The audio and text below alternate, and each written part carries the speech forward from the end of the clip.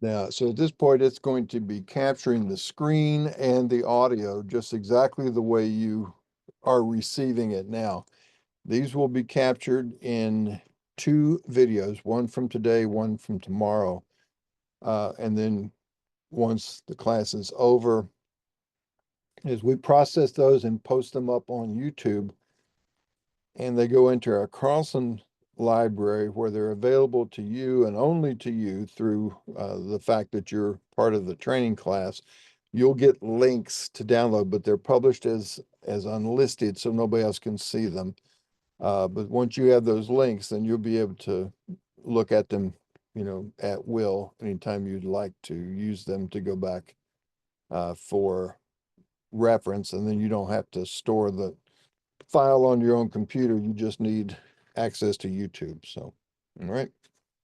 Um, so let me ask, and you can do it either by just a show of hands if you're familiar with the Zoom gestures. You can do that with the little hand raise tool, or just either tell me, Nolan, or in the chat, just do a yes, no, or whatever. But and I imagine, Nolan, based on what you said that you do, you certainly would have some familiarity with what are called Carlson points, or these COGO points, or the survey points. So has everybody got a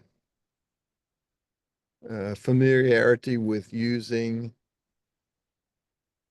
points? And when I say points, I mean specifically Carlson points that would live in a coordinate file and that way around.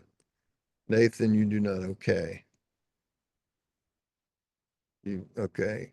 David, of course, is good. Nolan, I'm sure yours is well. Um, so we're going to talk about these and what they are and what they do. And the reason why they're so important or so prevalent in the use of Carlson's survey is because that's the way we do the work. We go out on the ground and we survey points. We put whether we're using a robotic total station or a GPS unit or whatever it is, we put a reflector on a pole, but we go out there and we identify a point on the ground and we somehow observe it. We either record an angle that we turned to get to looking at that point from a back site that we use as a starting target. And then we turn a particular distance and we measure or turn an angle, and then we measure a distance to that place. That is the point location that we're interested in. Now, in the office, once we have the CAD, the drawing in the CAD system, we need to bring that location in along with the locations of all the other points out there on the ground that we've observed, and put them into this basically digital version of what we encounter out there on the ground. Now, the CAD system, and this is why survey software like this, like Land Development Desktop, like Civil 3D, like Micro Survey, like all of these different ones, almost universally run on top of a CAD system, is because CAD systems are very are also potentially, point based. They create geometry based on specific X, Y, Z coordinate location. Now, the CAD system does that a couple of ways, and that's what we're going to talk about right here. Is when you have something drawn in the CAD file, and here is a specific instance as an example. There is a 3-segment, what's called polyline, meaning it is a single entity called a polyline that's put together out of many or poly lines or line segments. So it goes from A to B to C to D. And the question being asked here in the book is, are there points at those locations? Because the CAD system can have a number of different entities. There can be points, there can be text, there can be circles, and ellipses, which is really a variation on a circle, or a circle is a specific type of ellipse, rather. There can be, uh, say, lines and point. There can be points, individual points, just a little dot location, and lines, and then you put those lines together into polylines. You got text and you got M text, which is a multi-line text. So you have a specific type or specific little grouping of entities that the CAD system recognizes. So in this example, and the question there to the right of it asks, are there points at locations A, B, C, and D? And the answer is, for the CAD system, no, there's not. There's just a 3-segment polyline. However, when you look at that 3-segment polyline, obviously the point information can be derived from those vertex locations. But in and of themselves, the CAD system has not created any points there. It's just got these 3 segments. Okay. Now, we could put points there. We could go through and add a CAD command. There's a CAD command called point that just says draw a point. And we could say snap to the endpoint of this figure at A, snap to it at B, snap to it at C, snap to it at D, and it would now drop in 4 individual points at each of those vertex locations.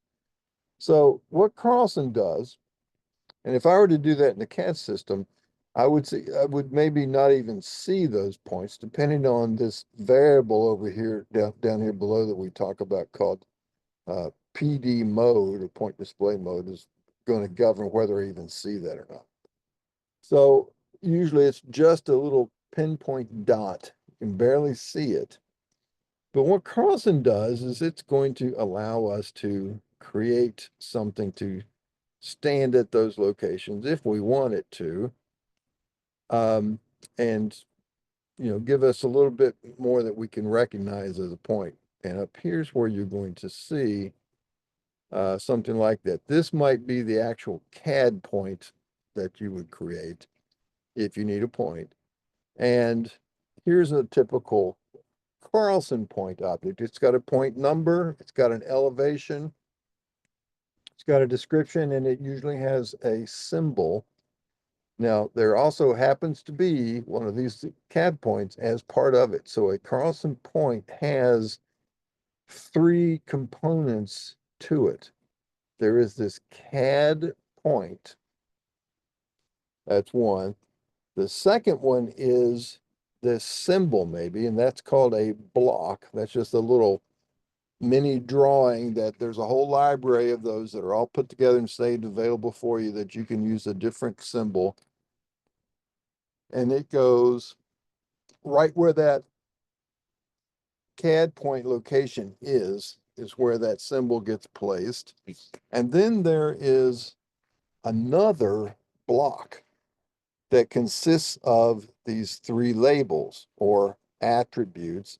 There's the point number, the point elevation, and the point description. That all together makes up that Carlson point object. And there's some other variations down here that we talk about. It here is, instead of having these attributes, centered over the top, off to the right, centered under the bottom, there's also, just a different arrangement of how these things get made. So it's just a variation all on the same thing. So here's a situation where you choose to not create this CAD point entity that you see up here, that little dot. You can choose to not create the dot and just create this symbol as a block and this block of attributes. But usually, and by default, what we have is the CAD point being drawn as well as the symbol from Carlson and the attribute block with it.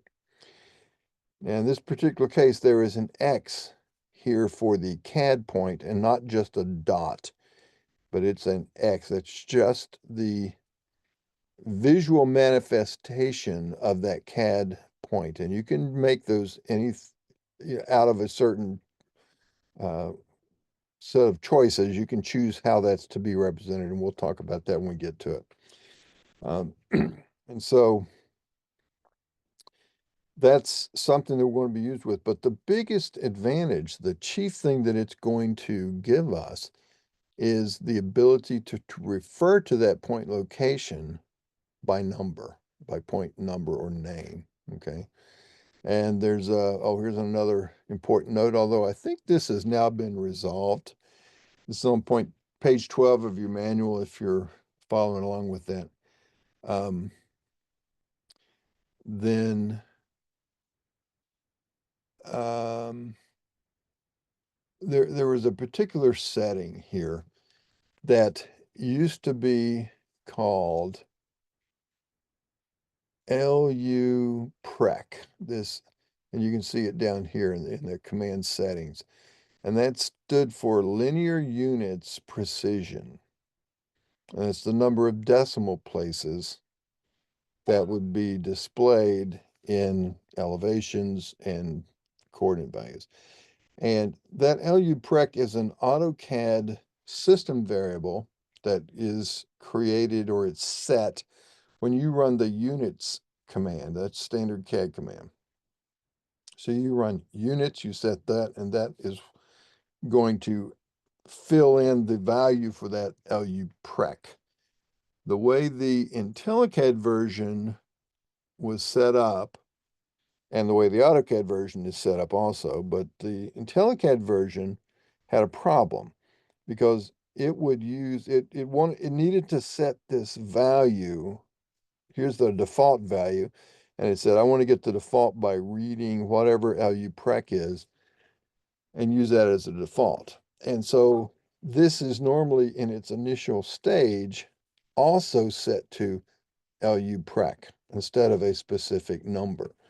And so in AutoCAD, that works fine. It reads the LU prec, figures out what it's supposed to be, and it uses that. In the IntelliCAD version, IntelliCAD recognizes and allows this variable called LU prec because that's part of AutoCAD, but it didn't actually use that itself internally. And so when it's trying to read it, it never gets set. It just allows it and it ignores the fact that they're not using it, and therefore it comes in as undefined. So you had to go into this setting and make this setting specifically the number of digits you wanted. So that was this note here. But again, I think all of that's ancient history at this point. I think they've fixed that finally. So anyway, just a little note about that. Now, the other the thing, or what we started to talk about is right up here, is what good do these points do us? And the answer there is that the biggest thing that they do is, first of all, we can keep a record of them a lot more easily, but we can refer to points by range of numbers or even by names, because when I say point number, that's just, by habit. They can be names, they can have letters in them, whatever, but they are recognized to be in a particular order.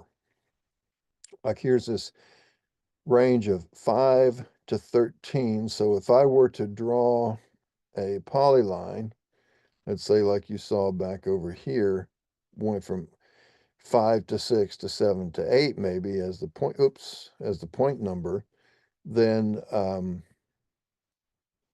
if I said, all right, I want to start at 5 and I want to go to 6 to 7 to 8 and all the way up to point number 13. Well, if there is no point number 10 and 11, it would go 5, 6, 7, 8, 9, 12, 13.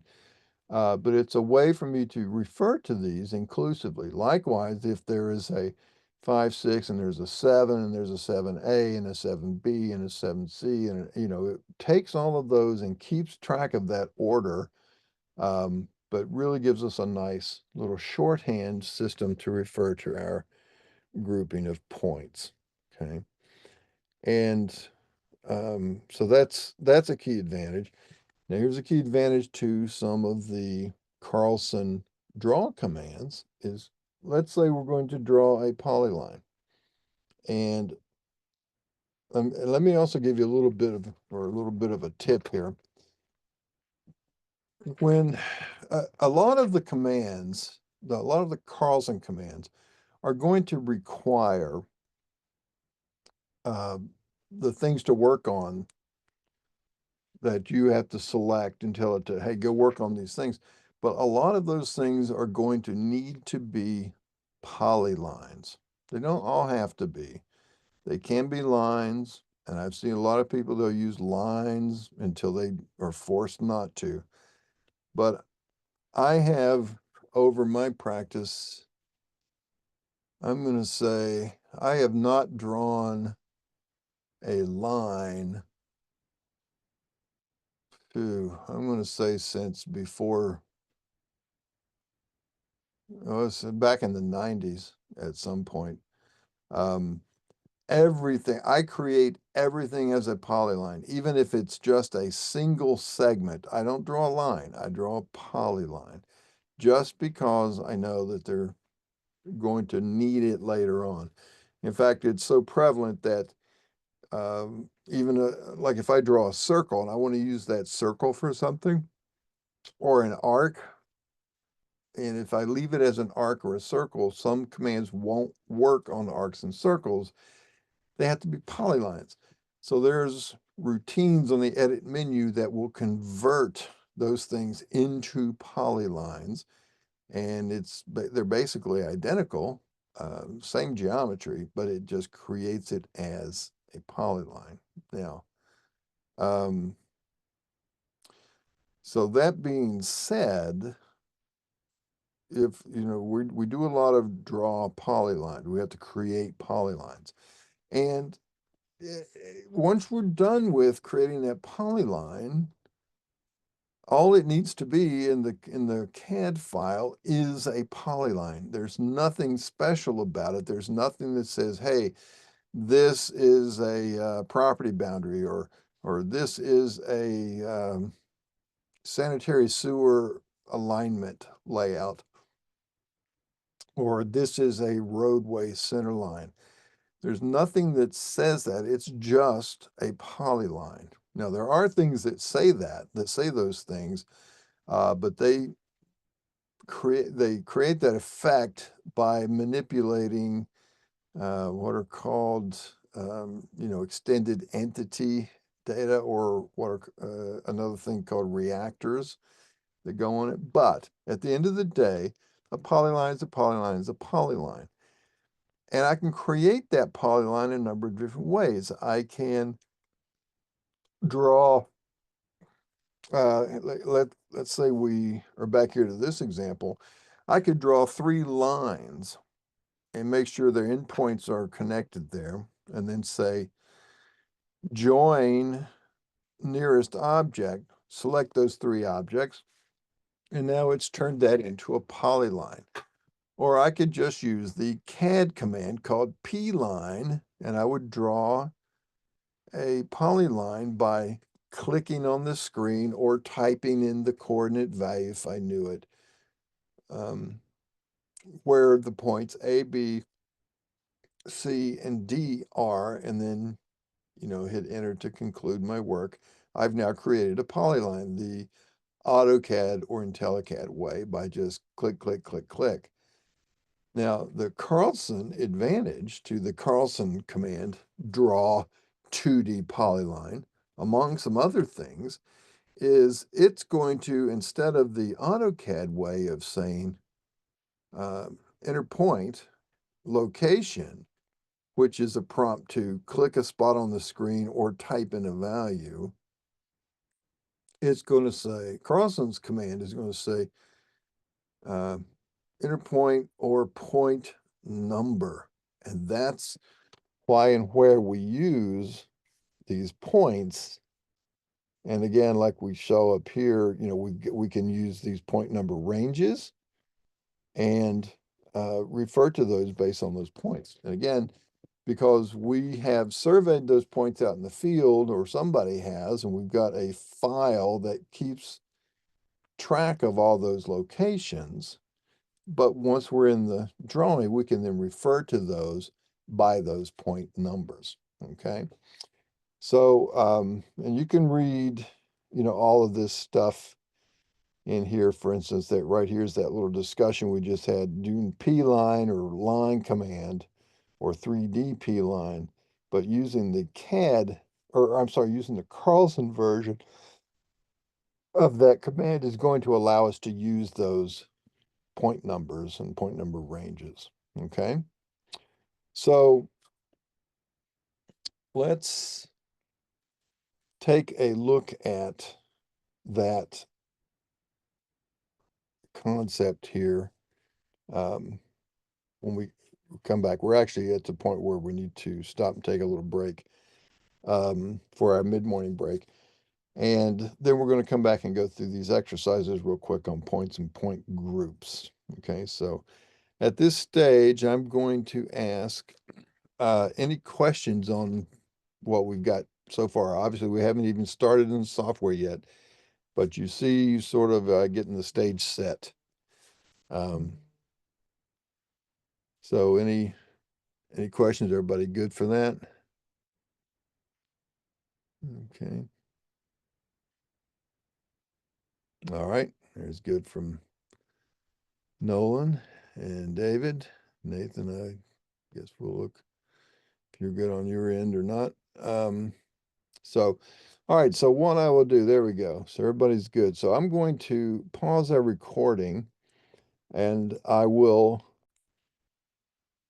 recording, and we're going to go into this um, little exercise here next. But so what I want you to do is go ahead and,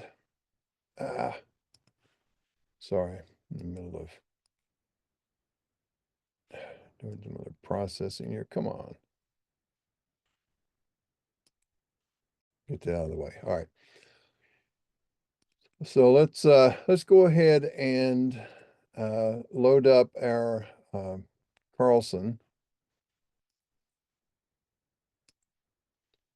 And like I said, I'm going to stick with the AutoCAD version for now just to keep that file open lag from happening.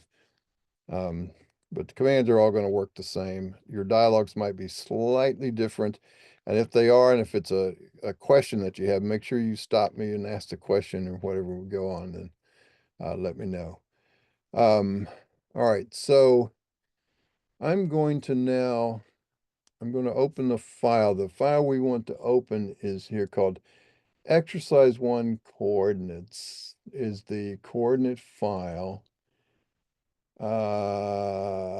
Actually, we're going to just do a new file. So I'm going to say new, and then I'm going to associate that coordinate file to it. So here is a new file coming up. And it wants to know how I want to get things started. Here's some recent files that I've had open. I'm just going to say new, and it's going to next step me through and have me, it's going to load this thing up. It's going to start with a particular template that I might want to use. And here it's looking in my template folder. And I've got any number of different templates that I could be using. I'm just going to take this, say, Carlson. You can use, it doesn't matter which one you use. Let's use the Carlson National CAD Standards Survey if I've got it handy. I don't have it here in the AutoCAD version. It doesn't matter which one. I'll just use this Carlson 24. And it's now going to normally start me up with this wizard. If you have at any time in the past checked that you want to skip that wizard here, you won't be seeing this. And I'll show you where you can turn that back on if you like to, but here's one of the reasons I like to use it is we're going ahead and set up our basic information that we want to use. What scale, what horizontal scale that we want to create this drawing as.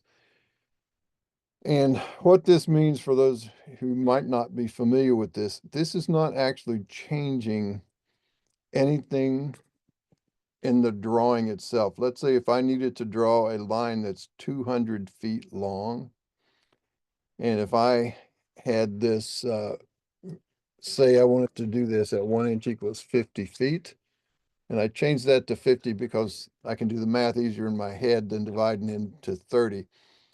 But if I had 1 inch equals 50 feet, then a 200-foot long line would be what, 4 inches long, right? And that would simply mean that it would measure 4 inches on a piece of paper if I plotted it out at the scale of 1 inch equals 50 feet. In my CAD file, that 200-foot long line is still 200 units long. So we're not changing the size of things in the drawing itself. The model in the drawing is going to be real world, ground true distances and sizes and such. But what this does do is it allows us to tell it these symbols and text, these plot sizes. So when you see that word plot size, or sometimes you'll see the word scalar when a dialog box is asking you to tell it the sizes of symbols and text. And that should tell you, when you see those two words, think of that as how many plotted inches do I want my symbols and my text to be? So in this case, I want 1/10 of an inch symbol size, and I want a 0.08 or just, 800ths of a text size, so like a Leroy 80.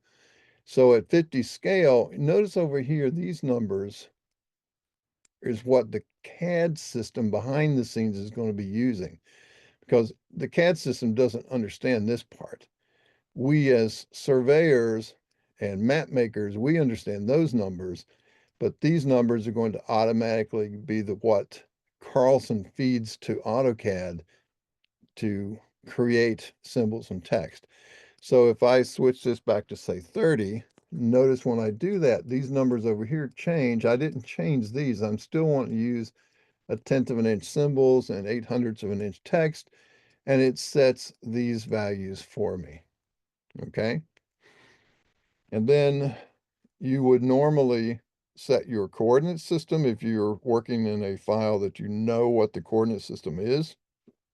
And your choices are, don't use any. We're just going to use plain, an assumed system of like 5,000, 5,000, or you can set these to UTM or in state plane 27. Those are sort of pre-built conditions, or we can say a predefined slash user defined. And once we do that, now if we had said like UTM, notice this zone now comes up.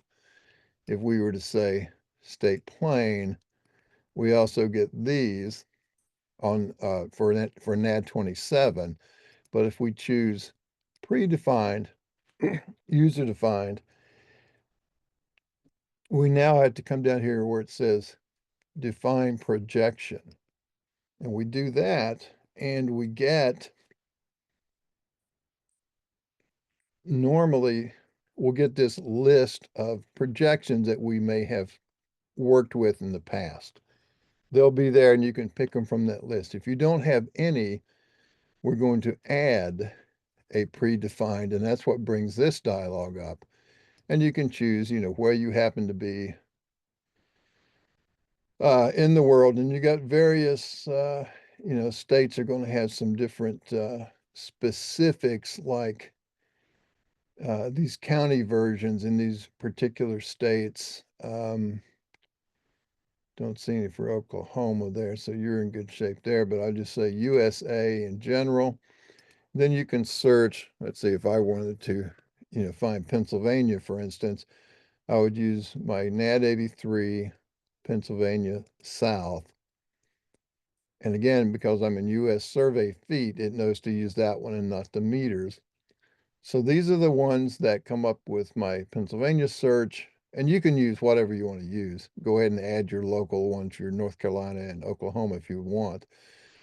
And again, there's the 1986 vertical adjustment to 2011 and the HARN, or the high accuracy reference network, whatever those are going to be based on.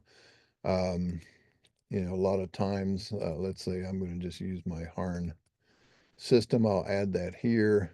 In fact, I'm going to even go through and do that same thing just to get them ready for next time. I'll get the 86 adjustment and I'll get the 21 or 2011 adjustment.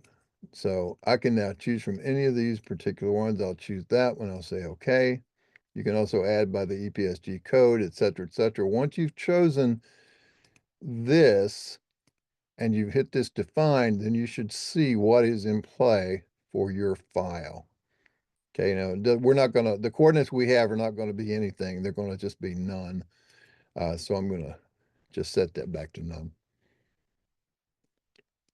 Project name, number, and location are just headings that are going to show up in reports if you want to use them.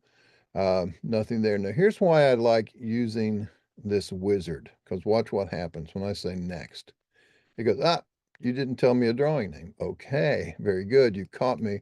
So now this is going to force me to tell it where I want this drawing to live, and therefore where, based on my configuration, where I want all my data files to, by default, to be located.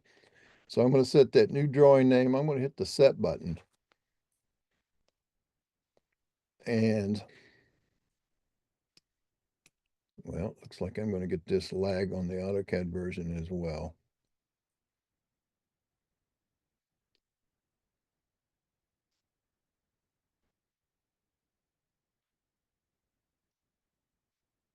All right, so that's going to pop me up into this Carlson dialog, which is not exactly the same as your Windows dialog. There's some advantages that I like about it. It lists my subfolders on the side, shows me what's in my current folder, and then it shows me a list of recent files, regardless of where they live, as to, in case I wanted to go back to something like that. So what I want to do is I want to be in the location where my data files are for this class.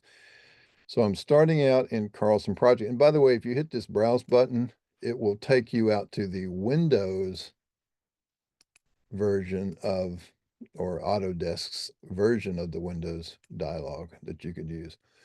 So I'm going to start out in this Carlson projects. And notice I've also got a list of recent ones that I've been using. But I'll be in Carlson projects. I'm going to go over here on my subfolder side. I'm going to choose my 2025-0320 survey class. And within that, I've got two subfolders, one called data sets, one called field to finish quick start. So I'm going to go to my data sets. And now I'm in this data sets file. And by the way, when you look at these files, you may see, yes, Nathan, let me make sure I've got my chat screen here. I'm sorry. Didn't have my chat screen open. Okay, so how can you get to the wizard? All right, I'll show you that in just a second. File not in the current project path. Good. Okay. And how can I get to the startup drawing wizard window? Also good. I'll show you both of those here in just a second. For now, just blow past them.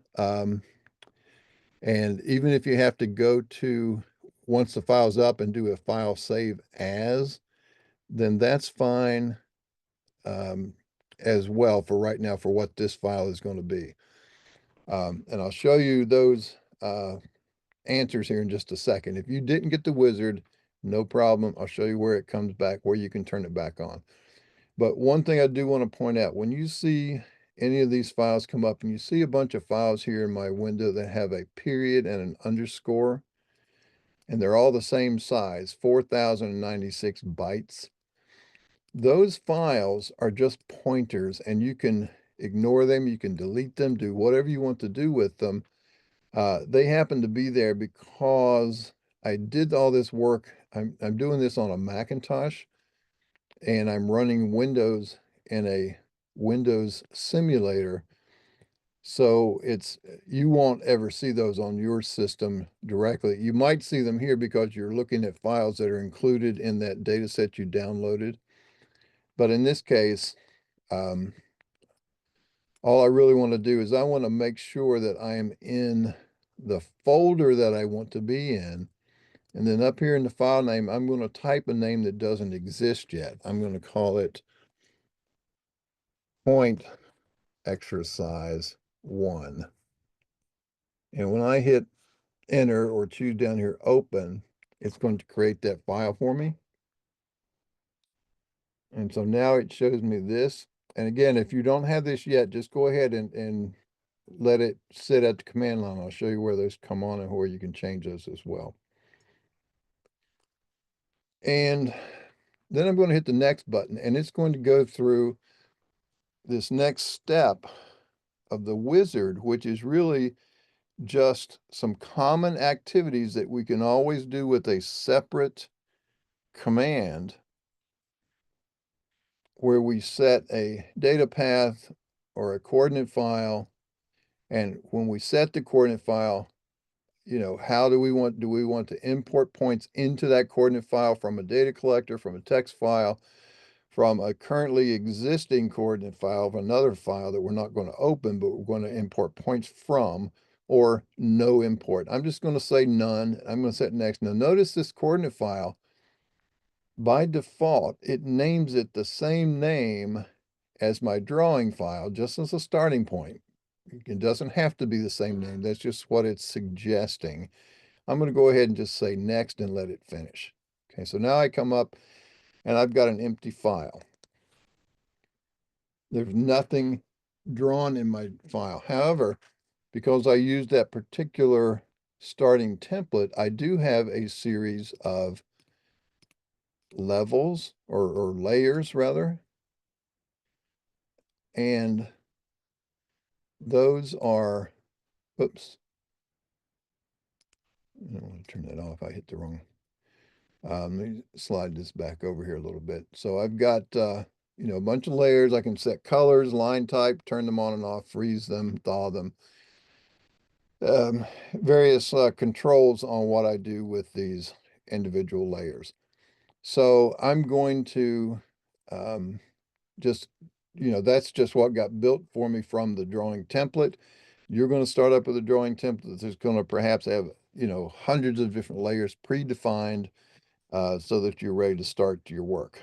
All right, so for now, we come up here, we get our cursor, we're down at command line, and it just says type a command, and we are basically ready to start our work. Now, if you came up like Nathan did without seeing the drawing wizard and with that question of the project location, here's where those things come into play.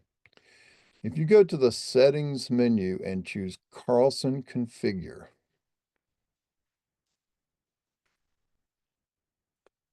you're going to get a bunch of these different categories, and you can also load and you can save those as a particular set of settings and load them up as a separate, bunch of settings that you might want to match to something that you saved before. But for now, to answer those particular questions, let's look at the general settings button.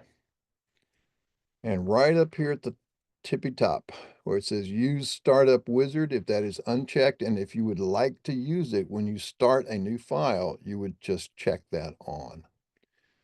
So that's where you turn that back on, and you turn it off when the wizard comes up. There's a little checkbox at the bottom left that says skip startup wizard next time. Okay, so that's where you turn this on.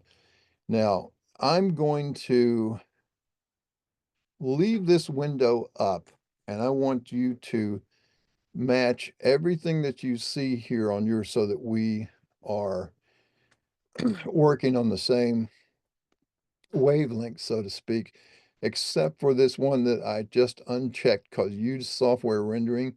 You do not want to do that because you're going to take advantage of your video card. Because I'm running under a simulator for Windows, I have to use software rendering for mine. So I'm going to leave mine unchecked for now. Use that to set this up. Give me a little hand raise when you've got everything set accordingly.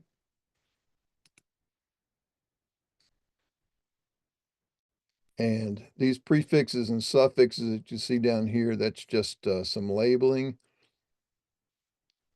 And what you're looking at there is an inch mark, a space, an equal sign, and a space in the prefix. And then there is a foot mark in the suffix. It's just what it's going to use when it creates annotated scaling as a label. But everything else, go ahead and match mine. We'll talk about some of these. We won't have time to get into the depth of this like we do in the fundamentals class, but I want you to see a couple of things and how they work.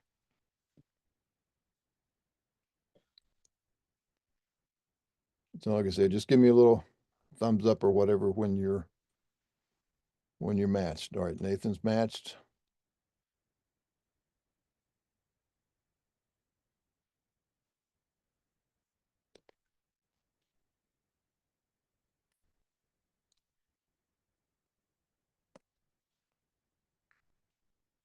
All right, Nolan's matched.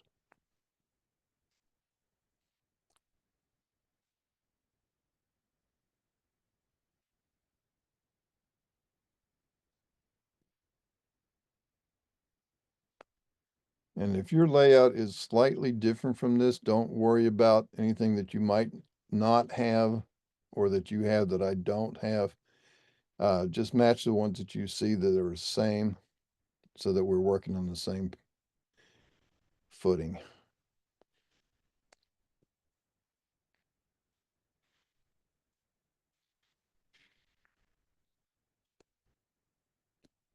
So David, I'm sorry if you gave me a thumbs up earlier, I may have looked away. I didn't see you. So once you're matched, just give me a thumbs up again.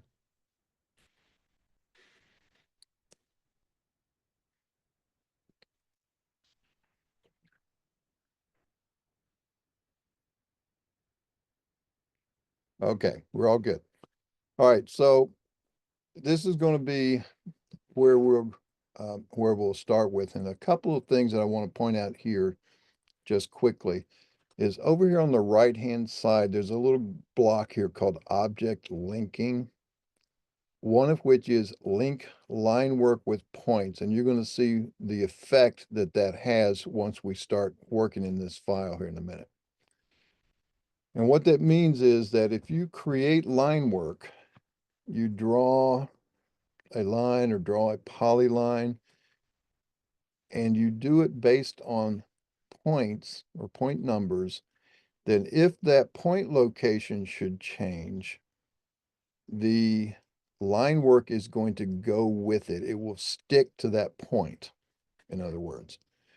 If that's not checked on, then even if you create the line work based on those points, if those point locations should change later, the line work stays where it was originally created. And this has the effect of whatever this setting is set to right now, and right now it is set to yes, link them. So whatever that setting is at the time you create that polyline is going to be the way that line behaves. And this is a setting that is machine specific. So if I'm picking up a file that somebody else has worked on and they had linking turned on, but I was expecting it not to be on, and I move a point around and I wanted that line to stay where it was originally recorded, it's still going to react as if it were linked on. So this is not a setting that controls the behavior from the point I make the setting forward. It's whatever is in effect at the time I create that line work. And there's a way to get around that once let's say if I wanted to change it, I'd have to go into my file menu and remove my reactors. Um, but in this case, we'll leave it on so you can see how the linking works. Now, particularly with surveyors, this is something you might want to pay attention to, because let's say we've identified some points in the field, uh, or let's say we've identified, um, we created some points based on a deed. We've calculated a deed and we draw the line work based on that deed. And then we label the line work, and there's another linking right underneath that link, labels with line work. And so it reads the line and it puts down like the bearing and distance for those lines, or the curve data based on where that was done. So let's say I do that for a bunch of deed points, but then I actually find some points in the field and I correlate them together, and they're close. Maybe one's not exactly where the deed point was, but it's close enough to be evidentiary. And so I say, okay, that's a good check. But I want to leave my line where it was because I want those deed referenced bearings and distances to actually stay with that line. And so if I were to then move that point around that I used to create the line, I don't want the line to move with it if I'm just doing a little tweak on something, because that could pull something enough to trigger a change in a measurement, whether that's an area of the parcel or a bearing in the distance or something. And so that could be something to sort of pay attention to. Keep in mind, again, that if somebody else has worked on the file with Carlson and they had the switch set, sometimes you may need to just go back and recreate the line work, or you can remove reactors from it if that's the case. But in any case, that's going to be in effect for now, and we'll leave it on and see how that works. All right, so we'll say okay to that. And we'll come back to this here in just a minute, but I want to go ahead and jump into this little exercise. So now we've got a drawing file. You have a point. If you look up here at the top strip, it tells me that I'm running Carlson. I'm in the GIS module. Let me switch to survey. All right, so I'm in the survey module, and it shows me a oops, sorry. Crap. Let me put that back to full screen. So it tells me this coordinate file called point exercise 1. That's the same as my drawing file name, which you also see over here to the right of that. Point exercise 1 DWG. I'm using a coordinate file called point exercise 1. Now, right now that coordinate file is empty, and that is going to be an external file that holds those coordinates in them. Well, I don't have any points in it. I can create points, I can import points, I can do all kinds of things with it, but I can also switch to a different coordinate file. And that's what we're going to do based on this right here. We're going to set the coordinate file to this existing file called exercise 1 coordinates. And we do that on our points menu. We set the coordinate file. Now, I could have done that at the wizard level and gone ahead and created that for me. I'll set that file, and it's either a new file or existing. In this case, I want it to be existing. I'm in my datasets folder, which is my working folder that I downloaded, and I'm going to look for that exercise 1 coordinates.crd, and I'm going to say open. Now, nothing has happened in the drawing, but if I go to my points menu now and list points, I'm going to do a range. I'm just going to say list all, and I'm going to say okay. And there is a list of those coordinates. Okay, Nathan, you've got a question here.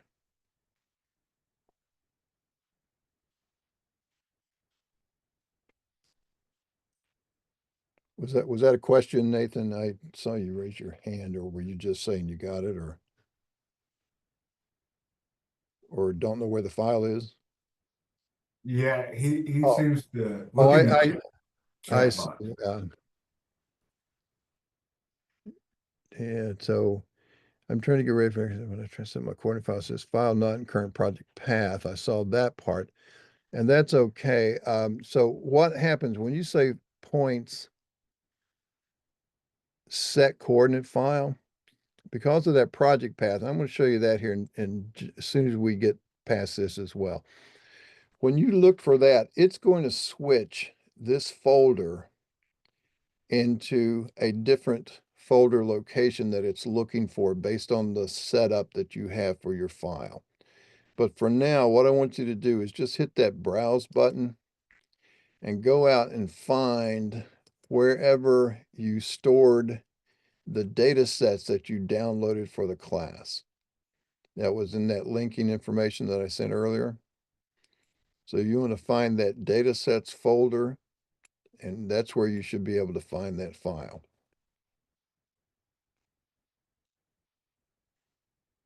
Are you able to get that okay?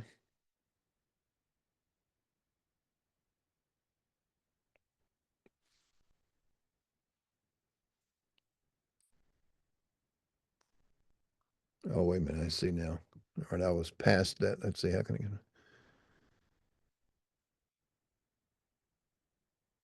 your reference frames and projections are missing.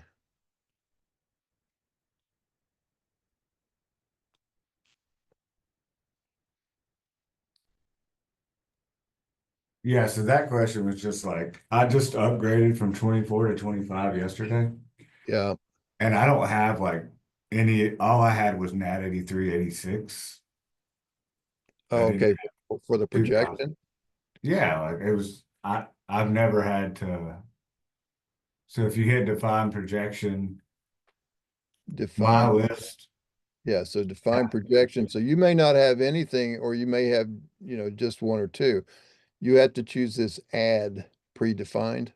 right, but underneath the add predefined, I don't have any of the current reference frames. I just have the original NAT 86 or NAT 83, 86 North Carolina 3200. I don't have like 2011 or any of the additional updated reference frames. You don't have these 2011 and Harn. No, I don't have any of that. I just have the root one at the very top. Huh. Well, that should have been, now, when you did your upgrade, did you, well, I should have brought them. I'm afraid that, yeah, like I did, it might be still stuck in the 2024 Well, stuff. it's not referencing that. And what apparently happened is the update did not install these additionals. Yeah, Oh, and you got the regions. they were there in the 24 version, but not this one. Oh, I may have to do a reinstall. I don't know. yeah, you might try that. You might even have to do a full reinstall, where Yeah. you'd have to go back to the Carlson website and download the full 2025 version, and your serial number should still let you use that on that full reinstall. Um, Try that and see. That's really all that's happened, is that it didn't get that. It's not pulling it from your old system. It should be installing it new from the update. If it doesn't, then that's a bug in their updater Do you software. know what that file extension is? The file that holds all these? Yeah. No, I do not. Okay, cool. I have no idea where it would look for it and how I would even find it. I mean, I could track it down, but it would take a bit It's of time. okay. Yeah. It's just something that I Yeah, run that like to one say. up to Carlson Tech Support if a reinstall doesn't fix it, and see, Okay. then that'll do that. But again, for this particular class, we're just gonna use none on that one, so we're not gonna need to worry about it. All right, now the project path issue, you found the file, okay, you think you might have figured it out. Well, let me jump in to set that for you as well. Let's go back to the settings menu and choose either set project data folders, but that'll do it, or we can look at it from Carlson Configure. And there's this button, Project Data Folders right here. You had yours set to this, where it's looking to go to a project folder structure, and that may be what your company uses. But for the default condition is this drawing folder, meaning everything is going to look for files in the same folder that your drawing lives in. So in which case you came in without the wizard, so you should go to the file menu and do a save as and put that file name, which I called point exercise 1. You would put that in that folder wherever you're going to be working and set to drawing folder. Now, what this project folder works is you can define a list of folders, and it's completely arbitrary. You see, I've got a data folder, and inside that folder, I've got alignments and profiles go here, points go here, surfaces here. I've got a drawing files folder. I've got an other folder which has deliverables and PDFs, and I might put contract specifics, whatever else. I've also got a program settings folder. And then once you've defined that, then you can do this data type subfolders. And that's where, in your case, if you looked at this CRD, which was your coordinate file, you see, it was looking to be in a particular folder, and that's why it said it was not part of the project path. So that's where it's trying to get that. So for the purposes of the class, Nathan, I would set this to be just drawing folder and then go ahead and say okay and exit for that, and it'll change that for you. Okay, now before you go back and start working on that in the company, make sure that your company, if your company is using that project path locations, then you want to match what they have, so that these things are always going to come up in the right location. And again, they're just default locations. You can always navigate away from them and find files in other places. It's just that's where it starts you looking for those particular files, and it's where it goes to save a file by default. And again, you can navigate away from it to another location if you need to. But to keep from having to do all that navigation, just set it to match the drawing folder, and everything should, by default, go to that location. All right. So now if you've got your points and you do your list points, let's make sure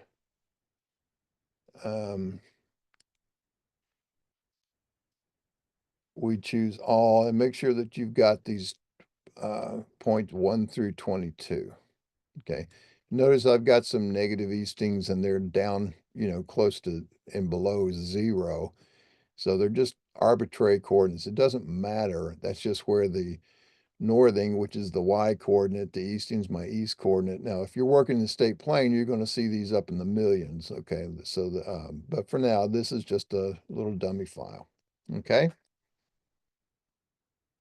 Now, one thing that you can do with these points, even before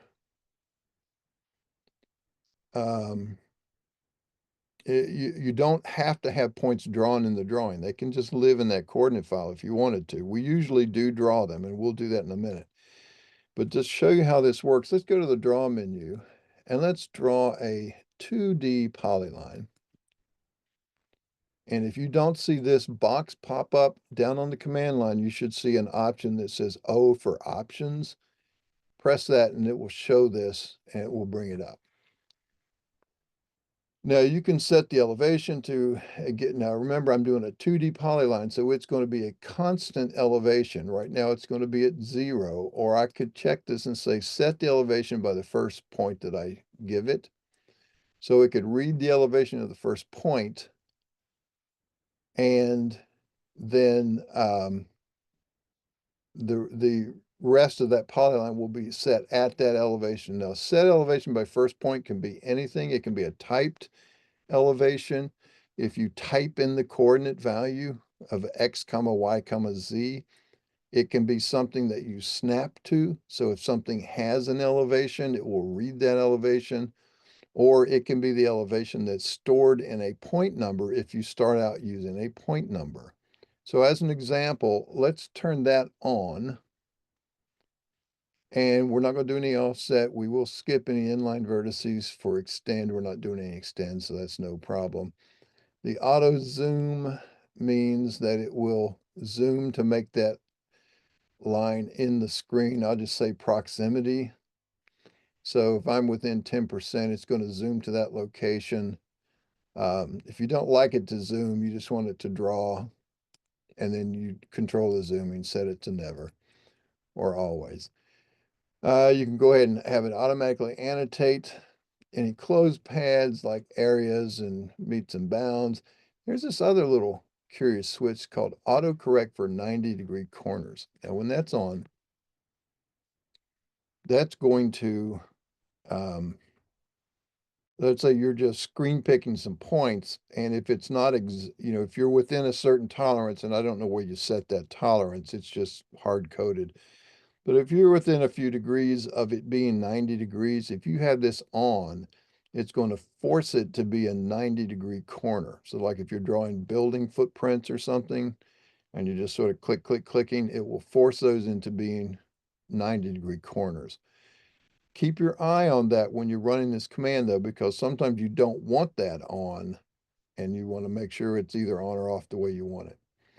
And then finally, down below is where is it going to go? If you say use the current drawing property, it uses whatever you've got set up in your properties as your current layer, color, and line type, or you can choose a particular layer.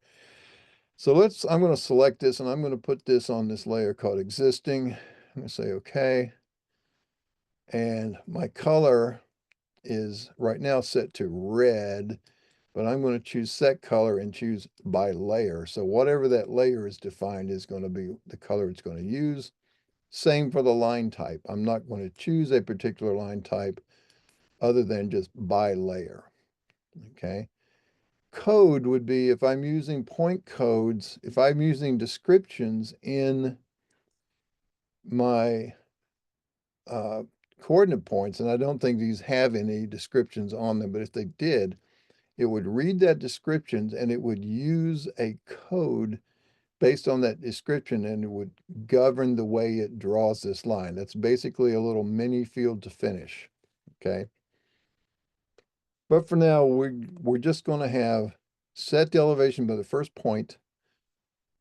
We're going to skip the inlines. I've got my auto zoom set to proximity, and I'm going on layer existing with my color and line type set to by layer, and I'm going to say okay. And notice the difference here. And there's all kinds of things that the AutoCAD polyline command doesn't necessarily have. One of which is that first one says continue. So you could say continue and show it something that's already drawn, and it would add onto that so you don't have to join to it later. It just adds to it. There's also extend, follow. Follow is a nice little command. I'll show you that one, how it works nicely. And then it says pick a point. So that could be either clicking a spot on the screen, either snap to something that's already there, or just click in free space, or you could even type a coordinate value. And when you type a value at this type of a prompt, you have to do the CAD order. You have to do X, comma, Y, comma, Z, which is optional. If you don't use it, it uses 0. But the other thing that the CAD command doesn't have that Carlson does, it says or point numbers. So let's just do 5-10 and see what happens. We'll hit enter, and it draws a line from point 5 to 6 to 7 to 8 to 9 to 10, and it's waiting for another point. See, it says pick a point or point number. Now, if I were to say close, for instance, it would close back to the original as a closed figure. But if I just hit enter, it finishes that command. Now, You don't see any points in the drawing, but it read the points from the coordinate file and it put those points there. Now look at, this was 0.5 down here at the lower left, 6, 7, 8. Let's edit point number 9 and show you the effect of that linking. If you go to the points menu and let's edit points. And I get this up here. Let's go down to point number 9. I've got a northing value of 1262. Let's change that to just 1250. So you should see now, once that is, whoops, 1250. So 1250. Now, when I say enter, it's changed that point. And now if I close this, it's going to prompt me to save, which yes, I will. Now keep your eye on the screen. Must not have changed it very much. No, that's still at 1262. That should have moved with it if I edit my points. Yeah, see, it's still at 1250. Okay, so I guess for that linking to work, they have to be shown. So let's do this. Let's go to the points menu. And let's draw locate points. And again, there's my coordinate file that I'm using. I can change it at this point. I can set a particular symbol.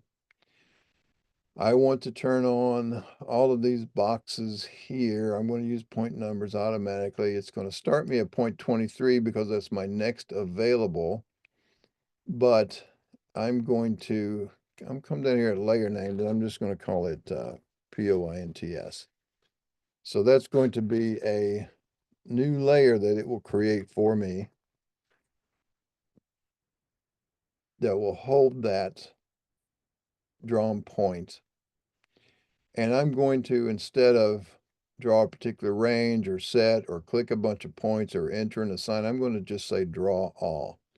And when I do that, you're going to see all those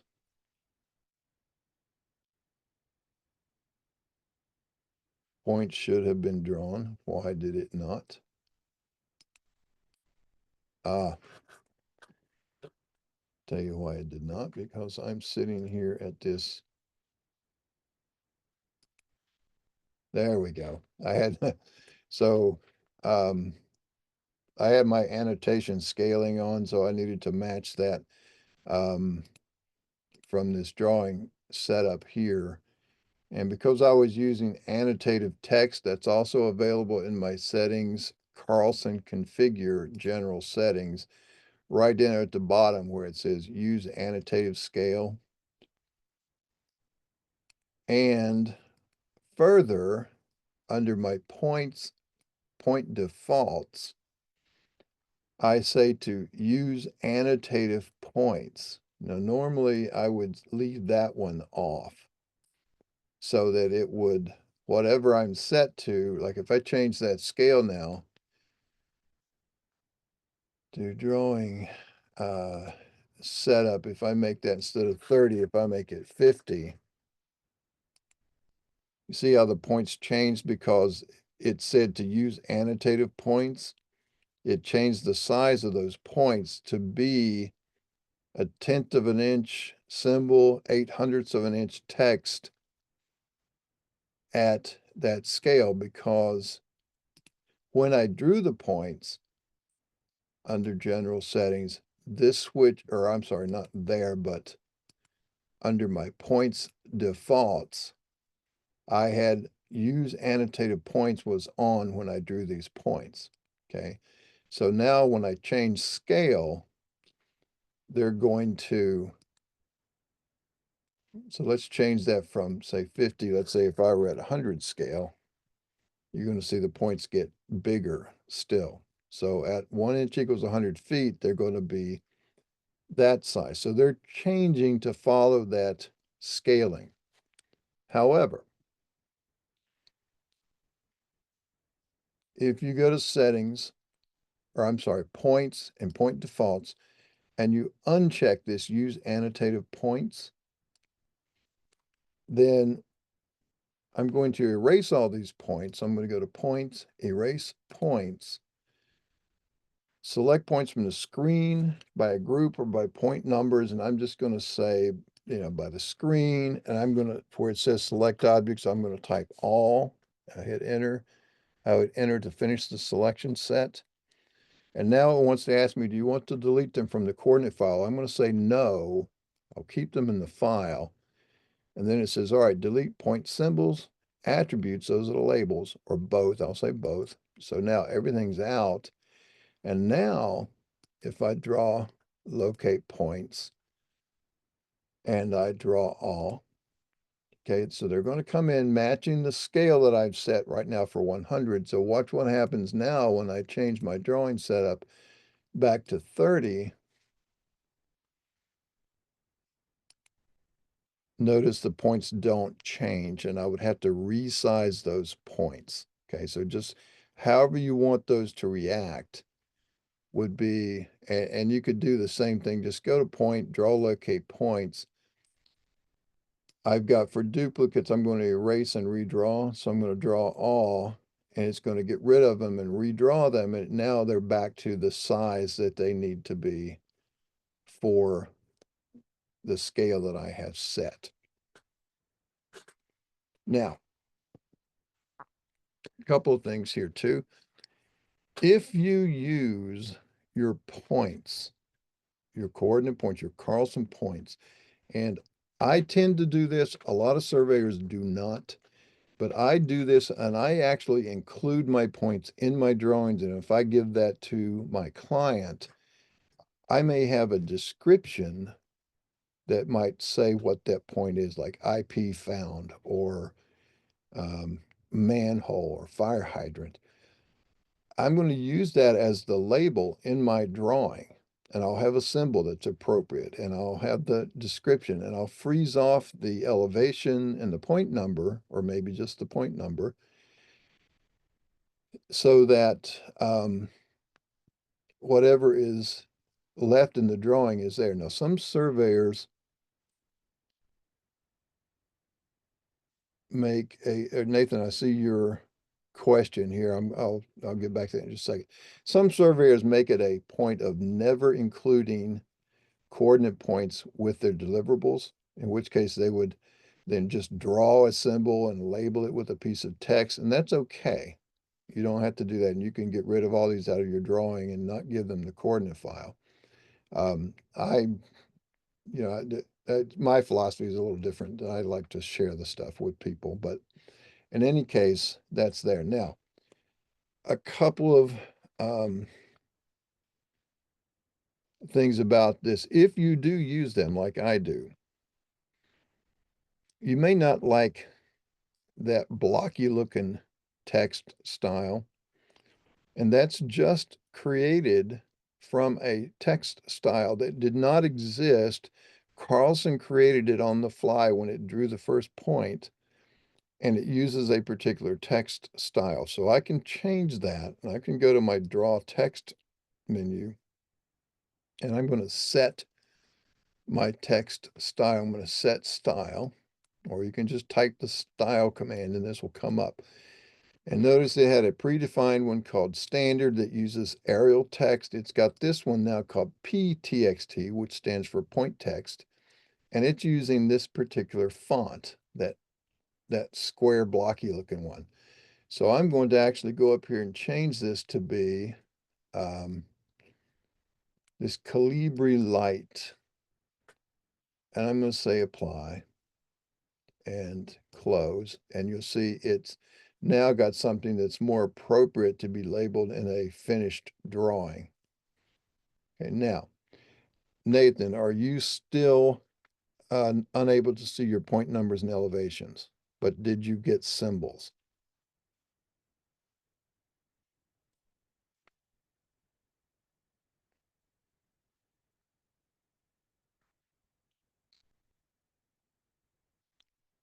Because you asked the question, how can you make the point number and the elevation show up on your drawing? Did you get symbols and did not get the point numbers and the elevations? It's better now. Okay. So what can happen in that regard is on your points defaults. If you do not have on descriptions and elevations, or also when you draw locate points, if you do not have on descriptions and elevations and point numbers, you won't see those. It will still draw the points, but they won't be there. But now it's there. Now, we drew that line 5 to 10. The points were not in the drawing. So when we changed that point down to 1250, that line did not follow it because the point apparently had to be drawn in the drawing. So if I change that again, let's double click that point number 9, and it's going to bring that up and give us the coordinate values. It gives us a description that's in the drawing and one that's in the coordinate file. They usually match, but field to finish can use a different drawing description from the actual point number description, which is usually a code. You can also tell it it's not to be used for surfaces, but let's change this back to 1260 and see if it works now. It probably won't. So it moved the point, the line did not go, but let's select that line and erase it. And now that the points are in our file, let's go to draw 2D polyline. The same settings, we'll set the elevation by the first point, and we'll say okay, and we'll go 5-10, hit enter, and then hit enter to finish. And now they're going back through point number 9. And what's this elevation at point number 5, 109.920? Select that line and look at its properties. And if you don't see this properties box, right click and choose properties. And I just keep mine docked on the side. But if I see that and look at the elevation, it made a liar out of me. That is supposed to read that elevation and set that accordingly. All right, so that didn't there, but if I do it this way, draw a 2D polyline, set elevation by first point, I'm gonna say, okay, now I'm going to actually point to that location there. So that was point number 5, and then I'm going to say 6 through 10, enter, enter. And now if I select that, I see it did read the elevation. It's 109.9204. So it read the actual point elevation of point number 5, which if I see here, I'll just look at point number 5, is it's rounded to 3 decimal places because, let's see if I can change the value here, elevation decimals. Let's go the full gamut here. You can see it's 109.9203949992. So it's actually reading every bit of it. It set this elevation to that value. So 9204. And if I run the units command, and let's set that precision down to the maximum.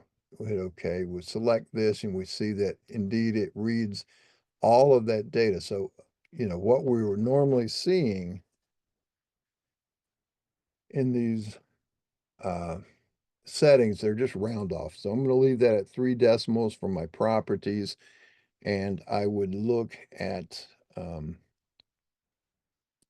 my list points, for instance. I'm going to set that back to just 3 decimals and say, okay. And you might leave it at 2, even if you just want to see the rounded versions to the nearest hundredth. All right. So that's a couple of things about that command. Now, because we drew these with the points and because under settings, Carlson configure general settings, we had link line work with points. Now watch what happens if we go up here and edit point number 9 again. So we'll edit that point and we'll change it now back to 1250. And we'll say, okay. Notice the line went with it. And even if you just grab the point and move it, it asks if you want to update. And I'll say yes, and the line continues to go with it. Now, here's something to, and you see down here below where it says updated point 9 by the editor reactor. That is that reactor that's set based on that linking being on. Yes, Nolan. So I typed it in the chat, but so if you run fill to finish, and this is something I've been wondering about, I haven't tested it, and you draw line work, and then Uh-huh. you, for example, were to adjust your traverse network and move the coordinates, can you use this function to make the line work automatically adjusted to the adjusted coordinate values for the points in the survey? That should be the case. Okay. Um, my understanding is that it would. We could test that maybe when we get to field to finish block Okay. 20. But I would imagine that that would be the case because it's, again, whatever this setting, this linking is whenever that line work is created with points and field to finish creates line works from points, then if those points should move, that line work should move with it. Okay. Do you think you would have to like draw them all in before you ran the fill to finish? No, I think in field to finish, because field to finish is also drawing the points in Yeah, okay. normally, although not always. Yeah, like because sometimes you don't want the symbols to be linked to the point so you can delete the points without removing the symbols. Yeah, yeah, that's true. Uh, which you can also do, by the way, if you simply draw locate points, you could turn off these descriptions, elevations, and point numbers, and that would do the same effect as if you simply said draw symbols and you search symbols, and you Yeah. can choose a particular symbol and location, layer, and all that kind of crap. Say okay. It says pick point or point numbers. You see that? So if I said 9 through 11, for instance, mention wildcard, erase existing symbol from 9. Let's say yes, and yes, and yes. So now point 9 has that, point 10 has that, point 11 has that. So now let's see what happens.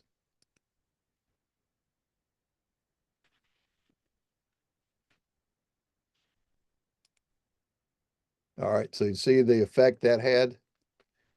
That may be the way field to finish works with it, because that, Yeah, and there's a few different ways to link the objects when you run fill to finish. But I can revisit that back when we are yeah, doing fill to yeah, finish. and that's quite frankly, that's the way I normally do it. So is I try it and see. All right, so Yeah, exactly. Me too. Thank you. yep. So I'm going to go back now and just draw locate points, and I'll draw 9 to 11 and let it erase those. It doesn't erase the symbols because they were done independently without those other parts of the points being done, but I can select those individually and just delete them. Now, one of the things to notice here too is in the AutoCAD version, when I select this point, I get this box in a single grip.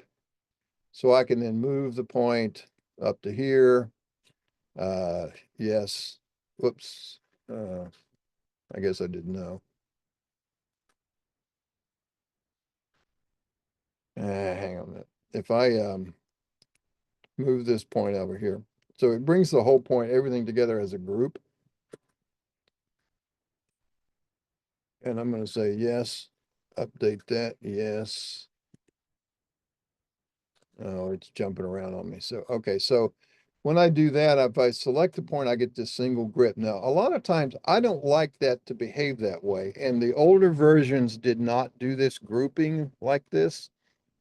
And the IntelliCAD version does not do this. This is an AutoCAD specific thing.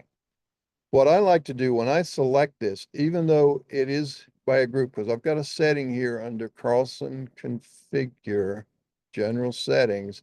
Over in my object linking, I say Group Point Entities. Okay, that does not turn that off. So if I say that and then exit, I'm going to go back and redraw the points.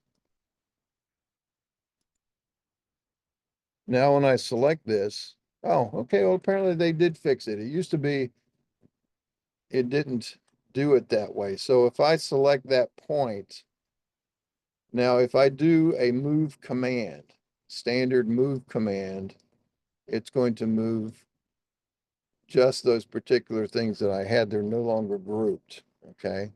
If I select this and this, and now move it, then it will move it to this location. But notice the line didn't go with it because that AutoCAD point is still there. In fact, if I turn on my settings and I go to my AutoCAD settings and I set my point style, I'm going to set that point style to be this circle and an X through it. I'll say, okay, and there's that actual point. This was the Carlson symbol. And so now it's been ungrouped, okay? So I'm going to set that back under my AutoCAD settings, point style. I'll go back to this default of, I think it's that one right there with the dot in it. And I'll say, okay. And so now it changes back to, it's just a dot, but it's still there. That's what you would snap to if you set your node snapping on. And then with all of this, I'm going to move this back to that same location there. Okay, so now point number 9 is back, but my grouping is off. So here's what I always used to have to set, is I like to keep those grouped, okay? And then when I choose that now, because I didn't, I have to redraw locate, draw them all. So now when I select it and back to that grouping, but I can keep them grouped in terms of Carlson's awareness, but under my AutoCAD options, I have under my selection tab, I can, let's see, where is it? Object grouping right here. So because it's a group, when you select one object in the group, it selects the entire group. So if I turn this off in AutoCAD and say, okay, now when I select it, I get the individual grip so I can reposition things, and yet leave the point where it happens to be. If I grab it from the point location and move it, then it's actually going to uh, move those things there. Let's see, it's still,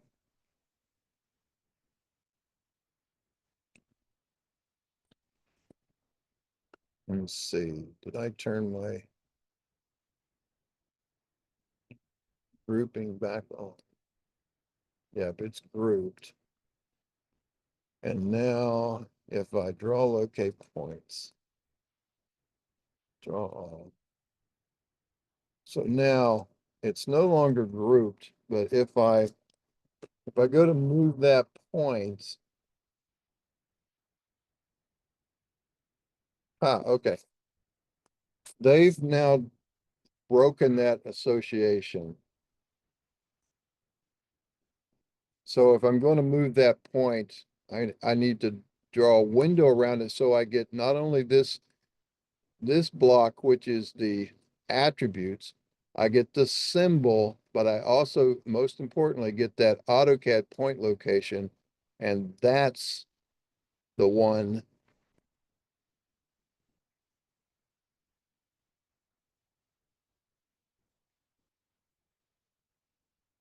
I must have.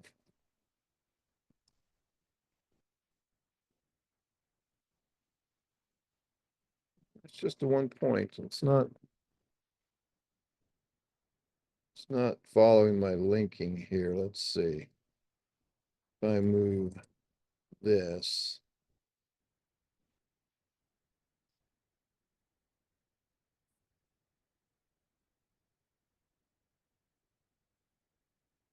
Well, I guess since I've redrawn these points, I'd have to redraw this line to make it react to those points.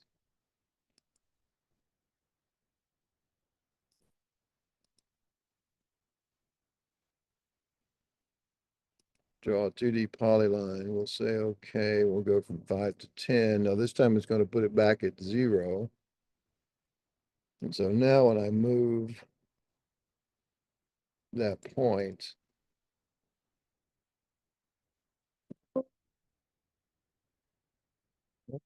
something's happened. It's not,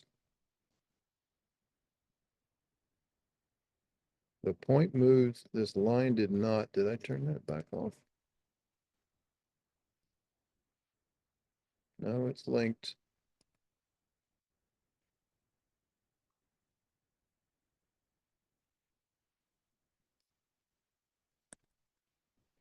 Huh, well, it looks to me like we are going to have to keep that object grouping on in AutoCAD. And now we put this. So yes, now it's reacting. All right, so they have coupled those together. They used to not be. You used to have to set those separately. But the problem is, if it's grouped, I can't just grip relocate the attributes like I could if it's ungrouped. I can do that in IntelliCAD, but so to get around that, let's say I would say leave those groupings on and leave it on in both AutoCAD and in Carlson. And if you want to move this, yes, I'm sorry. When moving a node in CAD, how to get to update the coordinate point file. Okay, that happens when when that node moves, you should see, let's say I'm going to just move this with the move command. If I go from here to here, you should get this right here. You don't get that. Okay. Disable line work links. No. Okay. So if you're not getting that little dialogue that pops up, go to your, do I have something?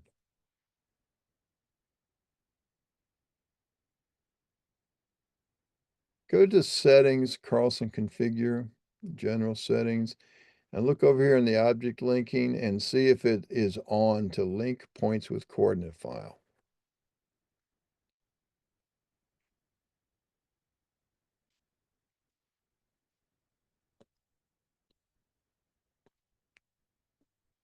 If that is not on, of course, even if it's off, it should still give you the warning, but it doesn't prompt you. What version are you using?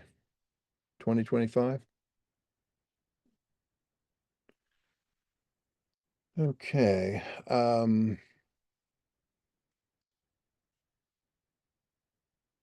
let's go to the points menu and choose adjust coordinate and choose move point.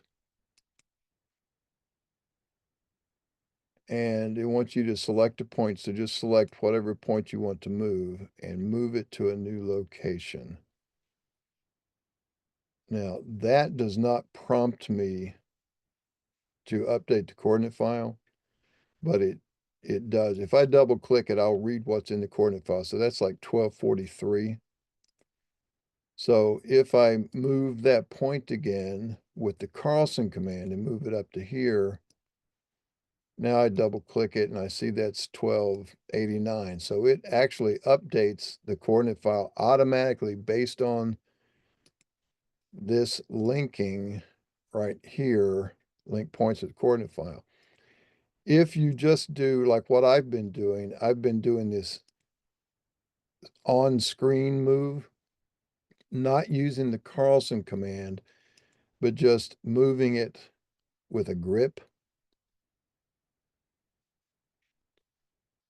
That's where you should get that prompt. And you're saying you're not getting that. Is that correct? All right. Let me take a look at something. Do you know how to share your screen?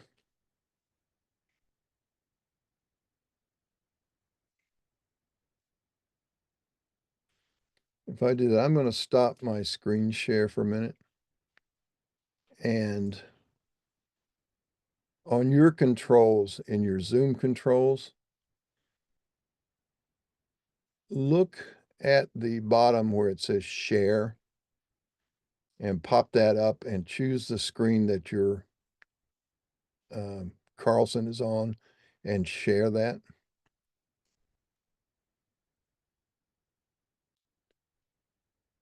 Wait, you don't have Carlson on? Oh, you're looking at the Zoom session at a different computer. I see. Okay. I see what you're saying. All right. Yeah, all right.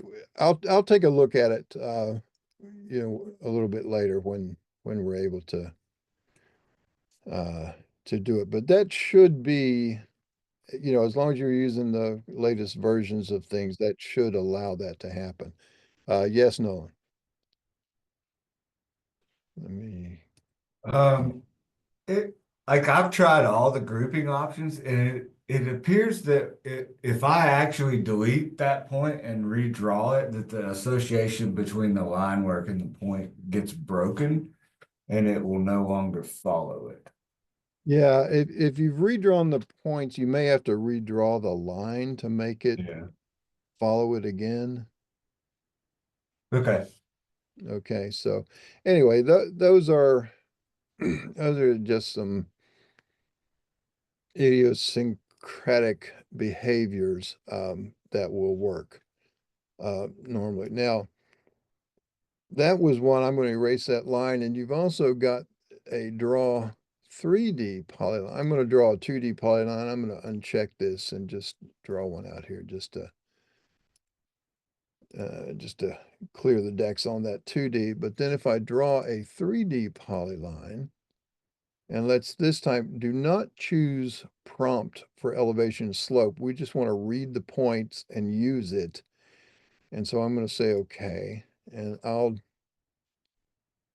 cancel. I didn't mean to do that. Let's see. Oh, I know why I did that. If I draw a 3D polyline, I had set to what did I see? We'll put this on existing. I may have had that surface model from file. So it would read the terrain model and set my elevations, but I'm going to just say set by, so say no prompting for the slope. Um, and I'll say, okay. And I'm just going to say 5 to 10 again.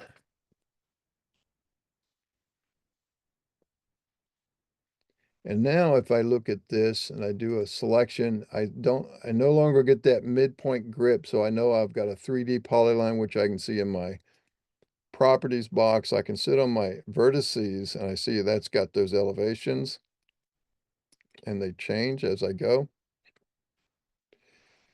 That's now 120.17. I go back to 3, 120.381. So you see that actually made a 3D polyline. If I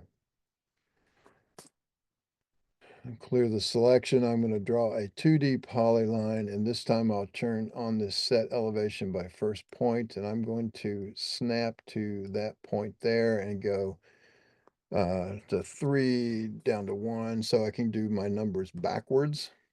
So it went from 4 to 3 to 1, and it set the elevation now based on 108,248, and that's the elevation. You see those midpoint grips, which are nice and handy. I can convert that into an arc, do all kinds of things with it. All right, so now, I'll just put those back. So to show you the effects of that, then for instance, I'm going to look at this in 3D, and I'm going to just hold the shift key down, and I'm going to press and hold the wheel on the mouse, and I'm going to push it up, and I can see, well, 5 through 10 changed elevations, and it followed exactly where those points are. But look at this one, is it set it at that elevation and then went to the XY location, but held a constant elevation on that line. Okay. I'm going to now come back to plan view. I can either type plan and hit enter a couple times, or I can hit this little cube if you've got that showing. All right. So that actually brings us in to all right, I got a chat from David. Is great. So I'm glad I'm glad something looked great. All right, so um anyway, that puts us at lunchtime here. So what we'll do then is um we're going to break for lunch.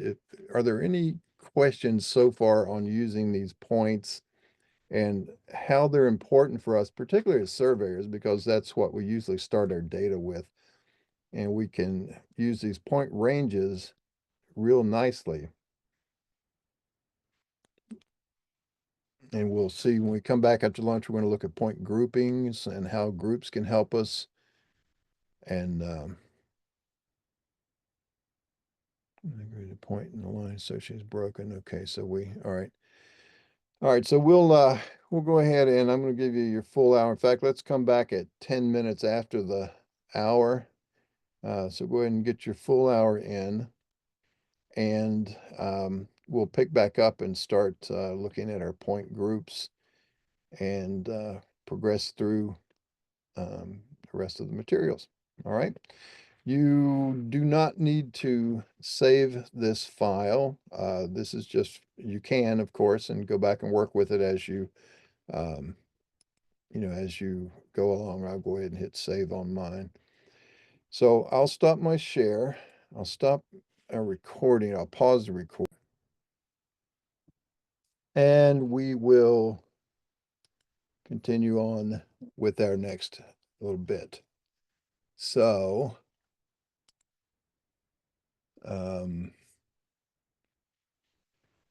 so we ran through a couple of things about points, and we're going to look at point groups now. So we're going to open up an existing CAD file, this time called Civil Demo. And we're going to set the coordinate file to exercise 2-point groups. Okay. So I'll come here, I'll choose open. I'll navigate to my folder location. Let me go back to here. And get that to work. There we go. And we're going to look at Civil Demo.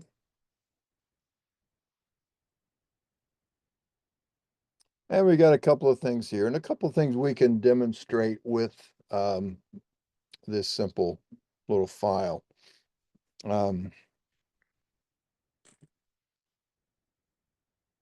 we're going to now associate that. Notice up at the top strip, it says my drawing file is civildemo.dwg, but my CRD file says none because there's none associated with that file.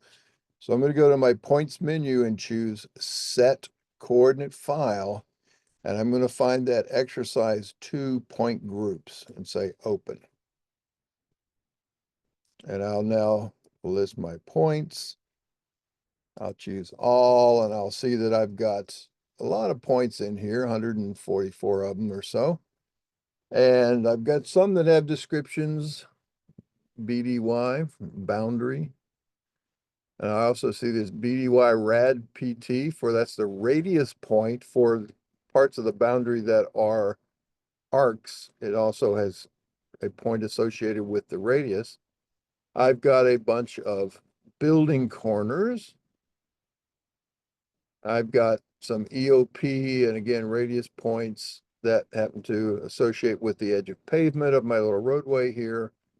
And now back to some more buildings. And then I've got these that are called P-core, which are my property corner. Very similar to boundary, but property corner, P-core. So it's likely that, and I don't know this for sure, but like my boundary points are probably all of the main vertex points along this outer boundary. And there you can see that's an arc. Whereas my property corner points would be points like this and this that are the corners. You can see they also lie on the boundary, but they're not necessarily that BDY points. Okay, so we don't know for sure. We could test that out pretty simply by going to points. Let's look at the point group manager, and we can see there's no groups made yet.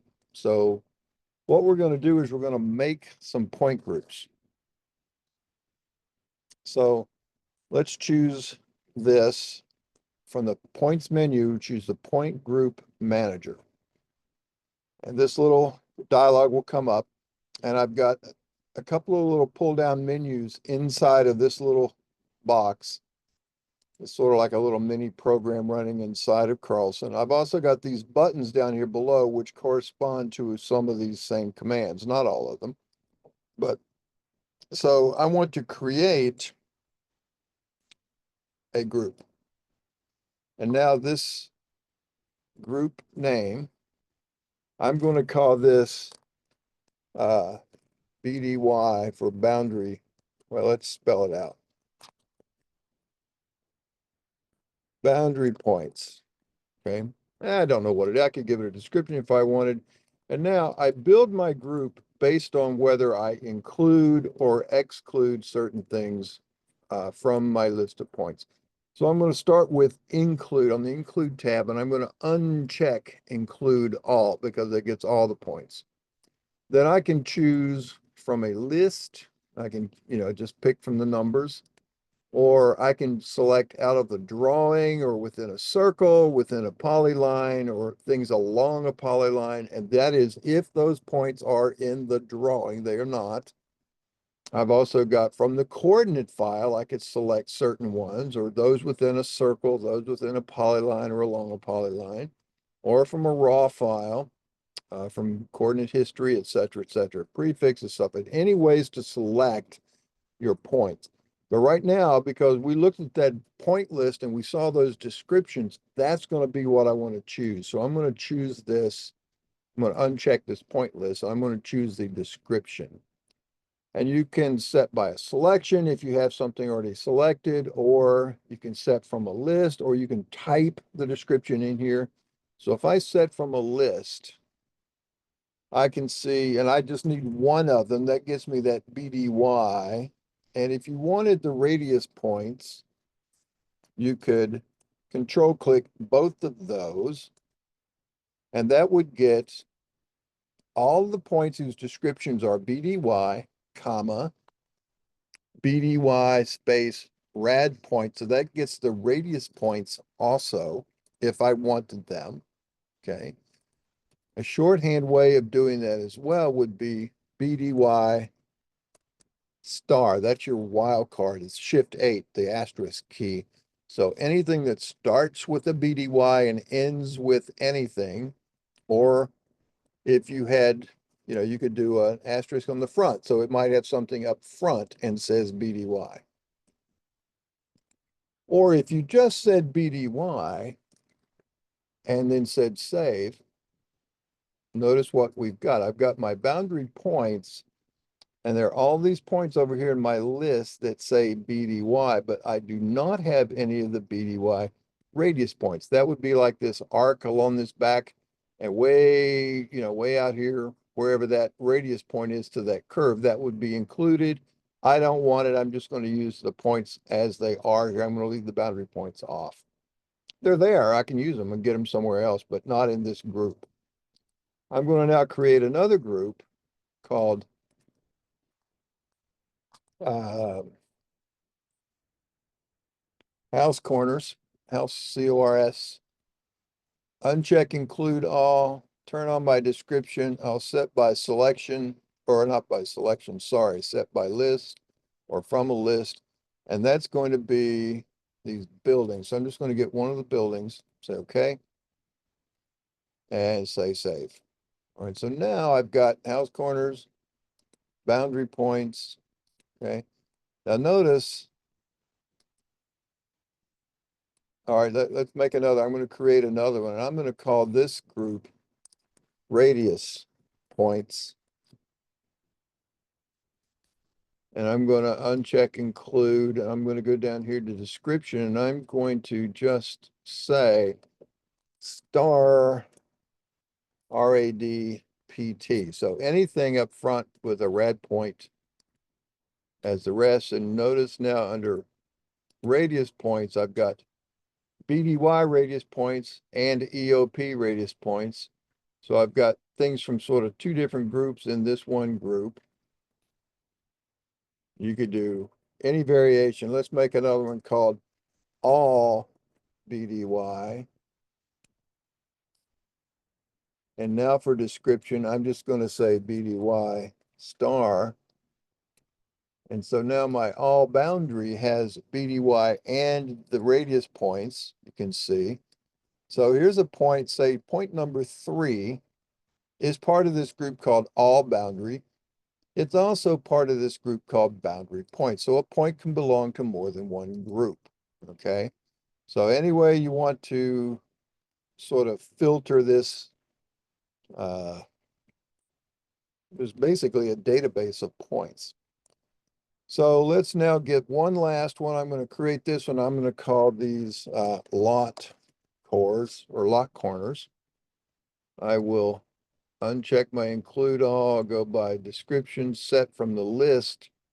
And I'm going to scroll down till I see one of the P core. There's a P core, so property corner. Say okay. And I'll now save that. So now I have a number. I've got lot corners, all boundary, radius points, house corners, boundary points. Now I could do, I think we didn't. Pavement edge, we could do. Uncheck the include all, and I'll make this one star EOP star. So it would get not only my edge of pavement, but those radius points as well, you see. Or I can edit that description. So I can select that and choose edit or just double click it. And instead of the star on the end of it, I'm just going to say EOP. And I think they were just by themselves. I don't even need the first star. So I'll save that. Now my pavement edge are just the EOP points, no radius points. And so now I've got some groups. Now, what can you do with those groups? If you select a group or even multiple groups by control clicking or shift clicking if they're all together, and then you can do things like insert into drawing, okay, or erase from drawing. So you can do all of these different things from this group manager. So let's take a look at, for instance, the boundary points. So down here's my boundary points. Let's now come up here and say insert into drawing. And so it drew up 13 points, it says. We'll say okay. And once we say okay, it comes back and I see the boundary points. There's 5, 7, 4. So there are all of these points along the external, but not these ones that are the individual corner points, okay? The lot corners. So when I have that what did I call it? Lock corners. You know, I would get, say, this one and this one, but maybe let's take a look at this as an example. Here's lot 105. Well, obviously points 2, 3, and 4 are also lock corners, but they're not based on that description. So that would be a separate, um, grouping of points. In fact, I could, after I've done this, let's go to the points menu, point group manager, and now under lock corners, notice see 2, 3, and 4 are not in there, but if I double click or edit, I can also say from a point list, I've already got this P-core, but I also do a drawing select, and I'll just pick these 2, 3, and 4. And so now they're going to also be included. Well, messed that up, didn't I? So my P-core, my point list,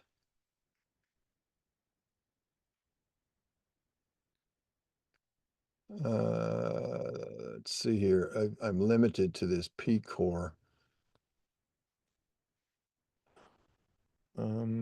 But from my point list, right now it would be from this point list of 2, 3, and 4, find the points that have this description. All right, so that's not the way I wanted to do it. So I want to set this back to just get these P cores.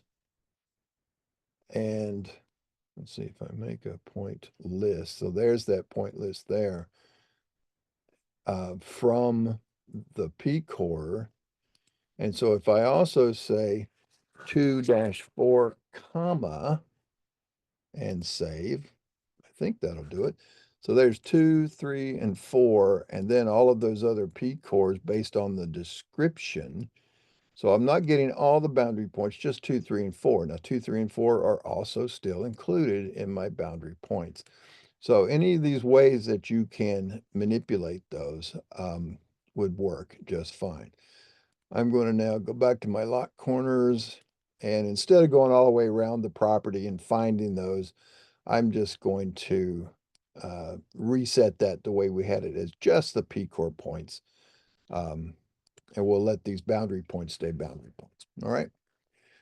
So a couple things I'm going to, because I am one of those anal retentive engineering types, I'm going to change that text style for my points.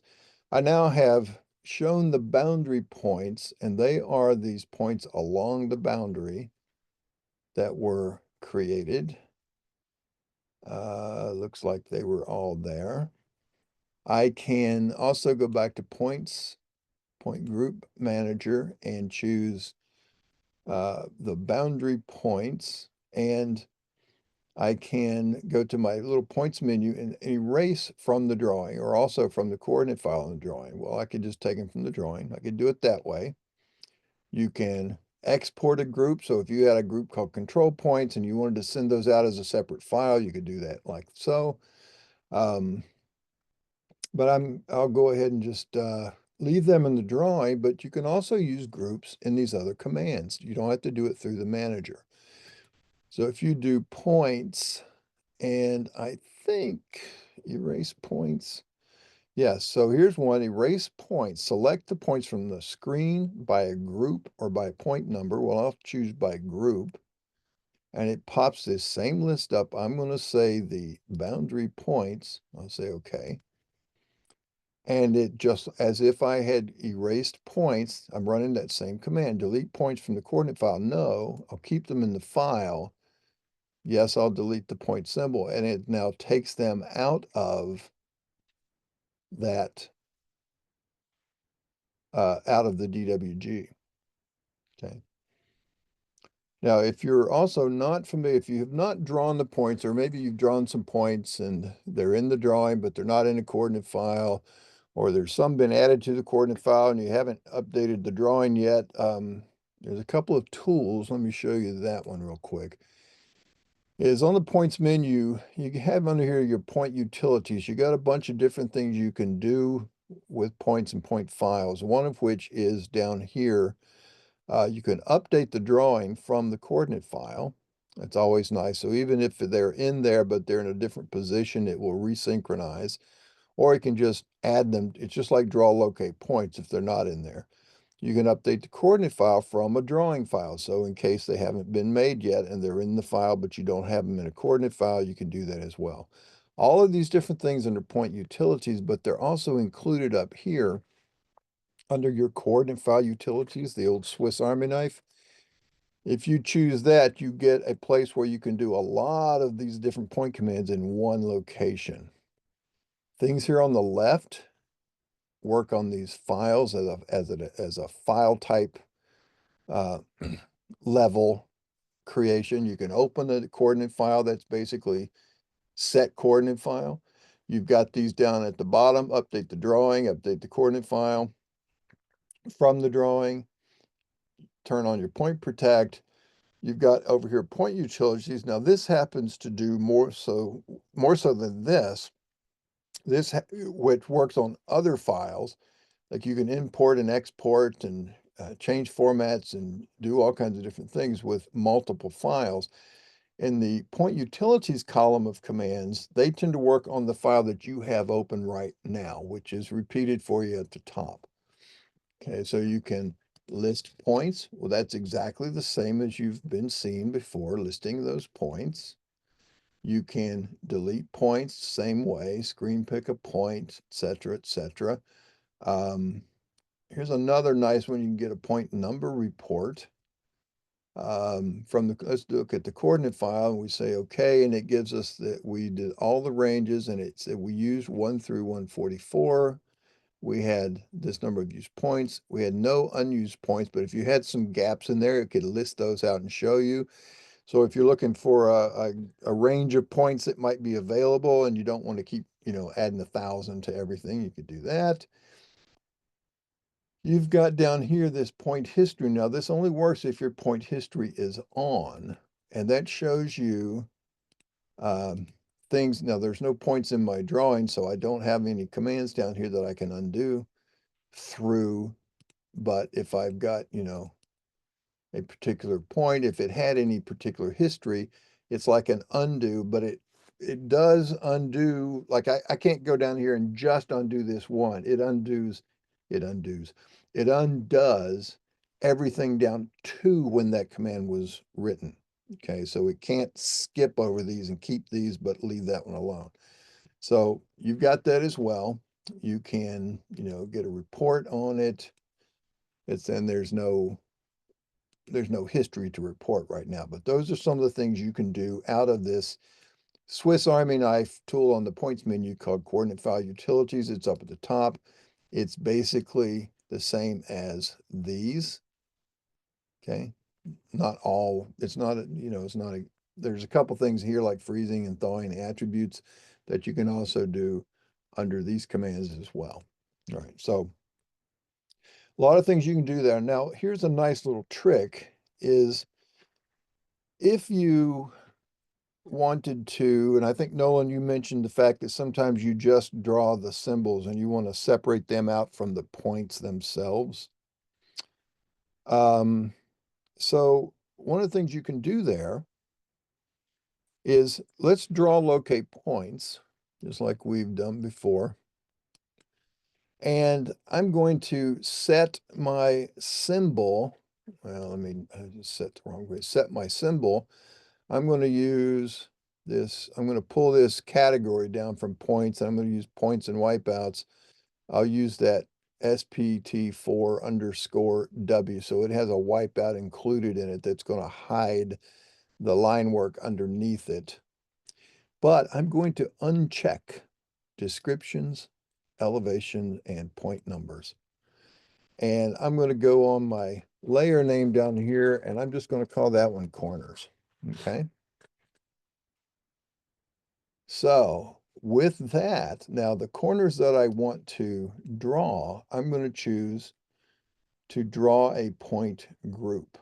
So when I choose that, I'm going to choose my boundary points and my lot corner. So I'm going to select both of those. I control clicked to set the second one, and I'll say okay. And now I've got these nice little circles that hide the drawing underneath it. Now you see this is a circle, and you see that little stop sign looking thing. That's the frame of the wipeout. So if I want to hide that, I type wipeout frame and turn it off or make it 0. So now you can see I've hidden the drawing underneath the corners, but I've got not only the boundary points, but the P core points, my property corner points also. Now, notice there's one missing right here. Okay. So how would you set that up is you could go to the points menu, draw locate point, and this time we'll keep that same thing with no elevations. And we're going to screen pick, and we're going to snap to the endpoint of that line and hit enter to finish. So that now has been created, but notice when I double click it, as well as if I were to double click some of these others, it would not be a point number. It's just a symbol because I had those things turned off. Okay, so so I didn't really add that to my point list, but if I go back to points and choose draw locate points, and this time if I turn on my descriptions, elevations, yay or nay, it doesn't matter, but I'll use point numbers. It's going to use the next available number. There's 145. And I'll choose screen pick this time, and I'm going to snap to that endpoint. And it asked me for a description. I'll call that one to match the other one, P-core, P-C-O-R, and say okay. And now there it is. I'll hit enter to finish. And I look at my points, point group manager, and I look at my lot corners. I come down here and look at this bottom most, and I see there's my new point, 145. Because P-core was a description, it became part of that group. And so I could, do it. So now it is a true point. If I double click it, I get the actual point editor, different symbol, notes, GIS, image, settings, etc. Or I could erase it and redraw it from the group with those settings turned off. I could freeze the layers that the point number and the description is on, or if I erase these point attributes,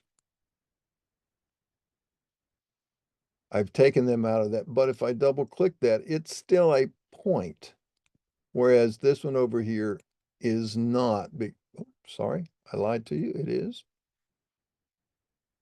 All right, well, that's good to know. It used to be that it did not bring it up as a point. Okay, so there's I guess it was when I drew this point down here without using the point number and just snapped to that the first time.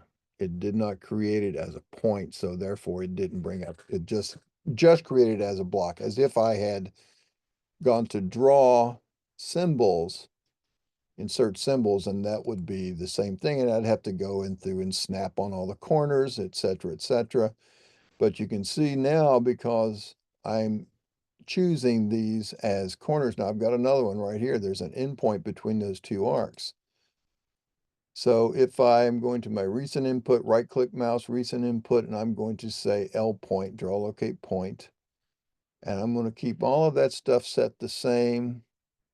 And I'm going to say screen pick, and I'm going to pick right there at that point, keep the same description. So now I've got the actual point between the two arcs, which should have been there.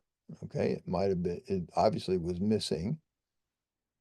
And I think that's all that's really missing. Notice in here, this point is the point between this big arc and this straight line back here, but there are some intervening little points along the way. So this point would be a BDY, you see there, whereas this one should be a P core, as you can see there, all right?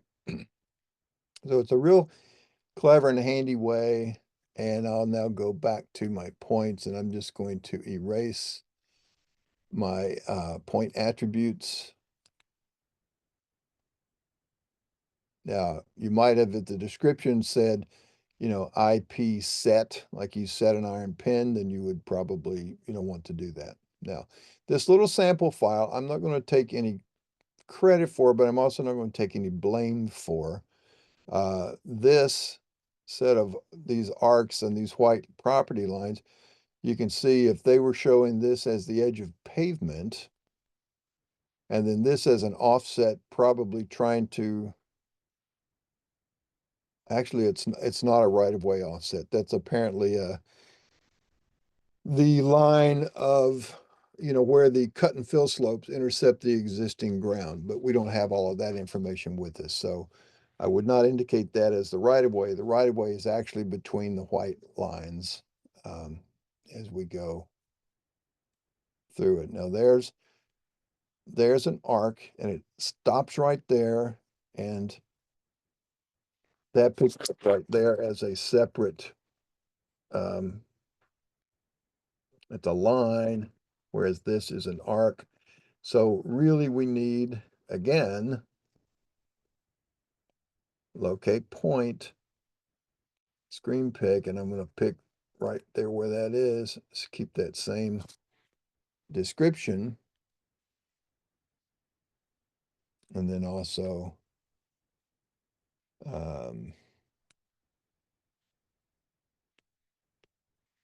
erase these two attributes. So that actually would be a corner to lot 87. So obviously, some of these things, there's a couple things missing. Now, when I say they're missing, you got to remember these points were given to us in a coordinate file.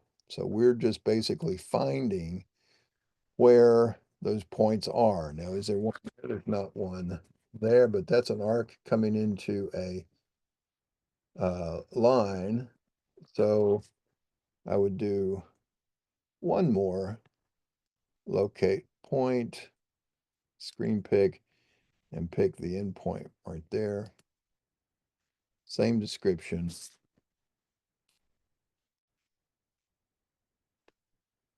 And again, erase these two attributes. So you can freeze the attributes, you can erase them, or you can just draw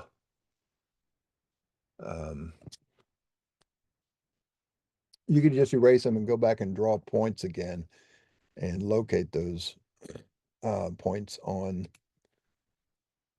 using the group. So it looks like we now have the endpoints. Everything's good to go. They would all be property corners in this little subdivision. Okay. So get a sense of what you can do with some of these groups. And again, it's just a way to gather up your points, make them all, behave. I don't know that there's anything else in that little exercise, not really. So that will conclude that. However, while we're here, I do want to show you a couple of things about the survey stuff. Notice our lots 78 and 79 is missing the lot line that separates in between it, okay? So how would we normally split that up? And these lot lines you can see are typically radial or perpendicular to linear segments. And then you see as it goes around the cul-de-sac and then it picks back up, it's all, perpendicular to the curve or straight segment. So if I were to try to split up, whatever 78 and 79 is, I can do that a number of ways. I know that this is an arc segment back here.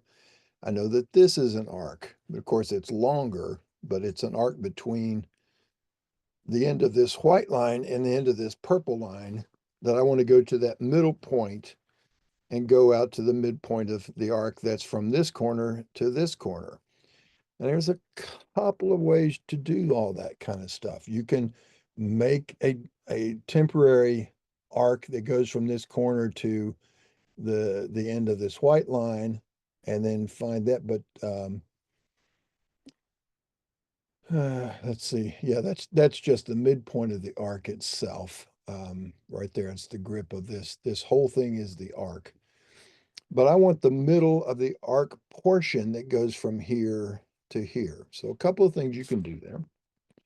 You can notice you can edit copy, and you can copy a polyline section.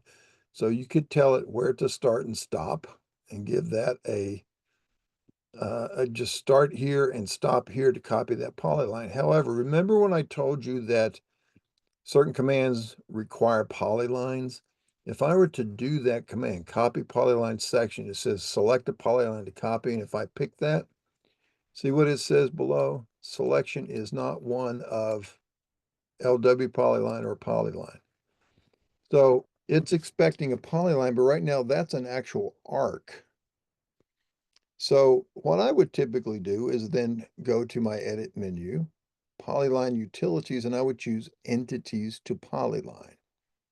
Okay, but I'm going to show you another thing. So instead of having to work my way around all of this kind of stuff, I'm going to select these things. If I select that outer boundary, I see that, okay, it is a polyline, even though it has arc segments. And I see that, yes, it's closed. But the one that I really want to do is this this inner part here, because it's in different. I've also got these are individual lines, but I might as well turn them into polylines as well. So if I want to work on those all together and turn them all into polylines, which will leave them all the same, but will, I mean, the geometry will all be the same, but they'll now be considered polylines. So if I go to our view menu and choose isolate layers or pull it off of the toolbar, I'm just going to pick one of those lot lines. So there now are all of those layers. And if I select everything, I see up here in my properties that I've got lines and arcs. So if I want to run that command, edit polyline utilities, entities to polylines, wants me to select the objects. I could grab everything, but I'm going to show you something else. I'm just going to grab these lines out here, and I'll leave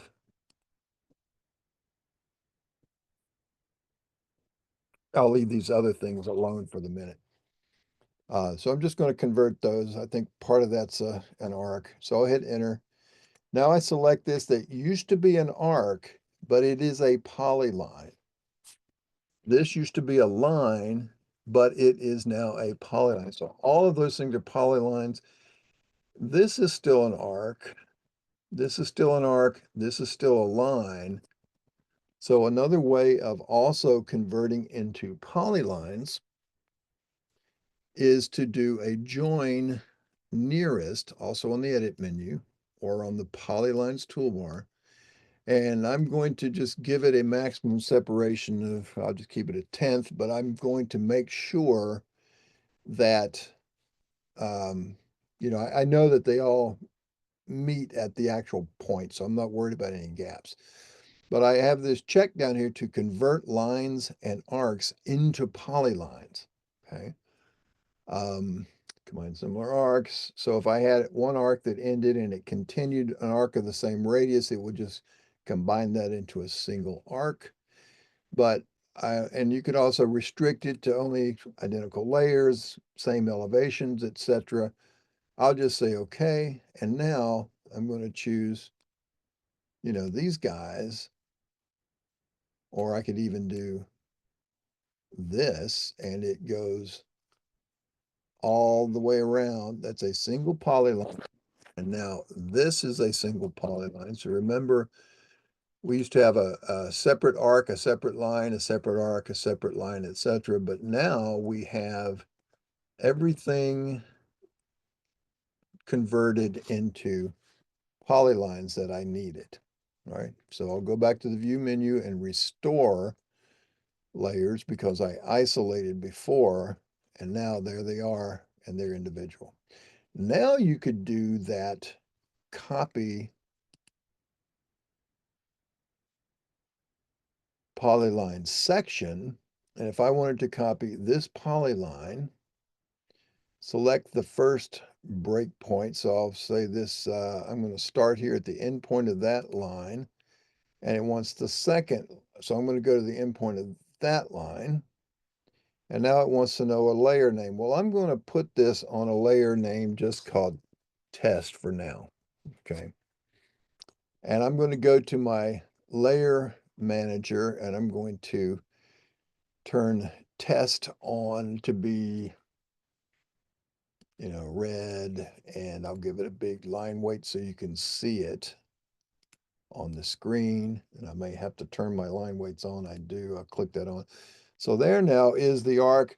So if I wanted to split that arc from the middle, I could go from the midpoint of that arc and draw a line to the midpoint of this arc. I would do that same thing, copy that portion there to there, or a couple of other ways to do it. So right now I'm going to select it, select what I just created and get rid of it, and show you a couple of ways to do this command. You could draw a polyline. Let's choose to be on this lot lines layer. So I'm going to draw a 2D polyline, and I'm going to pick one of those lot lines. That's going to set up my layer, and my color will be also by layer. And so now where am I going to go? Well, I don't want to go midpoint because you see the midpoint of that arc's way over here. I want to be the middle as it crosses there and crosses down to here. So as long as these lines are radial, and I believe they are, you can do that a couple of ways here. You can draw a line. There's a special snap called the midpoint between 2 points. And right now, I'm going to hold the shift key down and right click the mouse to get this snapping pop-up to come up. And I see that mid between 2 points. So that's where I'm going to start. So I'm going to choose that, and it says, okay, pick the first point. So I'm going to pick that endpoint.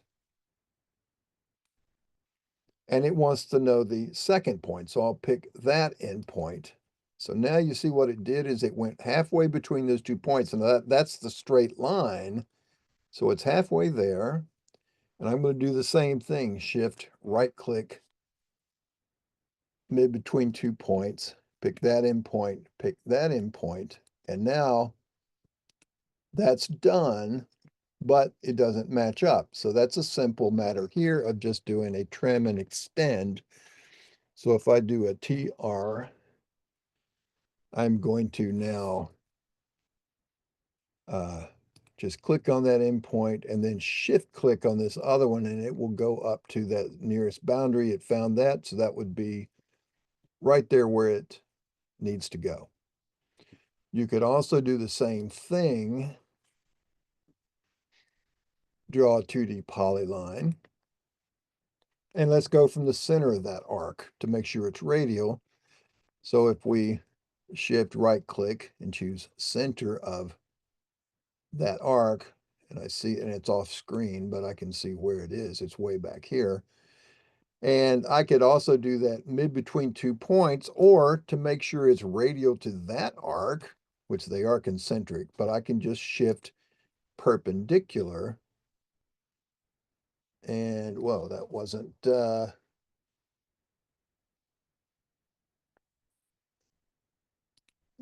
apparently not.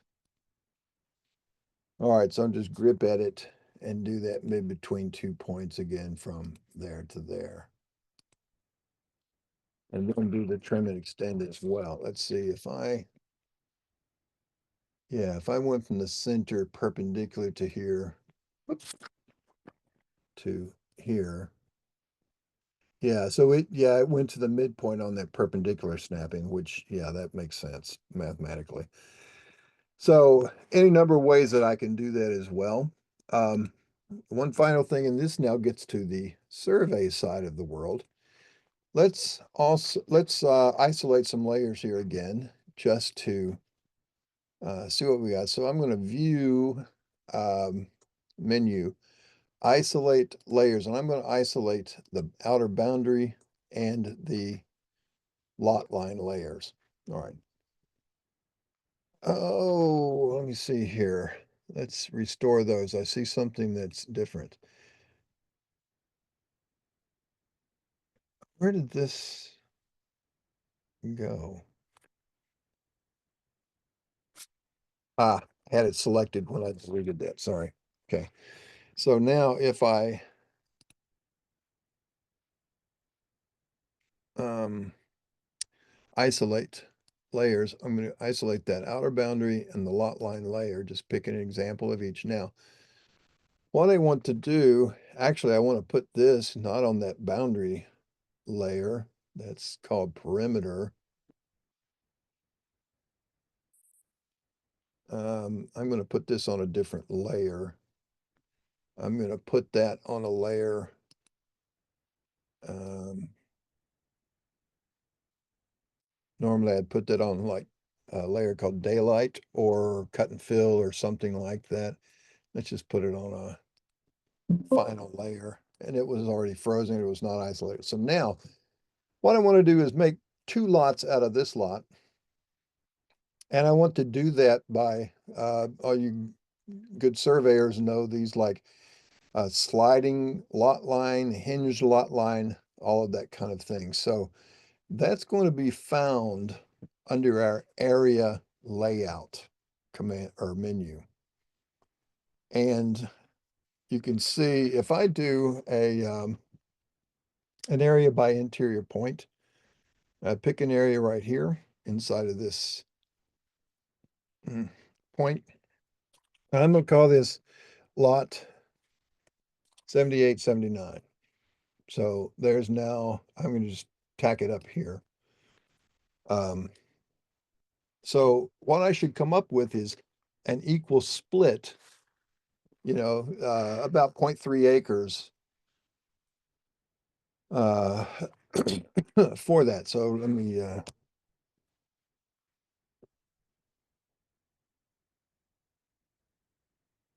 yes, Nathan, let me double check something here real quick.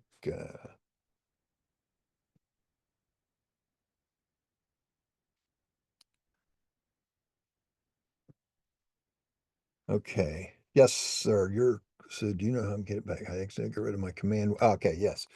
If you got rid of your command window, like like this, because it's easy to do sometimes, boom, it's gone. Close the command line. Yes. All right. How do I get that command line back? If you type, oh no, I can't type it. I can't type anything to get it back. So what you need to do is, let me see, if I right click, do that here, no. All right, are you using the ribbons? I think if you look at the ribbon,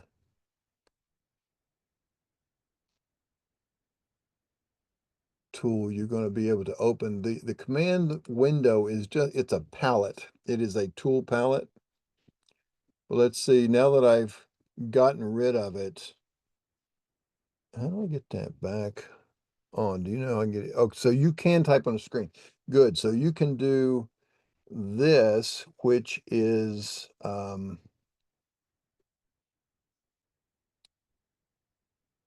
me set, uh,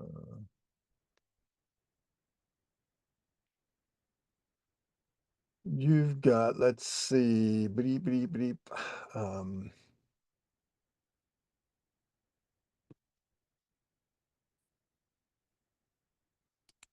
Let's see. If I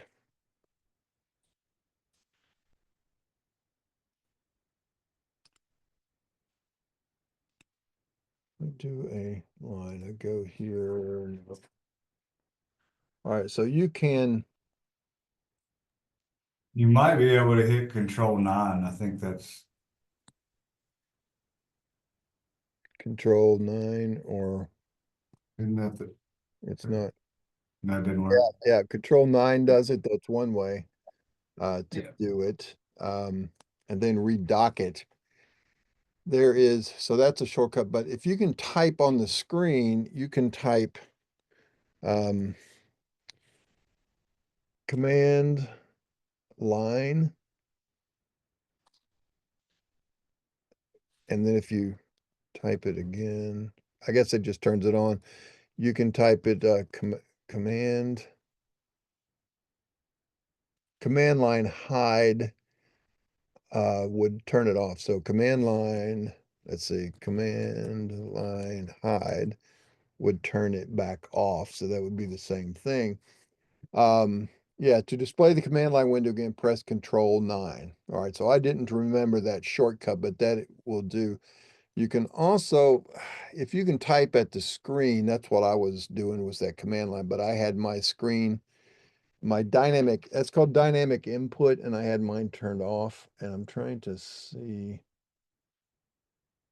I don't see where it is, annotation monitor.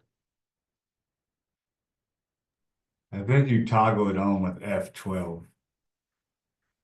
Yeah, but it should be, oh, here, there's dynamic UCS.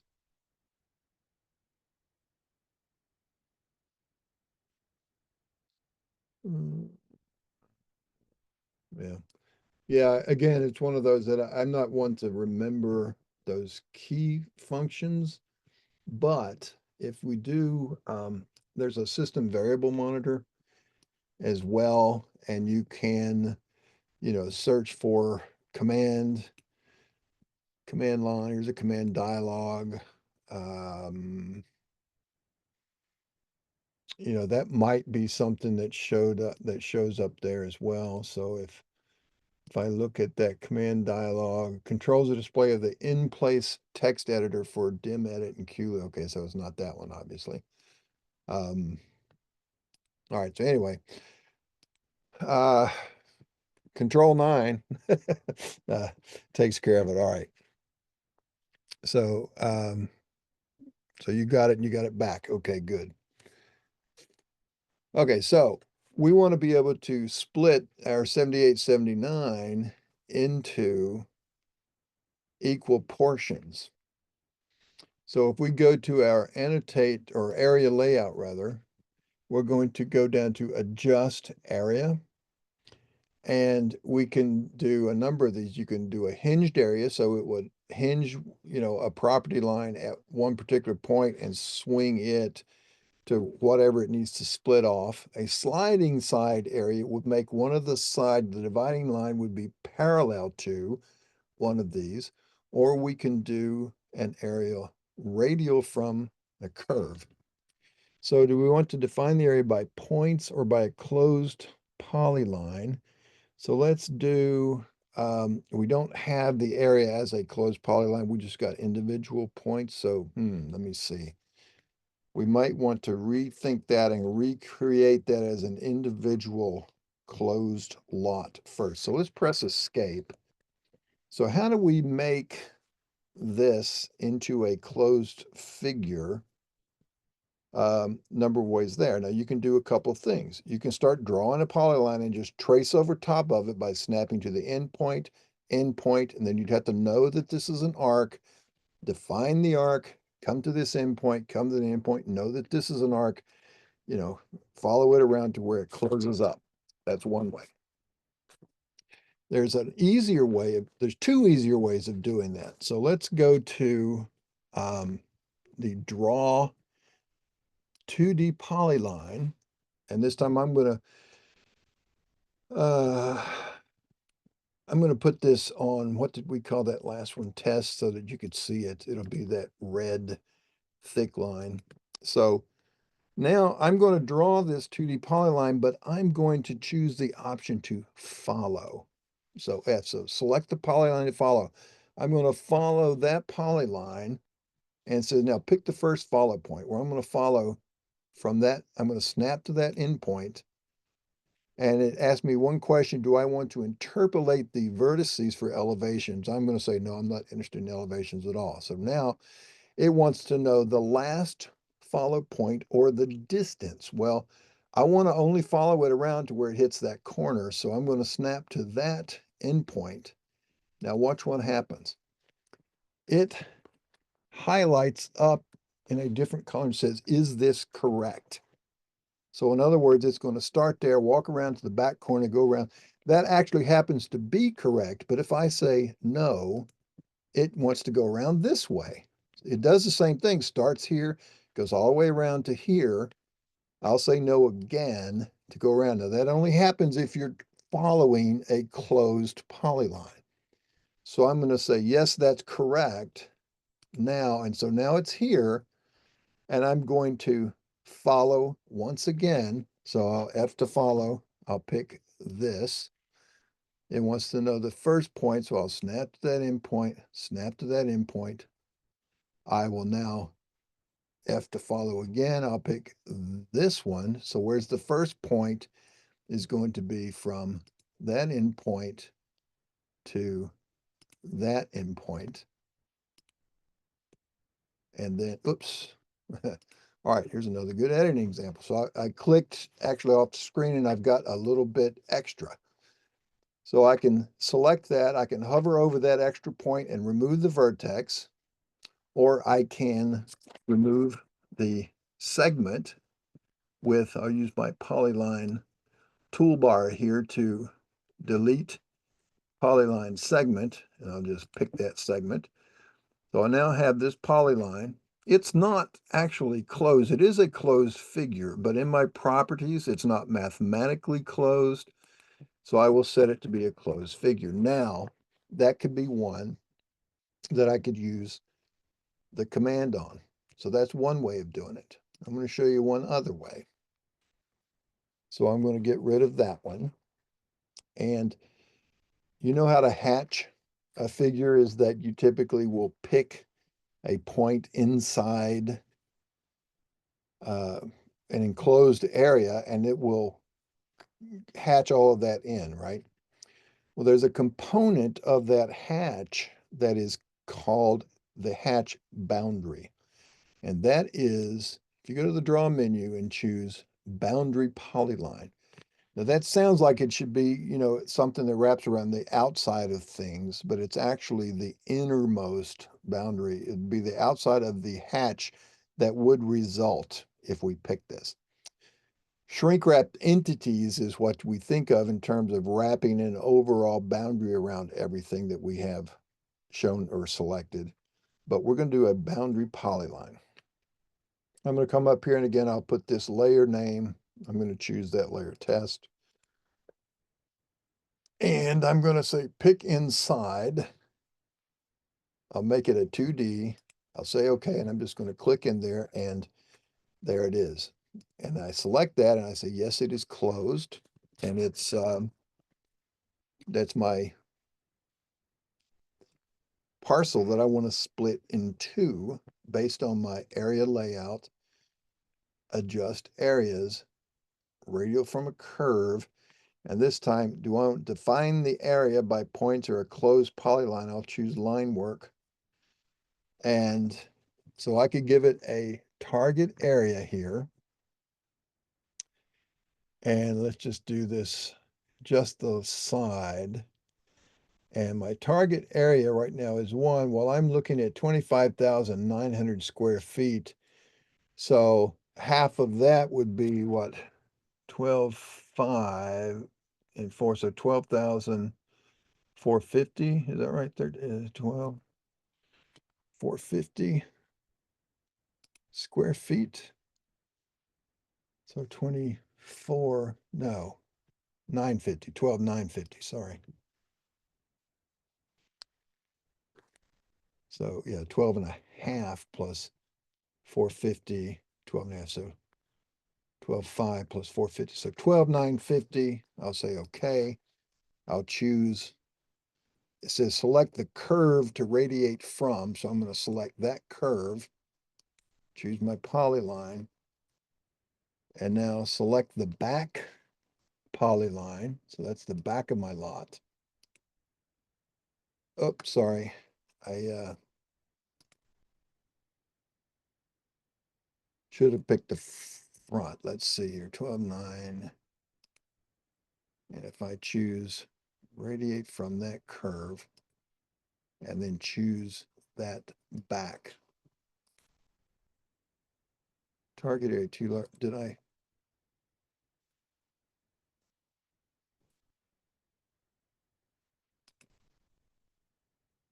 $12,950. Huh. Define area by points or closed polyline.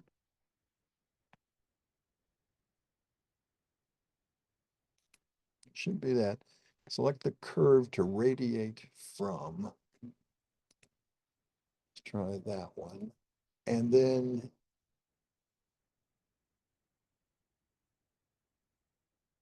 select the curve to radiate, which I did. Offset or select the back polyline. Yeah. It's going to still give me that ran out of frontage range error. I don't know what's going on with that. Let's try something else here. Just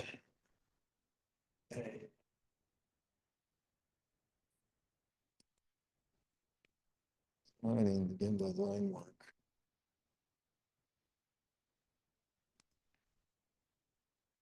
Yeah, we'll keep the existing.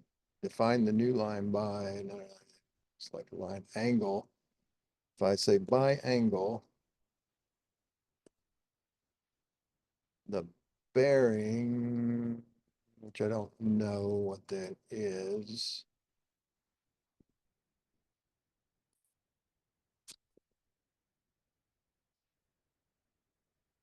Line mark.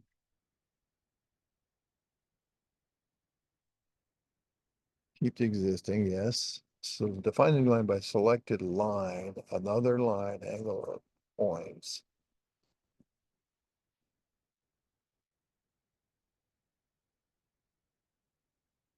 So if I say by points, point, first point, and select the center of that, and the second point would be the midpoint of that.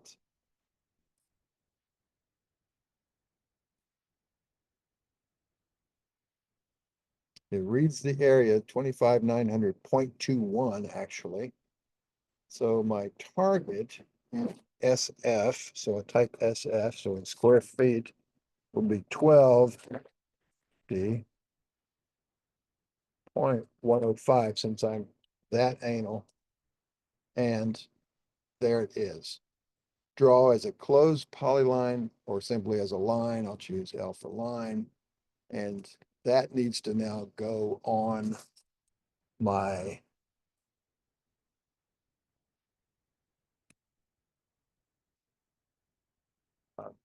layer, or match this to that.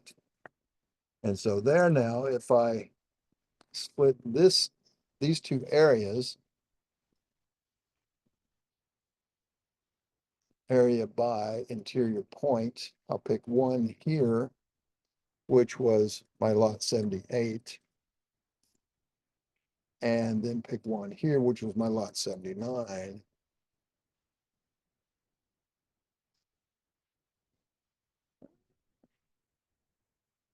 That's not right. See here, it must not be closed. See, what's happened is it's reading the overall red line because apparently that's not exactly closed. So I'm going to make sure that I trim this. I'll first select these and delete them. I'm now going to trim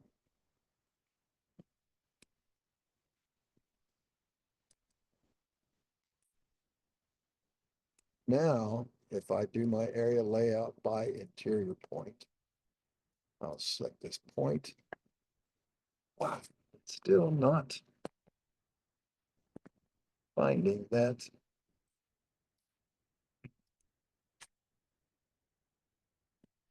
I wonder, let's try this. Convert that to a polyline. I doubt that's the case, but we'll see. Interior point. No, see how it highlights that overall total interior?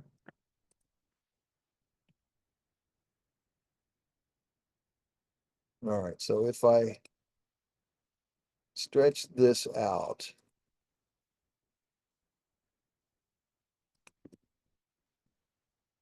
and if I use this to trim,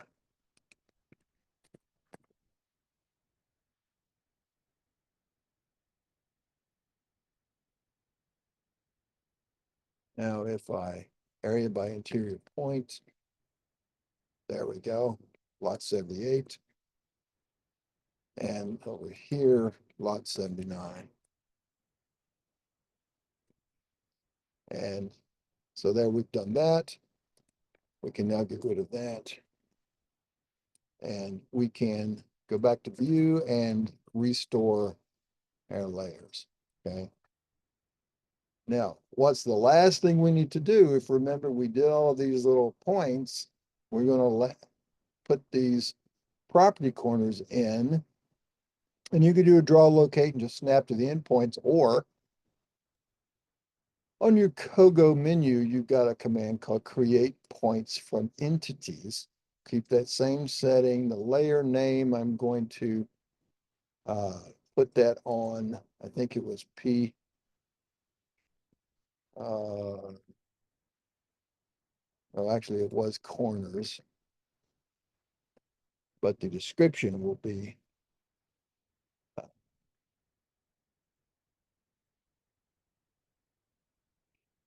P core, so PCOR. And I'll say, okay. Now, what do I want to process when I select things? Polylines, lines, arcs, anything I want. Skip the radius points, yes or no. Midpoints, yes or no. Draw the new points, yes or no, which I'll do. I'll say that. I'll say that.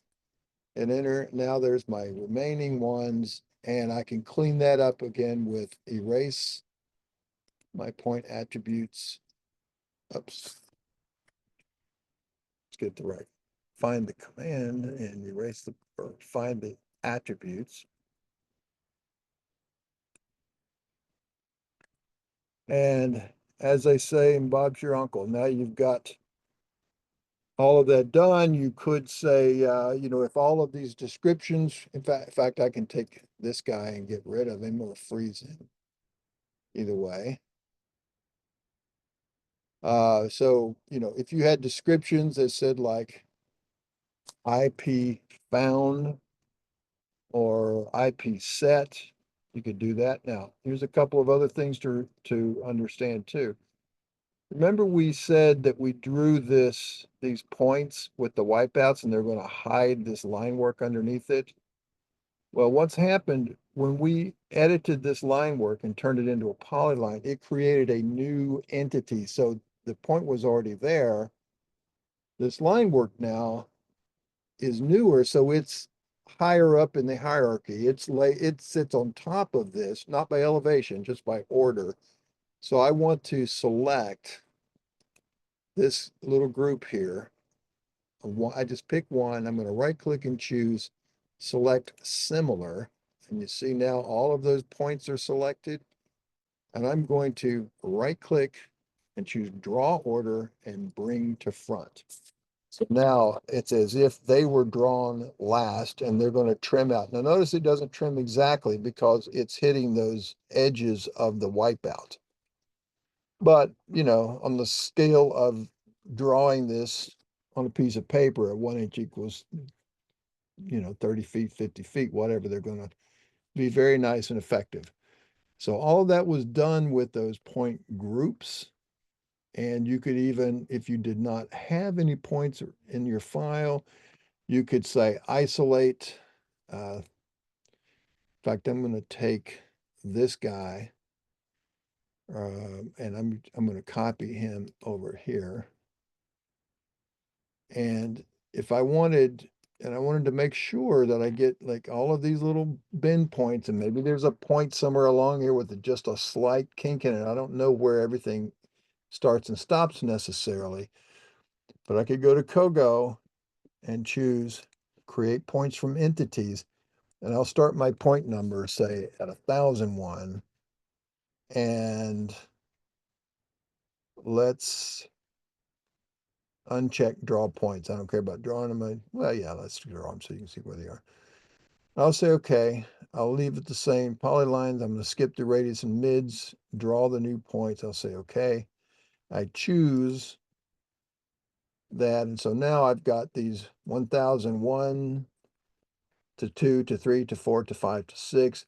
So now so what I had done to prepare the data set to make that existing group of points is I did that, and instead of P core, now you see that's P core PC because it starts a curve, PT because it ends, it goes back to a tangent. Same thing there on that arc, otherwise just P core. So I had actually changed the descriptions of all those points to be BDY. So this one here, so instead of all of that, you see in that description, when I did these points, I could have just selected that, let it find all those points, and choose the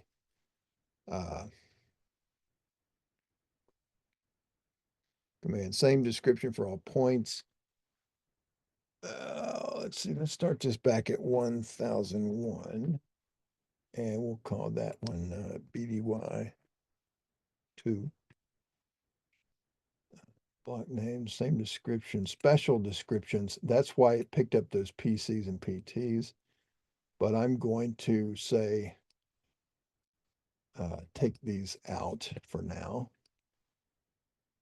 I'll say okay. I'll say okay. I'll pick this, have it overwrite all. And so now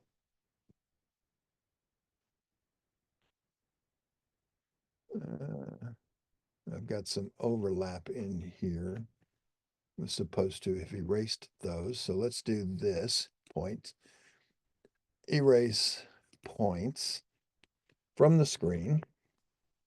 And we'll say, let's just erase all those points and delete from the coordinate file.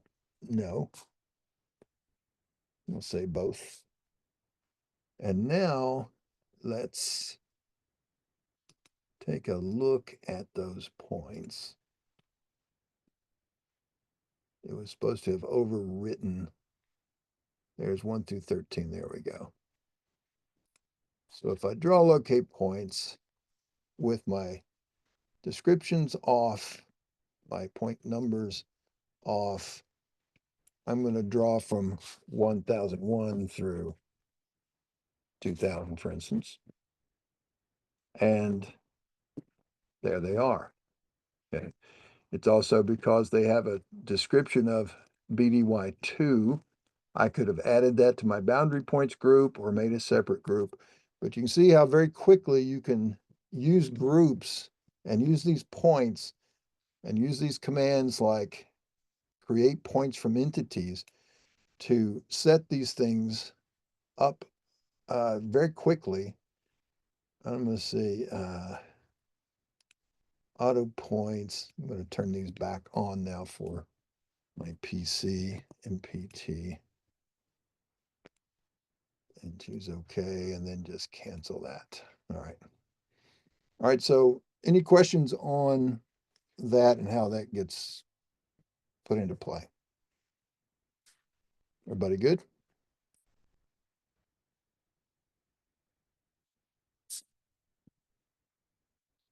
All right.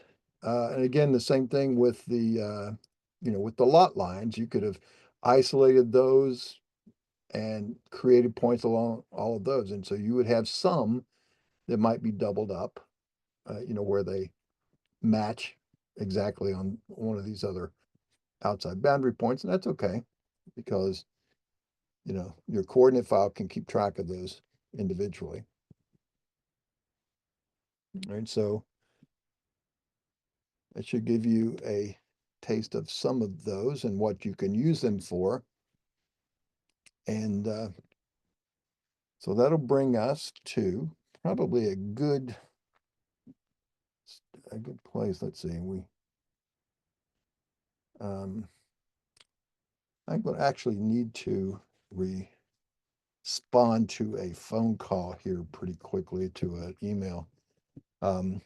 So it's a good place for a bookmark. It's a little bit earlier than exact midpoint for our break, but I'm going to go ahead and declare us our 15-minute break.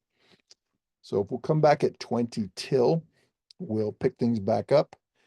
And then if we need to take another break later on, we can do that as well. To see how your afternoon goes, let me know if you need to have a break. But for now, let's come back at 20 till and we'll pick things back up. Okay.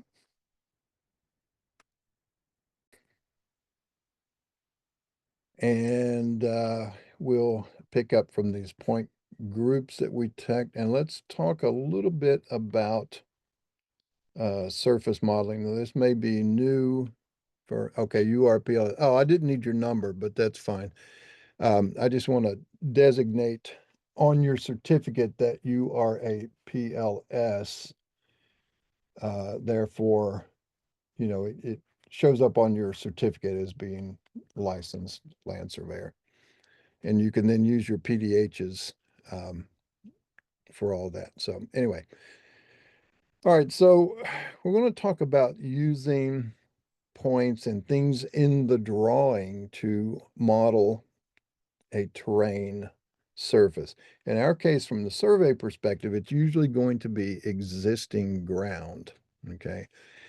So, so we're going to do this as a process. So generally when well, let me show you a little example file that I've got up here from another client. Um,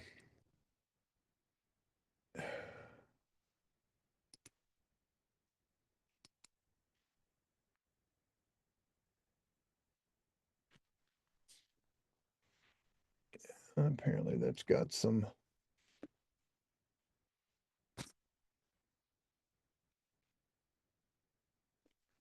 weird, not weird, but let me turn this on this way. Display.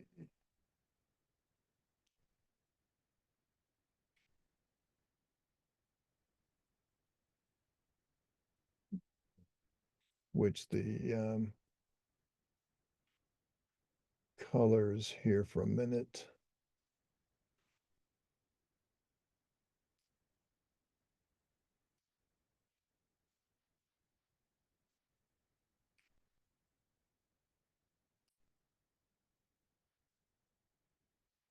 Oh, there it is. All right, so colors.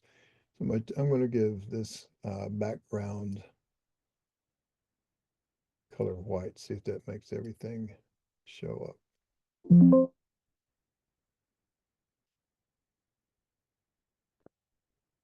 No, what I needed.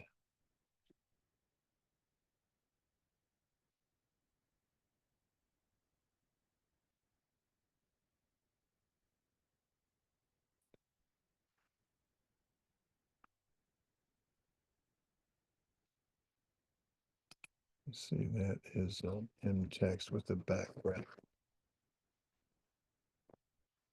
All right, let's put that color back to where it was before.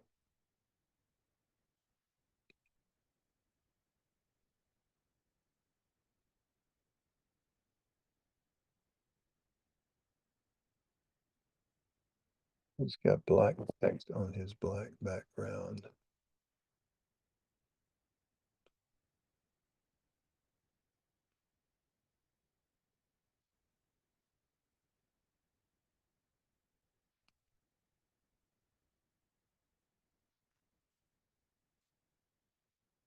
It's masked. Bear with me just a quick second here, folks, as I get this defined. There we go. That's better. Let's now try that out with white. See if we can get that to work. If we, there we go. All right, so this is what would be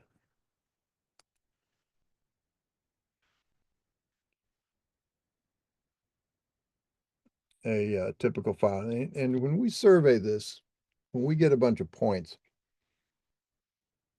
we would generally, give this a little bit more weight here.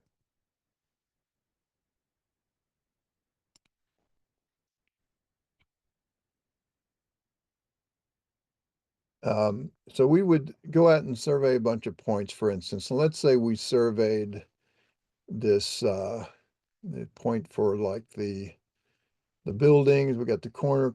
We might shoot the elevations of those buildings. We would get these property lines. Now, these are all things, with the exception of the buildings, like the property lines, we would generally not necessarily use them to create our terrain model.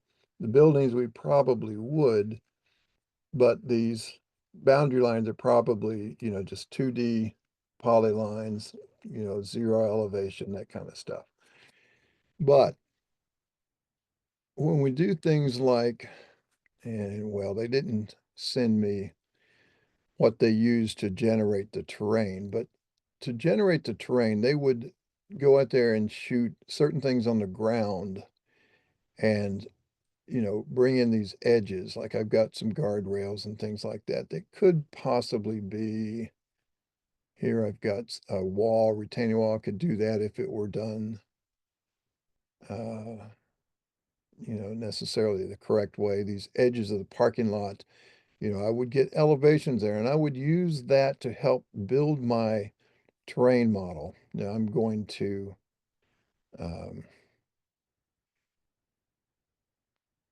we'll actually close that file and put that away. That's actually a client's project that I'm working on in the breaks. But so what we would normally see, let's say I can see it a little bit better here. And you can see all of those property lines and text labels came in just fine with this. This is actually converted over into MicroStation, but so we would get those edges and use them to create our terrain. So we get points and they have elevations on them. So that's part of what we need. We also need these break lines. Now, Nolan and David, I'm going to assume that you probably know a bit about break lines and how to build surfaces and probably old hat at it. So I'm not going to spend a whole lot of time here, but I want to get Nathan sort of up to speed here as well if he hasn't been doing these yet. So Nolan, you're good. David, I assume you are as well, or somebody there. Okay, so Nathan, here's this a drink from a fire hose, if you will. If you'll study in your manual this section under terrain modeling, starting on page 18, and it tells you about, what basically happens. And we're going to wind up with a series of triangles, these little planar facets, these little portions of a plane. And it takes 3 points to make a planar figure. So all these 3 points, when it forms these triangles, is going to be part of that surface. It's going to find other triangles that lie next to these triangles and just extend those all throughout the project area. And that's going to form this sort of fabric that represents things that are on the ground that we've brought in with their surveyed points with their elevations. Now, what can happen right here, and we're going to talk about this very briefly, is here's an example. We've got 4 points that we shot in the field. They have these elevations on them. when we say go out and build me this terrain model, it's going to sit on these points and look around itself to try to find other points. And it's going to draw a line between the points that it sees around it, which represents a line of continuous change of elevation. So in this case, from the lower left to the upper left, it goes from 110 down to 100. From 100, then it goes over here to the upper right and it climbs up to 110 in a linear or constant rate of change. In the case 110 to 110, of course, there's no change, so that's just level across there. Now, this would represent a piece of ground like a little ridge line at elevation 110 that falls off to the northwest to 100 and falls off to the southeast to 100. Now, that same set of 4 points could just as easily have done this in the drawing, which would say I was on 100 before I was on 110, and I looked over and saw this other 100. I said, okay, so that's a line of constant change, or in this case, zero change. And so that represents like a little valley at elevation 100, and it rises up to the southwest at 110 and to the northeast at 110 around it. So it's a complete inversion of what actually happened in this case. Okay. So what we have to do is recognize places where we need to control what the computer sees, and we have to draw in the line work that says, all right, I'm going to go ahead and pre-make this line across here so that my point 100 cannot look over here and see this other point 100 because there's a line work in between it. There's this line that says that it keeps me from sitting on this point in the southeast and looking over and seeing this point in the northwest. So it forces the triangles to form in a different fashion. And that is basically what we call a break line. And the rule is simply this. If you just remember that these break lines are going to represent edges. So if it's an edge on the ground, you need to make it an edge in the data before you build your terrain. For instance, here's a curb. Surveyors go out and shoot these points along the curb. Well, up here's an example of how the triangles could form. It could sit on point A and see point E and decide that that changes constantly from A to E, and which we know it doesn't. It goes down to this face of curb, down the gutter pan, and then climbs up the vertical face before it can get to E. So we need to draw in the line that goes through points C and D. That's that gutter pan line, the face of curb, to keep A from being able to see E. A can see point C and A can see point B, and those are legitimate. That's an actual linear change in elevation. So when you draw those in first, it prevents these invalid triangle edges from forming. Okay. So that's really all I want to go over too much here. We're going to, see the process here in a little bit and how it works. But when you get a chance, I want you to study through that section in the book. And that's really something we spend a lot of time on in the uh, fundamentals class. But this being survey class, it's sort of, we sort of expect that to sort of be already under your belt a little bit. But we'll look at some examples and some other data that you have and see what the effects of that stuff can have. Okay, and also some things that might be, now since you guys are surveyors, you're going to be originating this data more so than receiving it from somebody else. But one of the things that is quite often that happens, engineers that receive a contour map from a surveyor, maybe an outside firm or maybe even from the in-house surveyors, and then they'll rebuild that existing ground from these contours, which is the absolute worst source of data Because if you look at the space in between, say, this contour and this contour, you know that halfway in between, right in here where my mouse is circling, that should be about halfway in elevation between those 2 points. But if I do not draw this line in between, when I go along this contour line reading my data, I may sit on a point over here and I look across and I see a point over here and I just draw a line and I say, okay, well then if I do that there, then the point right there is the same elevation it is over here on this endpoint and this endpoint, and it really should be about halfway down between these two contour lines because it's halfway between the nose. So we would have to draw in all of the points along this road crown, draw in the points along the road edges here to catch that ditch over here on the side, maybe a sidewalk over here as well that you can see an example of. Okay, so those are things that we have to create as part of our survey work. And we do that by several means. We're going to, let's say we survey a point here and we call it CL for center line of the road, maybe, or CRN for crown, whatever we call that description.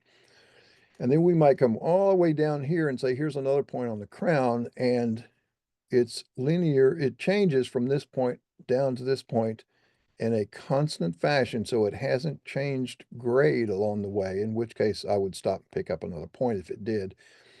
But then when it come back to the office, I'm going to say, I want to draw a line between that center line point and that center line point.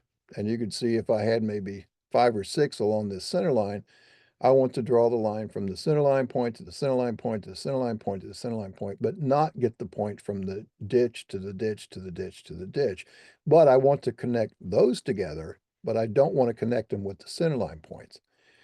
So what I'm getting at is when we collect our points, we're going to use a consistent set of descriptions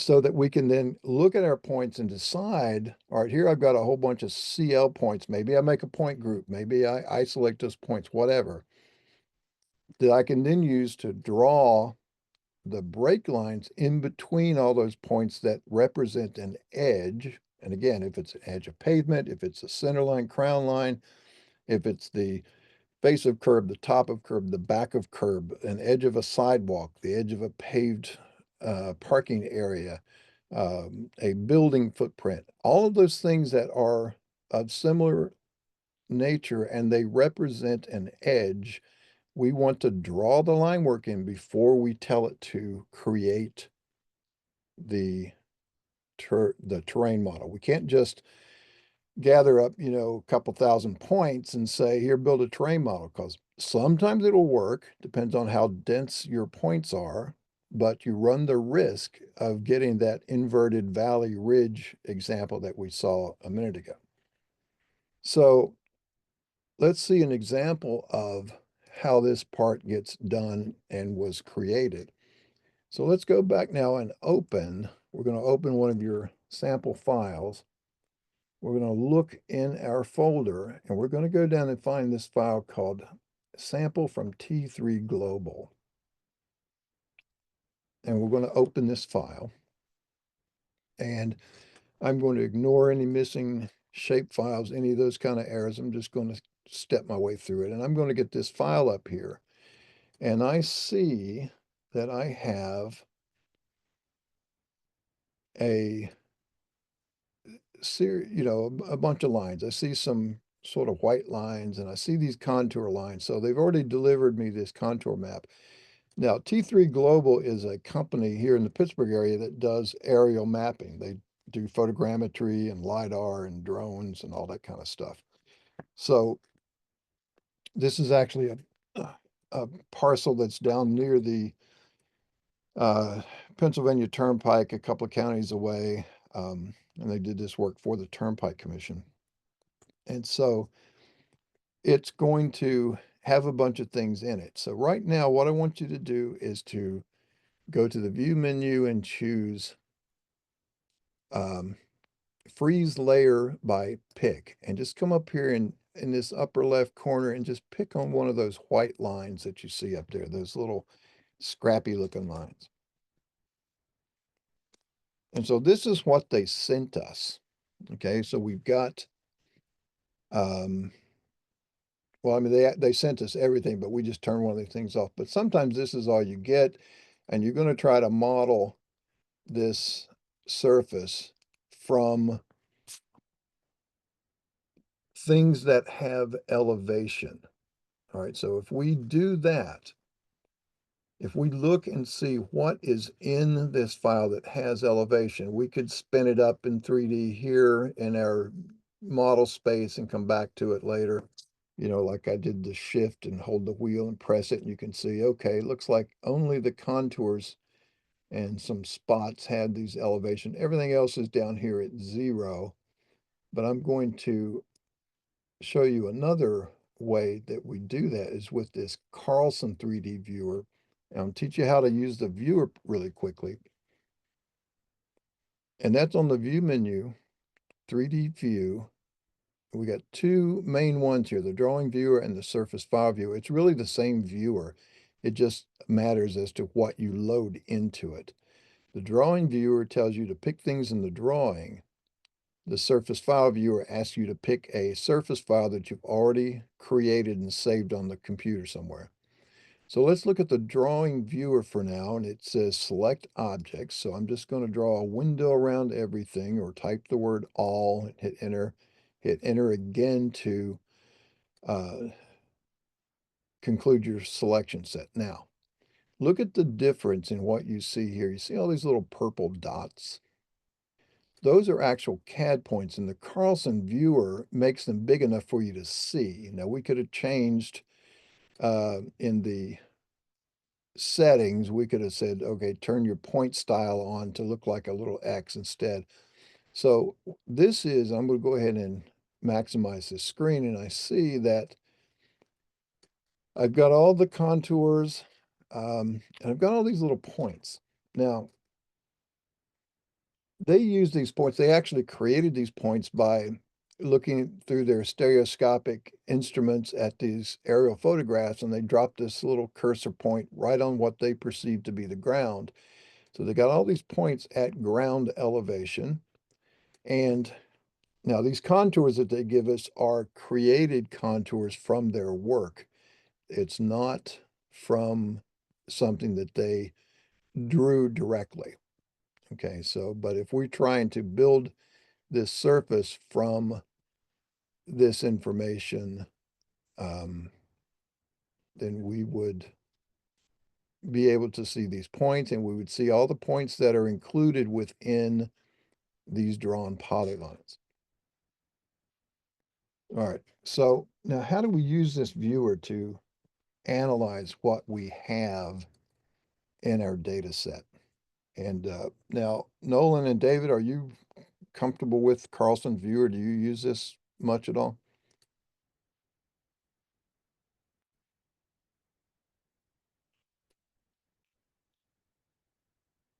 Yay, nay? Okay, so Nolan, you're good. It's new to you, David. Okay, so good. Well, I mean, good in the sense that it's going to give you another tool in your arsenal on how to use this. And I'm going to give you a couple of tricks on how to do it. So if you want to look at this, now we're looking straight down on it in plan view. Now, notice in the upper, over on the right-hand side, I've got these 3 tabs where I can do some different things. One of which is, by default, it comes in here to ignore 0 entities. But if I turn that on, I'm going to see all the 0 elevation entities underneath it. Now, they're not directly lined up. You can see this T intersection and this road should be out here and down this way, but that's because we are in, if I go to settings and turn on this bounding box, see, we're in a perspective view. So that's why that shows it to be offset. I'll turn this box off for a minute and go back here and just say ignore 0. So even though I selected everything, some things had 0 elevation, I'm only seeing the things that have some elevation, and these would be the only things that would be used to build a surface with if that's what I'm doing. So to be able to look at this in a particularly rotated fashion, so we can spin it up and look at it in any direction we want to see, a couple of things to set over here on the right-hand side. Make sure this y-axis lock is turned on. And that's going to prevent it from rolling around the y-axis. We can only roll around the z-axis and the x-axis. But here's the trick. And the icon that we're going to use, you can see you've got panning and zooming. That can all be done with the wheel on the mouse, just like you do in the regular CAD view. But if you select this icon that shows a rotation mode, it shows a little cube and the arrow, curved arrow at the bottom. That's the icon that does the view positioning. And here's how to use it. Notice as you move from the edges, it's a Z icon. But as I get toward the data, now it's not exact, but when you get over the bulk of the data, it switches to an XY cursor. I go off to the edges, you see, and it switches back to Z. So what you want to do is think of this as if you're standing in your driveway and you're looking at your house and this is your garage door, and you're going to raise your garage door up almost flat. So you're going to position the mouse toward the bottom of the data set, not so far that it switches to Z, but it's still an XY. Click and hold the left mouse button and only push it up. See how I'm raising the garage door? And if I go left and right, you see it doesn't roll around that y-axis. So that's why that was locked. So now you can see if I unlock it, and now if I go back and forth, it goes, both of those. So I'm going to go back and lock that y-axis. Okay, now. Yes, Nolan. Oh, okay. I thought you might have had a question. All right. So what I want to do is I'm going to go down and toward the bottom and grab Yeah, my, sorry, I just lost the internet. I'm just getting back. oh, I see. Okay, no worries. All right, um, so I'm standing in my driveway, I'm looking at my garage door, I'm down here with my XY cursor, I click and I push it up. Now, if I have to, if I go off and run out of room, I need to get another bite of it, I just let the mouse up, push it back down toward the bottom, and I want to roll it up to where it's sort of, it's really oblique looking like this. And so let's suppose I want to examine this little pond and the little ditch that comes into the pond. So I'm going to roll it up like this, get it laid back fairly obliquely, not all the way like this, but sort of like this. And then I'm going to let the mouse up and I'm going to go down to the bottom only, and I'm going to go left and right. You see, I'm only going around the Z axis. And I'm going to line myself up to where I'm going to look right down that little valley. So that would be where I'd look. And then I'm going to let the mouse up, point to it, and then just roll with the wheel so that it zooms me into that area. And, this will get to be pretty second nature to you before long. So if I want to now switch, instead of trying to navigate my way over here, I want to look down that road, I'm just going to go way back out, and I might even go, this icon here switches back to plan view, and I'll roll it back up here again like I had before. I'll roll it around, and now I can look down this roadway. Okay, so I can see what things look like and get a good sense of how they look. Let me get that a little flatter because there we go. So, that's the way to navigate your way through this drawing file. And if you need to, just back yourself out, reposition, go back to plan view if you need. And I need to put that lock back on. Let's go back to plan view, lock. And now when I push it up, so I'm going to, and then spin it around, and then maybe I want it to look down this road, So that's the basics of navigating in this viewer. And it's really handy.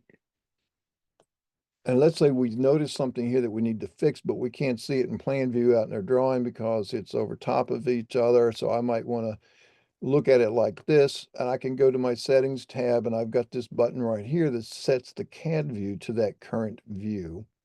So if I did that, it tells me that's now set. And when I exit the viewer, or just minimize, turn that back down, you see what it did is it put my CAD in that same perspective as if I had rolled it up inside the viewer. But I'm not going to leave it like that. I'm going to go back to plan view, zoom extents. I'll go back to settings and now set that. And so that now brought me back to plan view from looking at that viewer. Okay. So you can see there's a bunch of points in here. You can't really see them on the screen, but when I looked in my viewer, it found them. Now we're talking about points. So if I look at my point style, let's switch that from that to say maybe be an X. And let's set it as a percentage of the screen. Maybe let's bump that up to say 2%. So they're a little bigger. So now I can see those actual points. Now now it's a CAD point and it would be used to build a surface. I don't have to create a Carlson point on all those points. I can if I want to. I would just isolate the layer and choose that create points from entities and select all those points, and it would go by and drop a Carlson point on every one of those points. But I don't need to do all that. But when we survey things in the field, we're going to bring those points in the drawing, and you're going to see a bunch of those points. And they might be points that you just shot out here in the ground. It might be called GS for ground shot or RAN for random, whatever your description is. Just be consistent and call them the same thing. And then if you also go down here and shoot this crown line down the center of the road, you want to give those a description, and then you want to use that description to connect the lines that go between them that represent those edges. So you can see here's an edge that was drawn in the middle of these contours here, drawn down the valley line of that little ditch. Same thing, on the other side, you've got two lines. It's actually a sidewalk there. There's the front of the sidewalk here and the back of the sidewalk here. It's a wedge curve. It lays back at an angle. And there's another edge somewhere over there that's the edge of a sidewalk. Now, so here's going to represent the importance of using break lines and why we need to use them. So let's build a surface from this data. And as you remember, the only thing that we have in this data with elevation are the contour lines and these points. So we'll get some definition over in here with these points, but you're going to see some problems show up in these road areas. And you're also going to see some problems over here at this retaining wall because we don't have anything that keeps some of these points back here from looking across and seeing these points. We have it drawn here, but it's at zero elevation, so it's not going to do anything. So let's do that right now. Let's go to the surface menu and choose triangulate and contour. Now we have 4 tabs here. I'm going to look at my selection tab, make sure there's nothing checked that's going to filter out my data. That's another way you can limit what comes in. You can actually read a coordinate file that's not even in your drawing. It can prompt you for all of that different stuff. Really some fine tuning controls. I want to go to now you see the labels let you set up the contour labels if you've drawn the contours. But so if you draw the contours, then labels becomes available. But I'm going to go to contour and I'm not going to draw the contours. I'm just going to make a file. And I'm going to go back to the triangulate tab, and where it says right triangulation file, I'll turn that on and I'm going to select And I'm going to give this a name called EG-CTRS. So existing ground from contours. Now we do also, we'll get some of those points, but we'll say save that. And I'm going to uncheck this little box here to use inclusion, exclusion areas. I'm going to do a shrink wrap perimeter reduction. I'm going to set that to none for right now. And I'm going to make sure I say ignore zero elevations. So that's a checkbox. It's also available in your main settings that you saw when we looked at it earlier. And then I'm going to, that's the only checkbox I want on here, is to ignore zeros. Shrink wrap is set to none, so I've unchecked this inclusion, exclusion areas. Normally, if I draw a boundary by some means, that will then become the outside boundary of my surface. And you can see I've got some data down in here. I've got some data up in here, but I don't have anything over here. I'll get these points, but it's going to be sort of goofy looking on these edges because I haven't trimmed it back. But in any case, this is what I want to do. I'll say okay. And because it's not, now you need to get in the habit when it says select objects, don't just willy-nilly go select everything. Read the line above it. Because depending on what we have set, see, read this line, it says select the points in the break lines that you want to triangulate. So every line that has elevation is going to be a break line. So those contour lines are going to serve as break lines. So that's going to somewhat help us. It keeps points from, say, this side from looking across and making triangles to these points. It can only go up to that line and has to stop. And it finds all the points along that line to connect to triangle edges. Okay.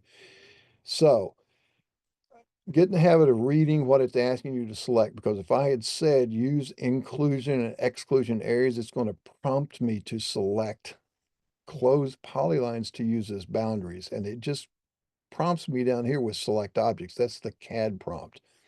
But the line above tells you what it's looking for.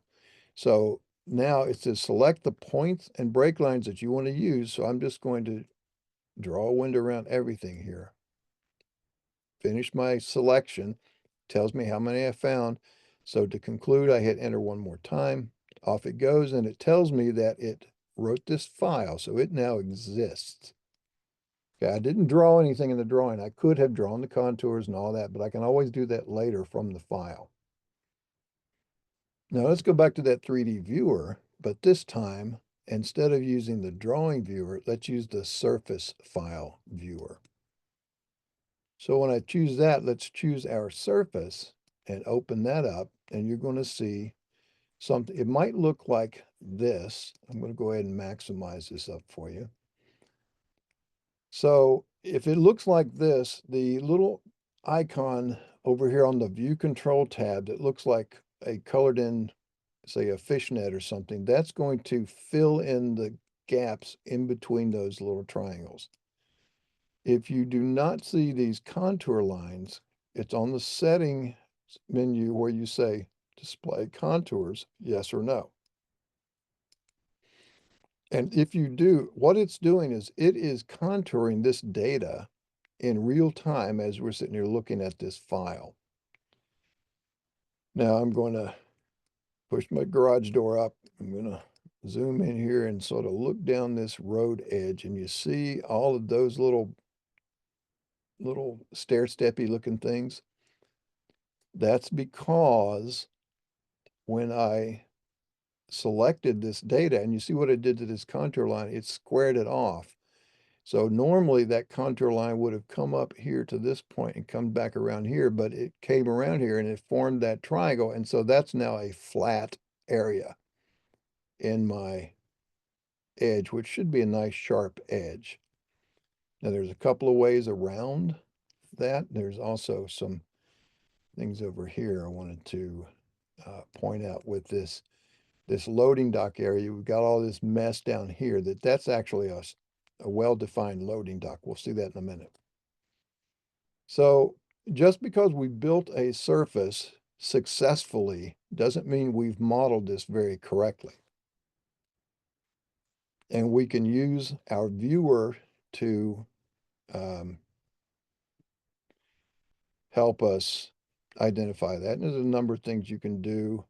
If you're in the surface file viewer and not the data viewer, you can, let's say if I turn on, I'm going to look at my triangle edges. So there's all the triangles that formed. And I see I've got triangles way out here. In fact, I'm going to go to my view control and turn off the coloration. I'll even turn off, well, no, we'll leave the contours on. But I see that I've got a stray point over here that probably, maybe it's a control point or really wasn't, the bulk of my data is along this edge here.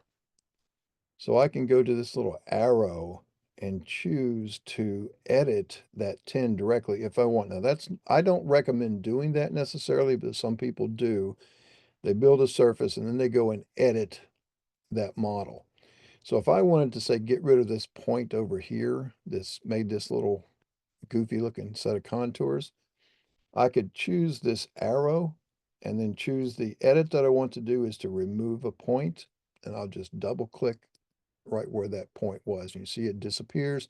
The contours redraw themselves. Here's another point maybe that I didn't want to use that. Up here's this one here. I can take that one out as well. Okay, so I'm starting to get rid of some of those points. I'll go back to my XY cursor and maybe let's put it back into plan view. And I see I've got a bunch of triangles down here that probably aren't wise. So I'll switch to my arrow and I'm going to say remove triangle. And I'll just, double click inside these triangles. Now you can see down here, they're going to be some that are, you have to sort of do them individually. So, you could spend a lot of time getting rid of all of these extra data. We have other tools that will do that for us. Okay. We could, um, spend all day trying to edit the model and then save the results. But we have some other tools. So I'll turn my colored triangles back in. I'm going to go to settings and I'm going to undisplay my triangles. And as you saw, we saw some of those contours reshape themselves, but we still have, if we come back and look at this data, we still have this goofy looking thing down the edge of the roadway. Now, again, I could come in here and just say, all right, I want to add a brake line. I didn't have it before, but if I wanted to add it, say from here down to here, it's too far. I need to go from, say, from here to here. Oh, it's still too far for that one. Let's go from here to here. And then from here to here. And from here to here. Then from here over to here, if it lets me. Yeah, so you see what I'm doing is I'm manually with this surface edit, I'm taking those little areas out because I should have had a line that connected those. I didn't have it. All I had was the contour line. But you saw how that flat contour now reshaped itself. All right, so if I'm through editing the file here and I'm going to exit my viewer, it asks if I want to save the changes. I'm going to say no because we've got some other things at play here we're going to go back to. But that's something you can do. It's not something I recommend to do a direct edit on the surface, but you can if you need to. But I would always look at those surfaces and evaluate what you've created and make sure it's what you intended.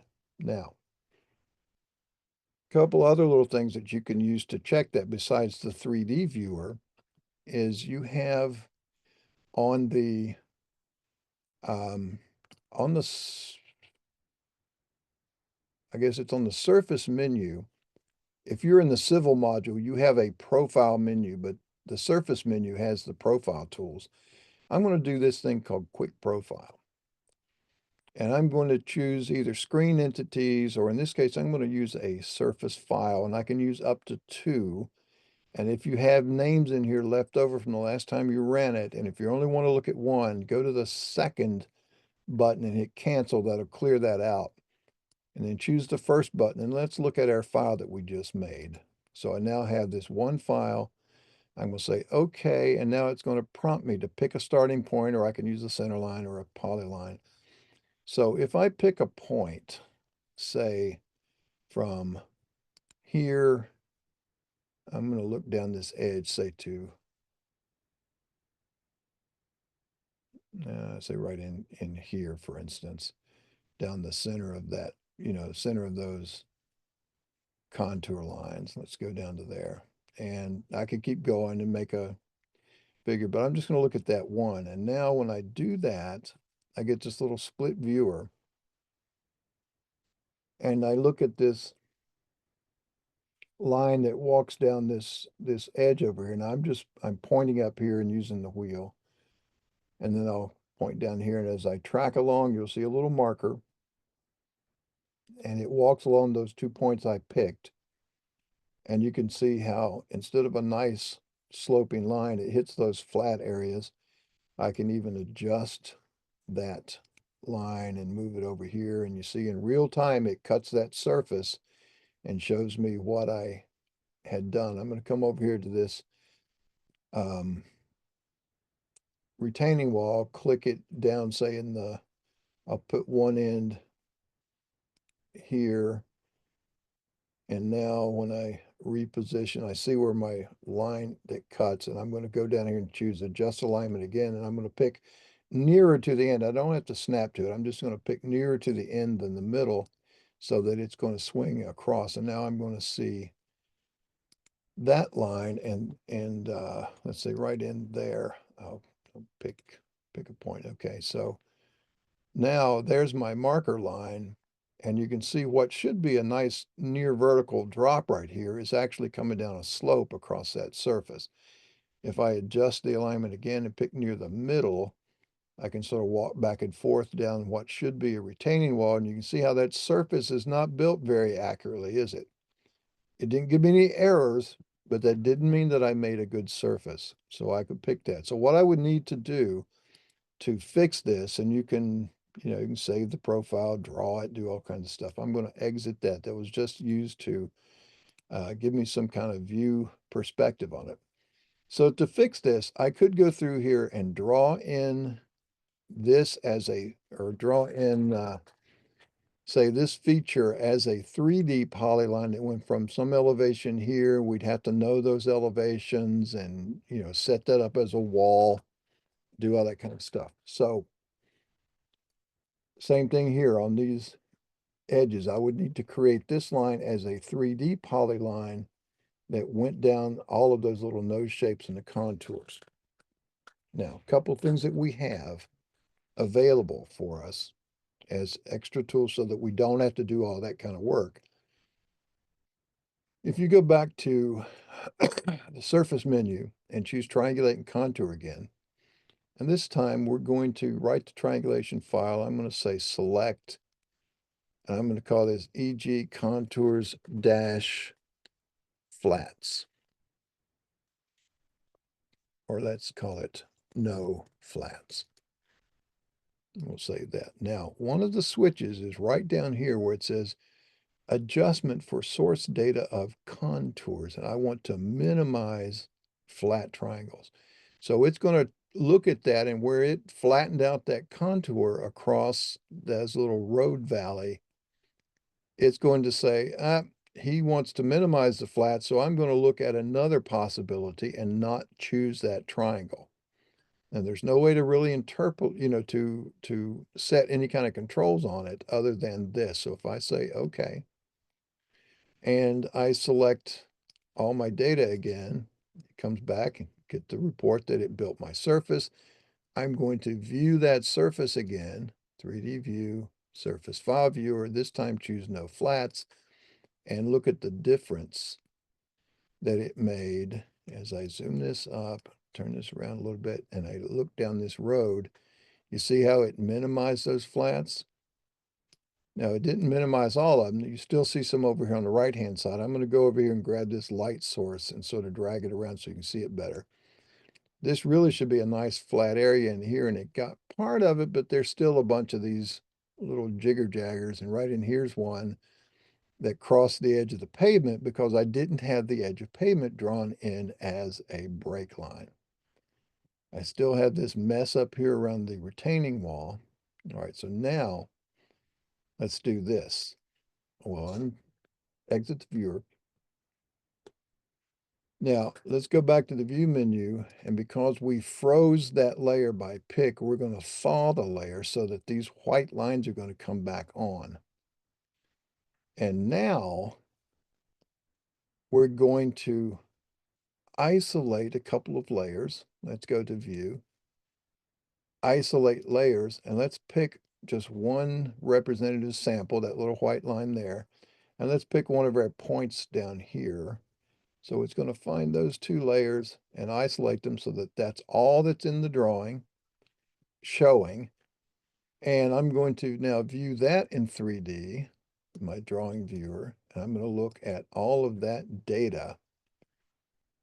And now this, even though we didn't see the contours that you saw before, but if I spin that up and look at it, I can see that that very clearly represents what that ground looks like. In fact, I'll zoom in here and I see these curb structures and things that I didn't see in that other surface. And over here then is that little loading dock, retaining wall kind of structure. And same thing here. There's that one that was, I said it was near vertical. It's not exactly vertical. It's got a little bit of slant to it, but it's a lot more vertical than that thing that you saw in the quick profile. So now this is the actual data that this company T3 Global used to create the contours that they delivered. Now they delivered, if I,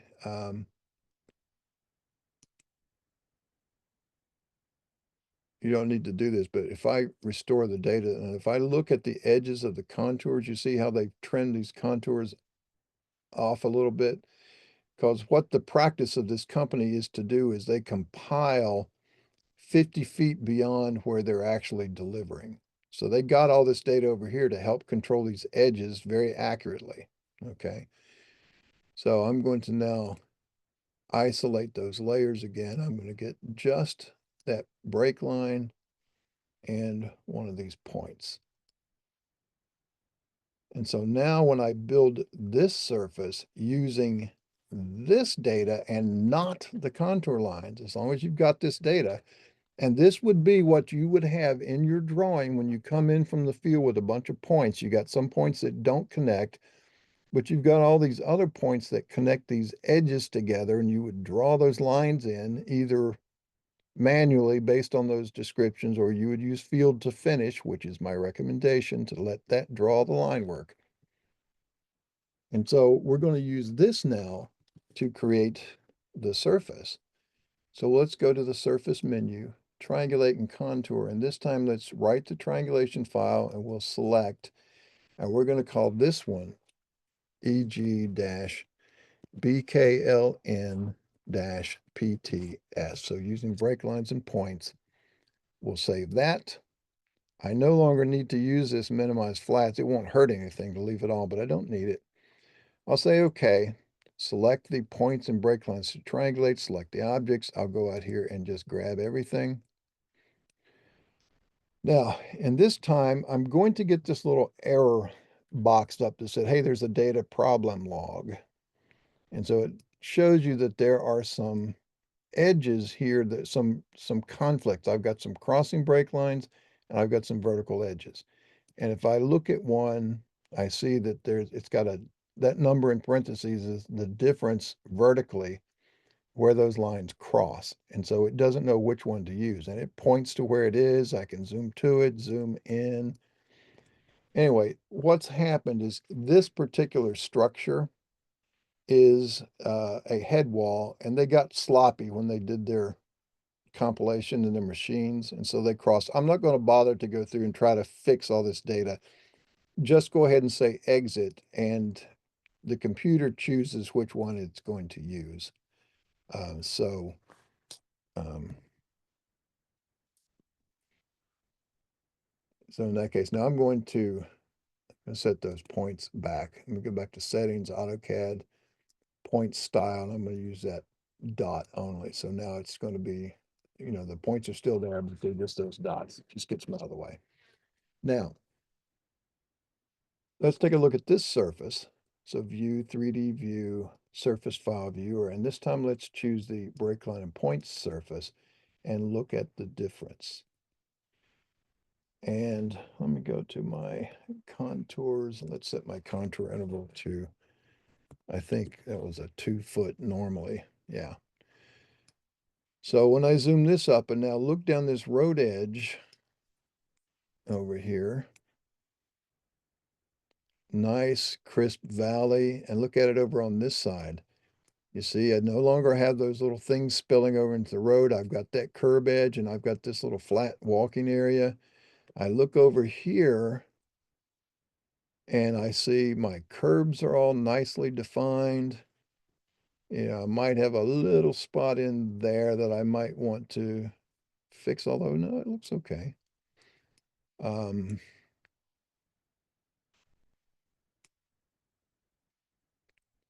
So there was a point out here and it saw all those points, and so it created all those triangles.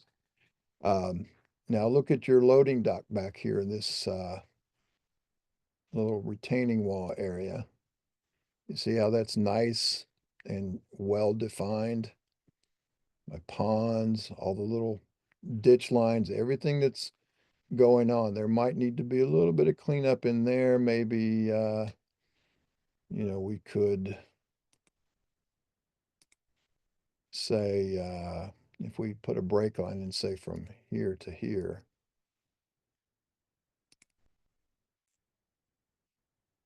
it's not.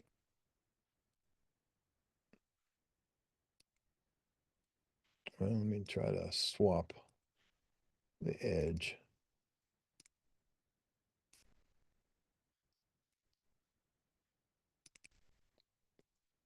So I mean, you could chase these things all day, and this part really doesn't much matter as to what we're doing with it. But in any case, you can see the difference when we use break lines. We get these nice, well-defined walls. The curbs are defined. Let's go back to plan view. And here's another thing you can do in this viewer. If you go to the model tab, you can add a different surface. So let's go back to that original surface from contours, and we'll add that into our drawing set. It's now there. I've got two surfaces showing. I'm going to turn off. I'm going to just double click that to turn it off. If I double click the good surface, turn it off and turn the old one back on, see, I can look at some comparisons. See, there's no curb definition. Those wall definitions are not there. If I turn that on and look at the difference, you see, quite a bit of difference. And this particular model, you see this contour, again, just self-generated on the fly, walks that curb face and comes back up and comes out the top, so everything is in good shape to deliver as part of my delivery. Okay. I'm not going to save any changes, but that's the difference in using these edges that we've created as break lines and points and not using contours. I do realize that sometimes some people only have contours and that's all they can use, in which case you need to go through, minimize your flats, draw in extra break lines if you need to, and reconstruct the surface to get it, in decent shape. So that's sort of the whirlwind way of doing your surface modeling from your points. Okay, so let's close this file. We don't need to save it for anything. And we could come back to it and play with it later as we wanted to, but let's look at a couple of other ways of say, how do we go about to make those break lines? Are there things that we can do that can speed that process up instead of just drawing 3D lines from point to point to point to point? And there are a couple of things, and we're going to talk about that whole concept called field to finish. And we're going to actually do a much larger extent of this, but what I'll leave you with today. And first of all, does anybody, well, first let's ask, anybody have any questions on what we've just sort of whirlwinded through?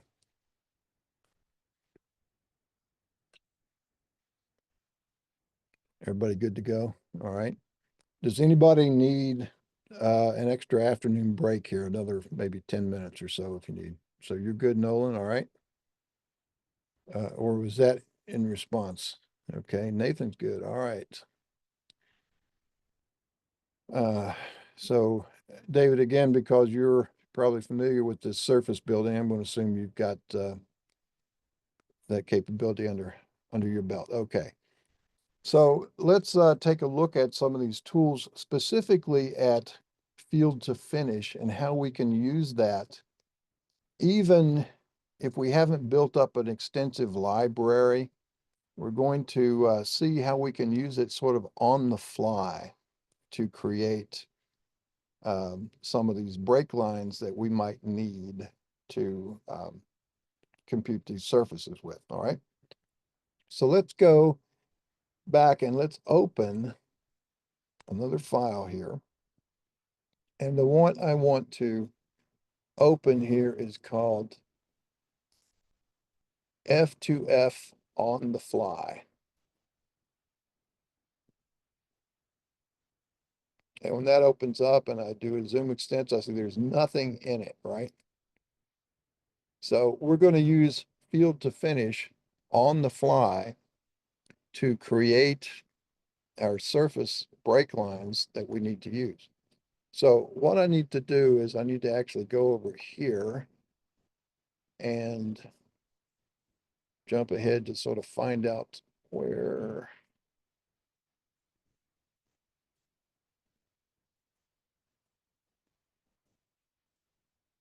I'm looking for a particular coordinate file. Here we go.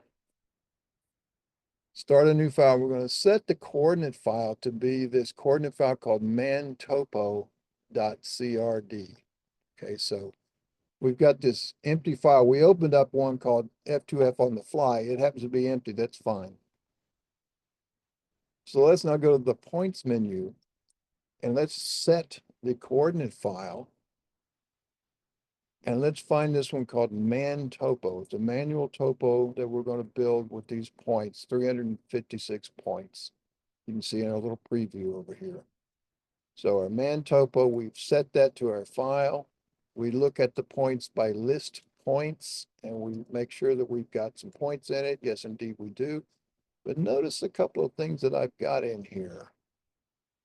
I've got some codes. I've got 17 and I've got 18.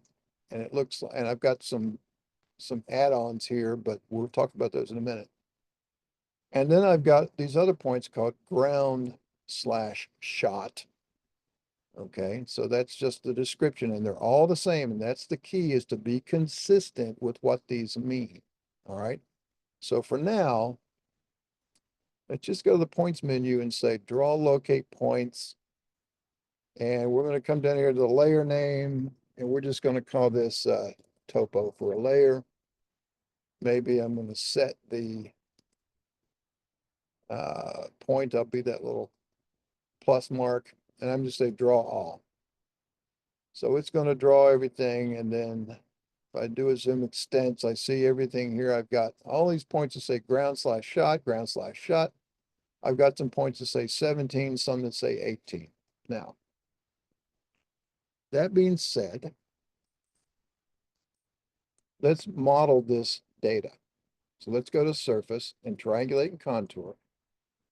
And where it says write the triangulation file, we'll say select, and we'll call this EG dash man topo, just so we know what it's related to. Okay, and now I'm going to go to the contour tab. I'm going to draw the contours. So I'll turn that on. I'm going to contour by interval. And I'm going to, whatever layer names, I don't care what those layer names are right now. So the contour interval, I'm going to go 1 foot contours. And I'm also going to say draw the index contours. So I do have these on different layers so you can see them as they come up. I've got one called INTER, one called INDEX. I'm going to go to my label tab, and I don't really care. Label the contours.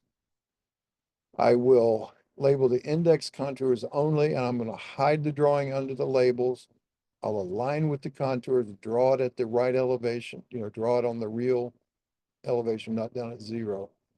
And for this distance, I'm going to say go every, let's say 250 feet.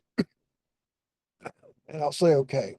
Now, it says select objects. Again, read the line above, select the points and break lines. So right now, all I've got are points. So if I select all these points and hit enter, it not only builds me a file, tells me right here that it wrote the file, but it also contoured that file, which I can also do from a file that that I've already made. I can do this contour from 10 files. So I can always do that after the fact, but I wanted you to see how these things come in for you. And I've got some labels and a couple of little things you can do if you've set that up correctly is on the surface menu. Contour utilities, you can move a label along a contour. So if that's in the wrong spot, you just select that item, and then as you walk it around, it's going to reposition, and it looks like it breaks the line, but there's a wipeout involved under there. That's what's going on with that. So that's just a couple of cosmetic things that you can do. But now, look at these contours. They don't look all that natural, do they? And let's look at the surface file viewer.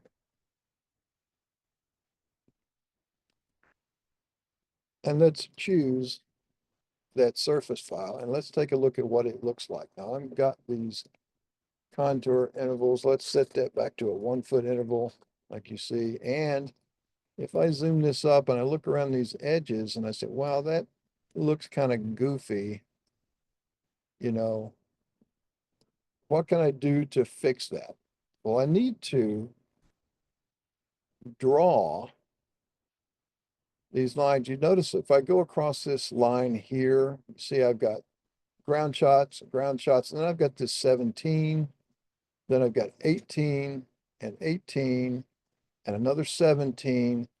So I'm going to make a guess at those 17s. If I were to draw a line between all these 17, 17, 17, 17s, that might be the top of a ditch, the top of a bank. And the 1818 would be the bottom of the bank. So those would be elevation points down at the bottom and then back up to the top. So if I were to connect all the 17s here and the 17s this way and all the 18s this way and all the other 18s this way, I could create those break lines to use as part of my data. So let's take a look at how we can do that. So first I want to get rid of these contours and these contour labels. So I'm going to go to edit and erase by layer. I'll hit clear to clear out anything that might be there. I'll select layers from the screen. I'm going to pick one of the index contours, one of the labels, and one of the intermediate contours. It reads the layers. I'll say all to take everything on those layers out, and I'll say, okay. All right, so now they're back to where we started. Now you can see a little bit better. If I were to draw a 3D polyline, I'll just use the current layers, and I'm going to just say go from 17 to 17. Whoops, I went to the wrong one. 17 to 17 to 17 to the 17. So I could do that, and it wouldn't take me terribly long to create all those things as I go. Okay. But if I had a much bigger site and more points, that would take me quite a bit of an effort. But based on those descriptions, let's say I want to tell the system to draw line work for those points based on those descriptions. A couple of ways I can do that. I can go to draw menu and I can come all the way down here to the bottom to polyline. And I could say draw polyline by nearest found. And if I do that, I want to make this a 3D polyline so it serves as a break line. And I'll give it a maximum separation, make sure it's bigger than my biggest gap, and my description match. I'm going to say 17, and then I'm going to put a star after it. So it's any of those points that say 17. And I might call that top bank. And I'll say okay. And now select from the screen or by number. I'll say from the screen, select the objects. I'm going to grab all these objects and you're going to see it's going to draw the 3D line to the nearest 17 when it gets to each 17. Now, obviously what this needs to be is that this needs to actually be, um, sorry. You see what it did is that this point number 17 was closer to this one than this one was, but that one's not very correct. So what I would do is normally I would do something like that, to sort of, and do the same thing all the way around. But again, that's a little too much work. So that method maybe didn't help us. So we could also take a look at, here's my numbers. I've got 152, I've got 151, I've got 150. So it looks like they are in sequence. So if I drew those based on those point numbers and those, maybe I did them as a group, or I can do a point sequence. I find out where that numbering starts. Let's say there's a 50, there's a 52, there's a 49, 48. So that's coming around this direction. The other one was coming around this direction, maybe starting over here here's one called 17 BEG. Oh, very suspicious. That's a begin. So I'm going to begin that 17 at 127. 128 is also a 17.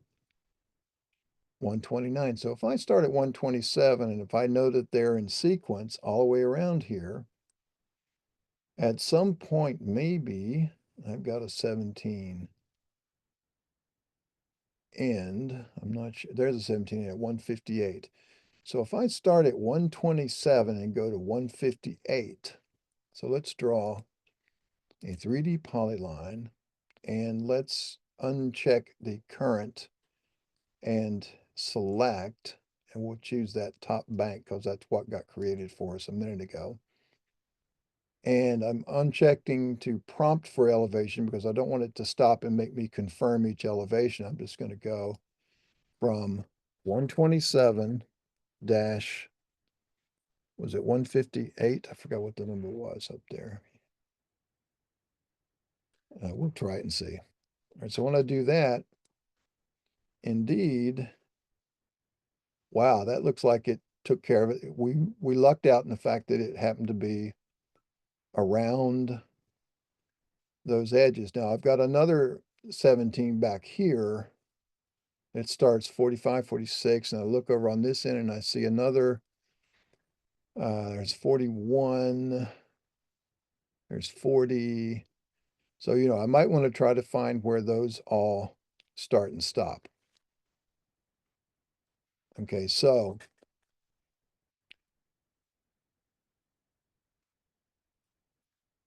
one thing that I wanted to, that has been done with our field survey. So, I could do all that and find out and see if they're in order and test all that out. Do the same thing with the 18s, but we're not going to do that. We're going to do something even faster. Let's take a look at the points again. We'll go to points and list points. And let's list all our points. And let's take a look and see if we can see something that happens with these little labels here. I've got a point 17. Those are all my top of bank points. And I've got a code here that BEG, that looks like it would do a begin. I've also got up here another code that says JPN158. Now, in field to finish, when you're familiar with it, you're going to know that that means to join to point number 158. So when it starts with point number 10, it's going to also, once it finds point 158, it's going to join to that point number as well. But it's going to start here with number 11, and it says begin the start of that edge. So I'm going to shoot all of those top points. Now, I could have intermingled all of these 18 points as I did my survey. So I start here at the top of the bank at 17, I hit a begin. Maybe I'll walk down and hit an 18. I walk across to get an 18, then I come back up and get a 17. But once I begin that feature, the next 17, it's going to ignore the 18s in between, and it's going to connect my 17s all the way down until I get to either an end, which is an optional label. I like to use them. But the next time it finds another 17 point, once it sees a begin, that means don't connect from the last one, but start a new line for top of the bank. So I've got begin and end and begin and end. And also on this endpoint, I'm going to join to point number 11. So that's going to tie that back to there. And then I start on these 18 points. I've got begin. Now we haven't finished 18 yet. We began it, but we're still going through it. We come down a little further. Okay, well, apparently it ran out of 18, so that would be the end of that 18. So maybe I don't have a double. Let me take a look at I've got double 18s, so I don't want to connect those up directly necessarily. So we'll find out about that here in just a minute, and we'll change the description to help us see which ones of those are going to be connected. Okay, so we're going to use a little feature here called field to finish. And right now we're going to start with an empty code table, but we're going to let field to finish analyze the description of the points and draw things accordingly when it reads that coordinate file. So let's go to the survey menu and choose draw field to finish. Okay, if you're using the ribbons, it's the one that looks like the little checkered flag, and it's probably on the draw menu or the survey menu. So a couple of things I want to do here. I'm going to choose all my points. Again, there's where you can limit it to point groups and all that. So you could make a group out of 17s, a group out of 18s, etc. Right now, we'll just take them all, and we're going to draw all of these things that it finds based on the code definitions. And we'll set this erase existing field to finish entity. So if we redraw it, we will recreate those. We'll erase the old ones and redraw it. So my additional draw options are going to be things where I can set that I want to draw the point numbers, elevations, descriptions, etc. I can tell it how I want to set my PC to PT curves. If I had any curves, I don't have any. I normally like to leave those as sequential arcs. You can adjust the PCs and PTs to make these arcs be tangentials to the incoming and outgoing tangents. You can slide, they'll slide their position enough to make that happen. You can create point groups automatically based on the code. So I would get a point group of 17, a point group of 18. If we turn that on, I'm not going to use any point groups right now, but that's one way you can do that. You can also do it based on the code definition as opposed to the code that's in the file. So we won't do any of those. Everything should work fine with that set like it is. And now you can actually, this is new in 2025, you can have it go ahead and triangulate and contour and do your setup. You see that very same triangulate, contour, and labels. But we're not going to do that. Let's just draw the lines and see what happens first. And so now we have two different files down here, three actually. I've got a code table, a coordinate file, and a GIS table, which will allow you to, if you have captured GIS data, which is extended data, like let's say you shoot a manhole and you might put in a field that says utility type, where it's sanitary, storm, electric, water, whatever. You might have something like inspection condition, poor, fair, good, excellent, or date of last inspection. Any kind of extra data, you can have that track all that. That's a little beyond this class. We'll let that go. But we have two different files here. The coordinate file is the one we've been using. We'll keep that set there. But the code table, now this would be, Nolan, I think you're working on yours at your company. That will come out of your library. And so that would always be something that you keep evolving. But for now, we're going to use this on this sort of unknown thing. We're going to hit the set button and we're going to choose new. And we'll call this one man topo. And so to create that code table, I can either read the point descriptions and create the codes. I can import codes from my field, my Carlson field data, all of these different imports and exports, et cetera, et cetera. I'm going to create it from the point descriptions. So now I have created some descriptions there in that code table. And if I said, okay, it would, whatever that code said to do, it would do. But I need to tell it what to do. So I'm going to look at these codes. I'm going to hit the Edit Codes button, and this gets into the meat of the field to finish. I now had a code 17, a code 18, and a code ground. And if you remember, that point said if I edit these points, I've got 17 plus some extra stuff, and then I've got these points that say ground slash shot. Well, it didn't identify that as ground slash shot. It identified it as ground. And the reason for that is that slash in the description. So what this is, if I choose this, well, we'll come back and edit these individually. But if I look at my code table settings down here in the bottom, here's my code table I'm working on. I've got these three codes, and I say split multiple codes. And I remember the multiple codes were things like where I did that BE, or I had an END space JPN 11. So I ended and I also joined to point number 11. That's telling it to split that multiple code.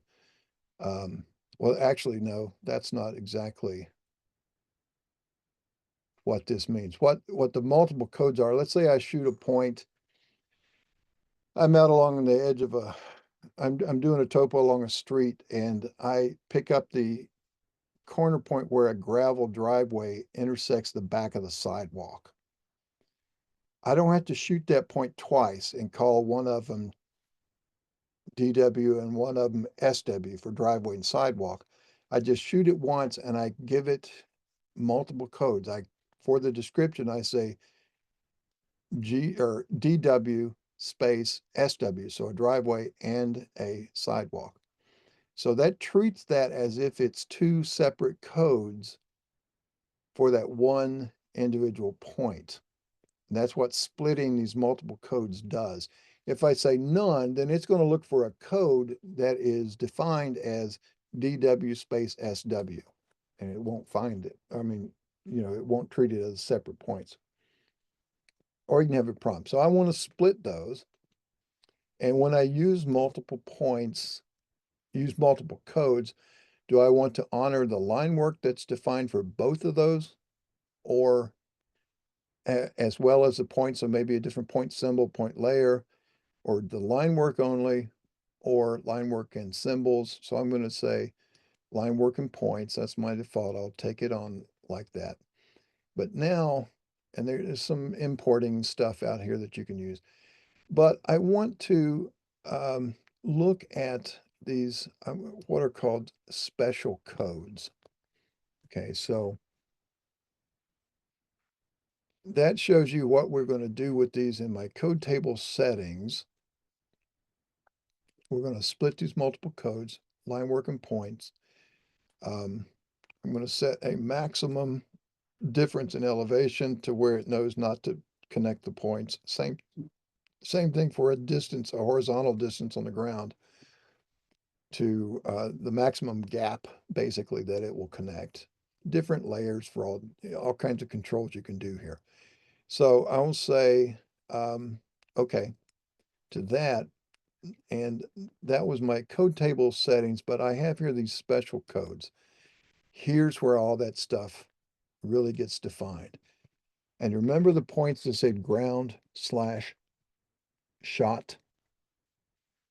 Well, it's this character right here. There's the slash, and that means to append the description. So ground is the code. Slash means what follows the slash is going to append the description of whatever ground says to use. So you would not normally use this with ground/shot, but you would use it for things like PP/136-45, meaning a power pole with a tag number of 136-45. So you would, once it draws it in the drawing, it draws the power pole symbol and it labels it as a PP and then puts the rest of that description after the slash as part of the label in the drawing. So a lot of controls we can do here. And over here we have a begin code, an end code, start of a curve, end of a curve, all these different extra codes. Now, if you remember our descriptions, we saw 17 BEG and 17 END, but right now I've got mine set to start, ST, and EL to end line work. So I want to make sure these have to match. So I'm going to change mine to match what's in my coordinate file, BEG and END. I could likewise go back to edit the coordinate file and change all the BEGs to ST and all the ENDs to EL. Same thing, all right? So we're going to look at begin and end, and we also had that JPN code, which was right here that says join to point number or point name. So that as a code is going to join from that point over to that point as a separate piece of line work. All right. So now with this, and I have a little checkbox that says append a description auto space. So it wouldn't run up, say, PP 146-45, whatever that number was. It would put a space in between there if I had that turned on, or I need to make sure I put a space in my definition. But that's just a little convenience for us. All right, now, with that being done, and all of these other controls, and we'll see more of this tomorrow, but I'm going to say, okay, so I've now changed my BEG, END, and now I'm going to tell it where to put these codes. So I'm going to look at my top of bank and I'm going to say edit. All right, so I've got 3 tabs. And so right now I'm going to say it's on, and I could give it a category if I make categories over here on the left for like top, bank, vegetation, concrete, roadway point, all that different stuff.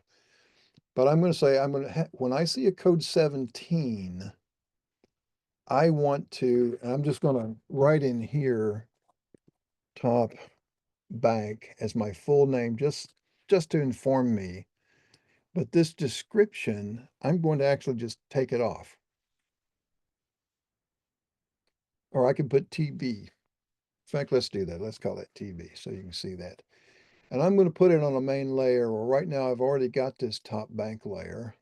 And so I'm going to change that to that. Now, what is being put on that main layer is governed down here in the entity type to draw. Right now it draws the points only, but I want it to create this line work. Now I can make a line go between each point, and it would be those individual line segments. I'm not going to do that, I'm going to almost always either do a 2D polyline or a 3D polyline or both a 3D and 2D. No. And when you do that, you get these extra layer controls. Now, where you might use a 3D and 2D would be, let's say you're getting the edges of a parking lot and you're going around a radius for the at the entrance or around a parking island, and you do a PC and a PT, so it creates an arc, but you want to use it to model your terrain as well. So in that case, you want to keep the 2D also, and it will also create a 3D polyline over top of that 2D polyline at the right elevation. The 2D, it draws at 0, but it keeps it as a true arc in 2D. So you can then dimension that and label it with a radius value. Whereas when it becomes 3D, it has to represent that arc as a series of little line segments because it's no longer geometrically an arc. It has changing elevation. So for us, though, because we're modeling a ditch and a bank, we don't really care about that 2D. I'm just going to draw a 3D polyline. Okay. I'm going to look at my symbol type. And right now, it's not going to draw any symbol. It's just going to draw the point and call it what it is. But just to give it a little marker, I'm going to go ahead and use this plus mark just so I can see it. Okay. Now that's my top of bank, and there's that description. Oops. I'm just trying to spread that out. It's not letting me, there it is. So if I can sort these by clicking on these different values. So there's my top of bank.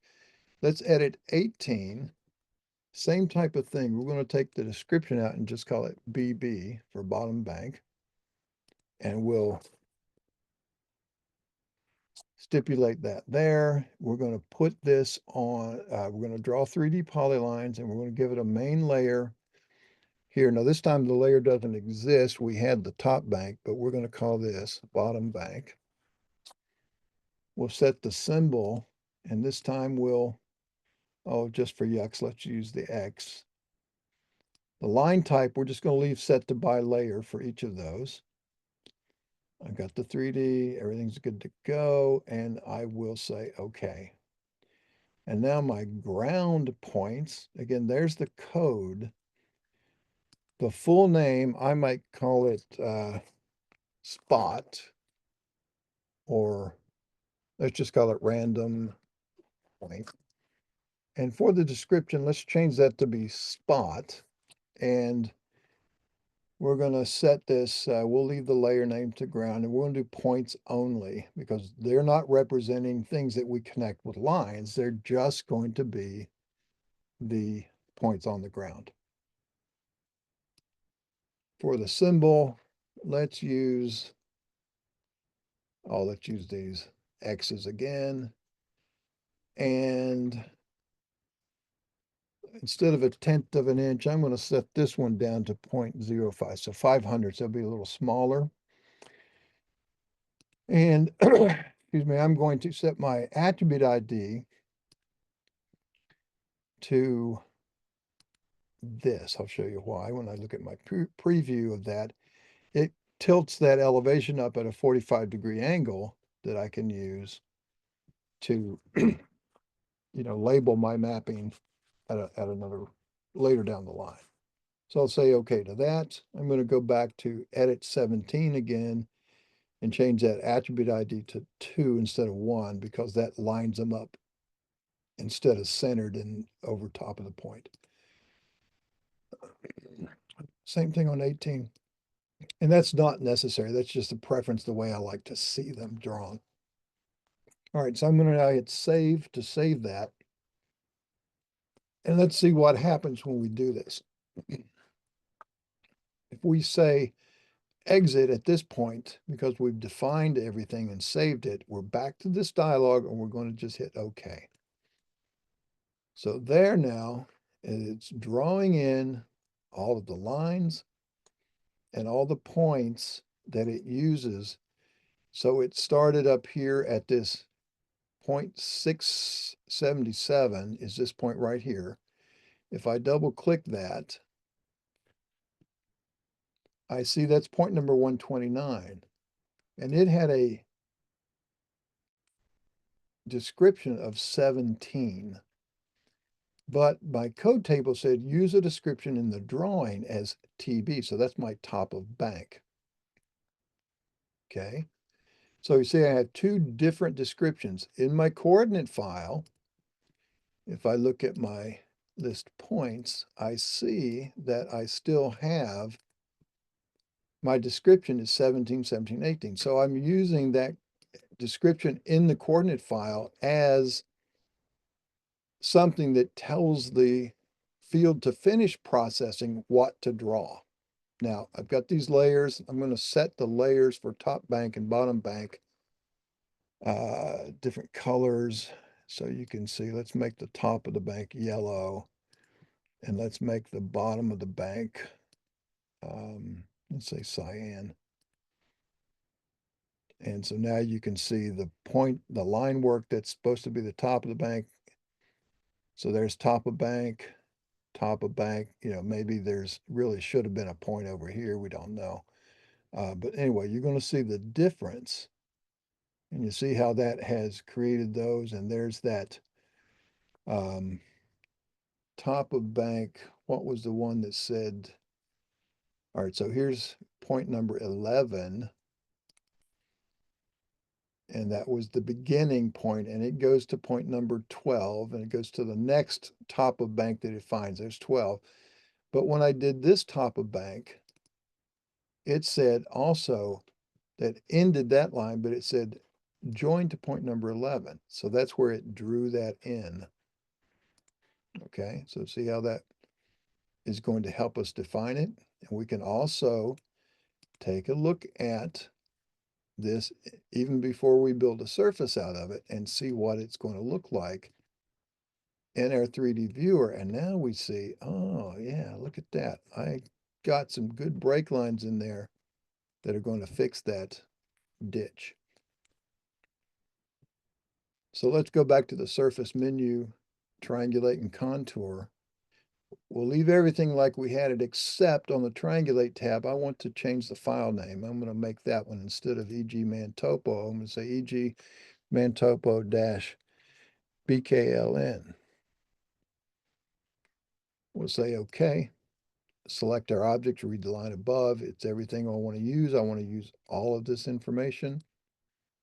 And now look at the difference in the contour lines. Wow, that looks considerably different from the other one. If I look at that surface file in my surface file viewer,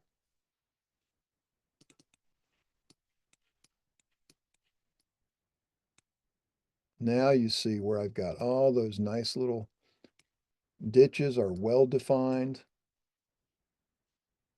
Okay. Another way to evaluate that is, again, on the surface menu. Let's look at a quick profile. Let's use surface files and let's compare the first one. Let's use our Mantopo break line. Now let's compare it to this second one, just the Mantopo. We'll say OK. And let's draw a line, say, from here. And let's just go across perpendicular to the ditch. And there you can see, as I travel that little line, you see in the profile view down here, you can see the difference. And if I adjust that alignment, you can see, obviously there's places like right in there, it's really far off because of the difference in using those break lines. So if I look at this, where I pick it right here. Come on, let's stop right there and choose. Oh, I'm going to have to zoom in here and quit picking. There we go. Now, all right, so now I've got this point here. As I come down here, that's pretty close, but up in here, you see the white line, that's my good surface with the break line. You can see the break line right where the crosshairs get in the profile view, right where it tips over the edge of the bank, you see I'm crossing that yellow top of bank, and then I'm coming down all the way down in a straight line till I get to the bottom of the bank, come across to the bottom of the bank, climb back up again to the straight line to the top of the bank, and then come back over. Whereas the red line was when I didn't have that, and it allowed points up here on this, you know, on this side to look across that yellow line and see points down here and make those erroneous triangles. So that's an example of how you can do that. Notice the definitions, for instance, for this spot shot. Remember the slash and the auto space. So the actual description is ground slash shot. The drawing description said for ground, it's going to use spot, but the slash shot said append shot to whatever the ground code said to use. So it created a description called spot shot. Okay, and then you could, well, we can freeze the top and bottom of the bank. So if we go to the view menu, freeze layer by pick, if I freeze that and that, so the lines that define the top and bottom of the bank are now frozen off. And I'm going to freeze off those two layers. Now, it might be hard for you to see because it's blue. I'll change that definition, that color. For that point elevation, we'll make it also yellow so you can see it. So there now are my point elevations. And if I set this to be a little more palatable, let's use just a Roman simplex. You see, I've got now a little contour map with a bunch of points with my elevations tilted up at an angle, just a stylistic thing. And I've got my contours. Now, notice these contours are sort of jaggy looking because we did no smoothing. I'm not a big fan of contour smoothing because I look at something like this and I say, well, if I were going to smooth this contour, I would probably, throw in some extra break lines across. Instead of allowing this point to say, see this point, I may put a break line in across here. And if I were to do that, for instance, you would see this contour line not do this because it's reading a triangle that got formed across here. And so it would keep that from happening, and it would only form this triangle and then this triangle over here. And so it would run along that line there a little smoother. So that's why I don't generally like to smooth my contours, because I'm not changing anything about the surface. If I were to go to query this surface and choose this point right here, that elevation would be, instead of whatever this one is at 21. So that if I pick a point right in here, it would tell me that elevation is 20.8 but if my smooth contour runs through it like this, I would think it's elevation 21. So, that's just a different philosophy, but sometimes we want to make it a pretty picture. So we go to our surface menu and let's contour from tin file. We'll read that surface now, the good surface. And I'm going to say erase previous contour entities. I'm going to say all of those, draw my contours. Everything's just like it was, but I'm going to turn on my contour smoothing, and you can set how much smoothing. I wouldn't go all the way to the edge. You run the risk of crossing contour lines. Give it something like 6, maybe 7. We'll say okay. And it's going to redraw them. And so now you can see they're a little smoother looking. So it didn't smooth it too badly right in there. So just some cosmetic things that you can do to this stuff later at any given point. Okay. So it gives you a sense of what field to finish can do for you. Now, this is a very simple case. I just had 2 types of features to draw, the top of bank and the bottom of the bank. We'll also do spot points, but I didn't have to go through and try to pick out what all those lines did. And if my survey crew is disciplined in how they gather this data, they know when to hit the begin code and when to hit the end code and how to get all of these points and give me the codes that I'm going to need. So when I come back in the office, I'm going to use field to finish to create that line work automatically. And that line work that you would see when I turn this, turn the top of bank and the bottom of bank stuff on. So if I were to, let's isolate those two layers, then there's all that line work that I didn't have to go through and try to figure out because my codes did it for me. Simple case here, but in a complicated site that you're doing, you can get, edges of driveways and pavements and road edges and curbs and buildings and trees, and everything that you're doing can all be automatically generated and created. But that's the power of field to finish. And it's also something that is necessary to do. We had to create these break lines. Otherwise, you saw the mess that other file gave us with all that jumbled up stuff in between. And then again, just a matter of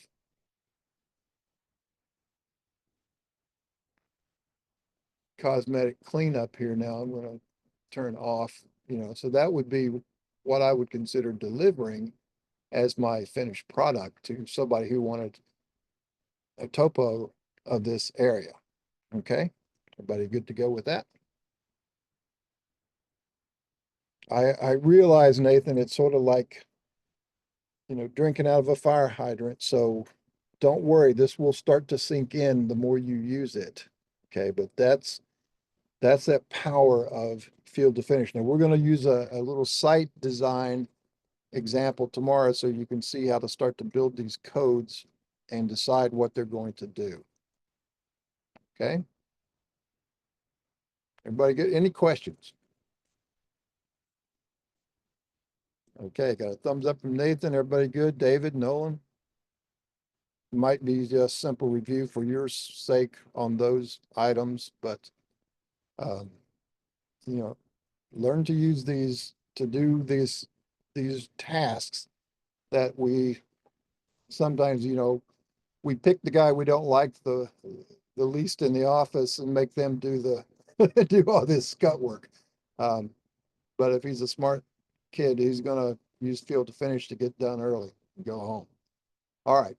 So with that, I will turn off our recording.